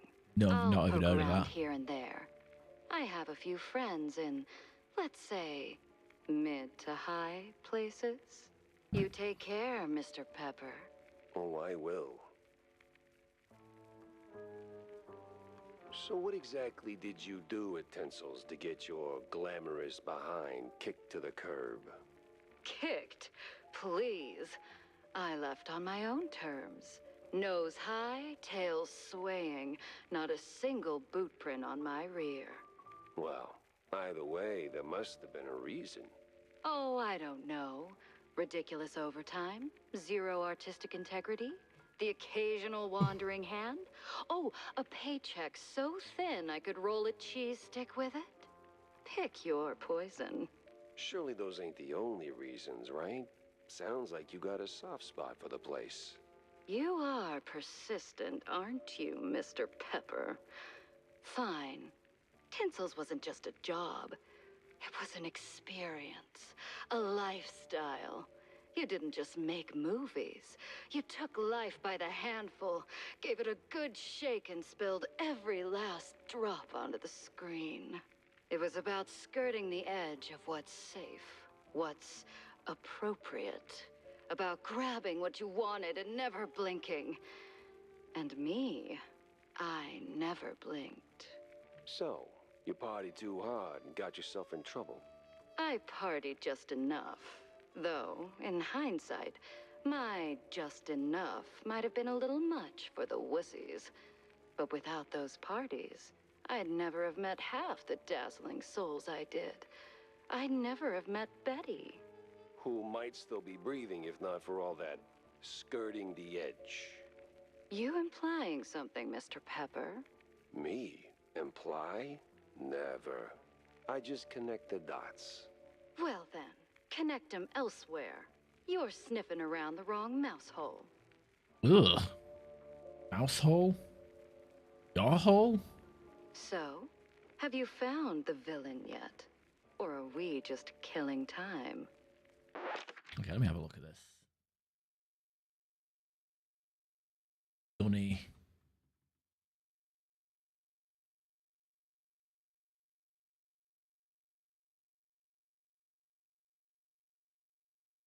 Not the kind of brush I would use to clean a toilet. I mean, there's toilet brushes where it's a long stick handle. I wouldn't use a dunny brush.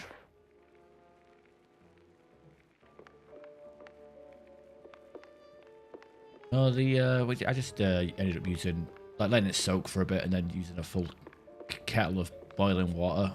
Poured that down whilst it was flushing. But the thing was, it was like that fucking big, shaped like a boomerang, and like just got wedged. I've been having extremely big stools lately.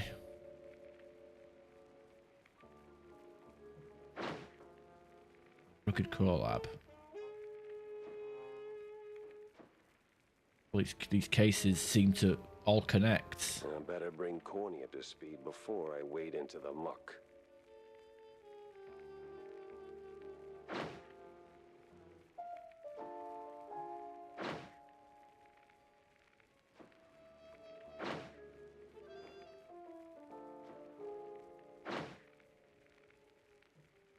Tangled as hell.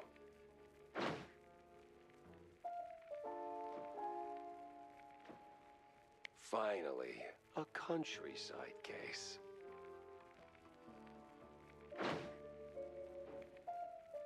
Interesting. All tied together. My immersion is broken. This shit has less stuff on it than it actually does. English. Oh.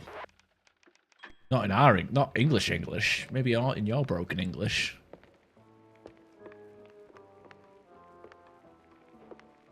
Frown. It is a frown in my eyes. Alright, I'm going to call it there. 4 hours, 20 minutes for a bonus stream. I actually want to do stuff for my day off other than play games. So I'll be back Wednesday where we'll continue this and hopefully we'll solve one of these cases. It feels like the entire game is like gonna, like it's an overall arching like master story rather than like episodic different cases. Like solve one case, move on to the next. Like all these things seem connected, which I like. I think that's pretty cool.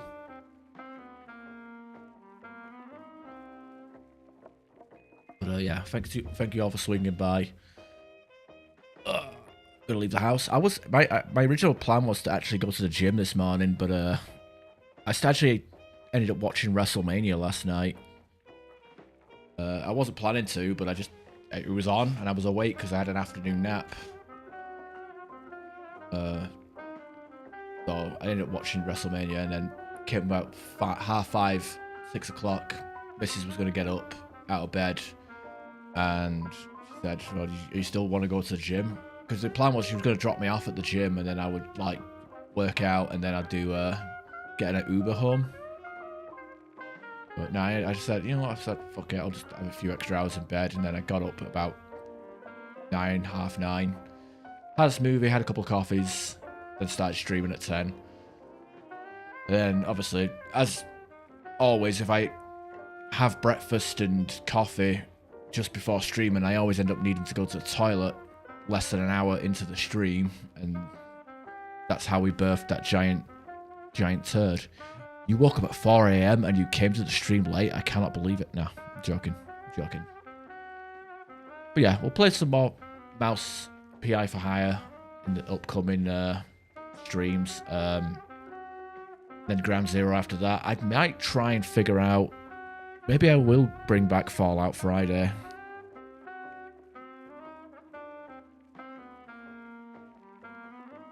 home gym. We have exercise equipment.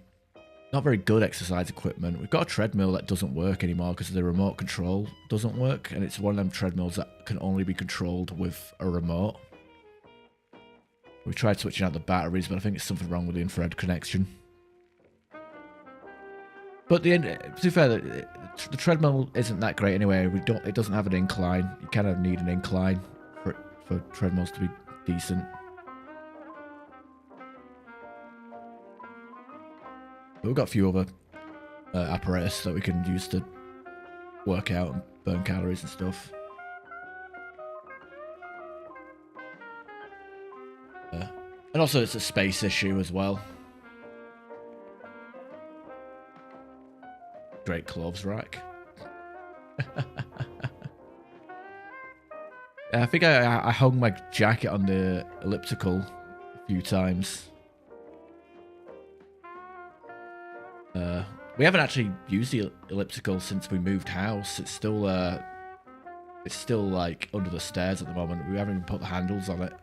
We took the handles off so it was easy to carry. Alright, whatever. Crabs, Prince, thanks for coming by this Monday afternoon, or I guess Tuesday morning for Crabs. Hope you have a good week, and I'll see you Wednesday, hopefully. Ciao.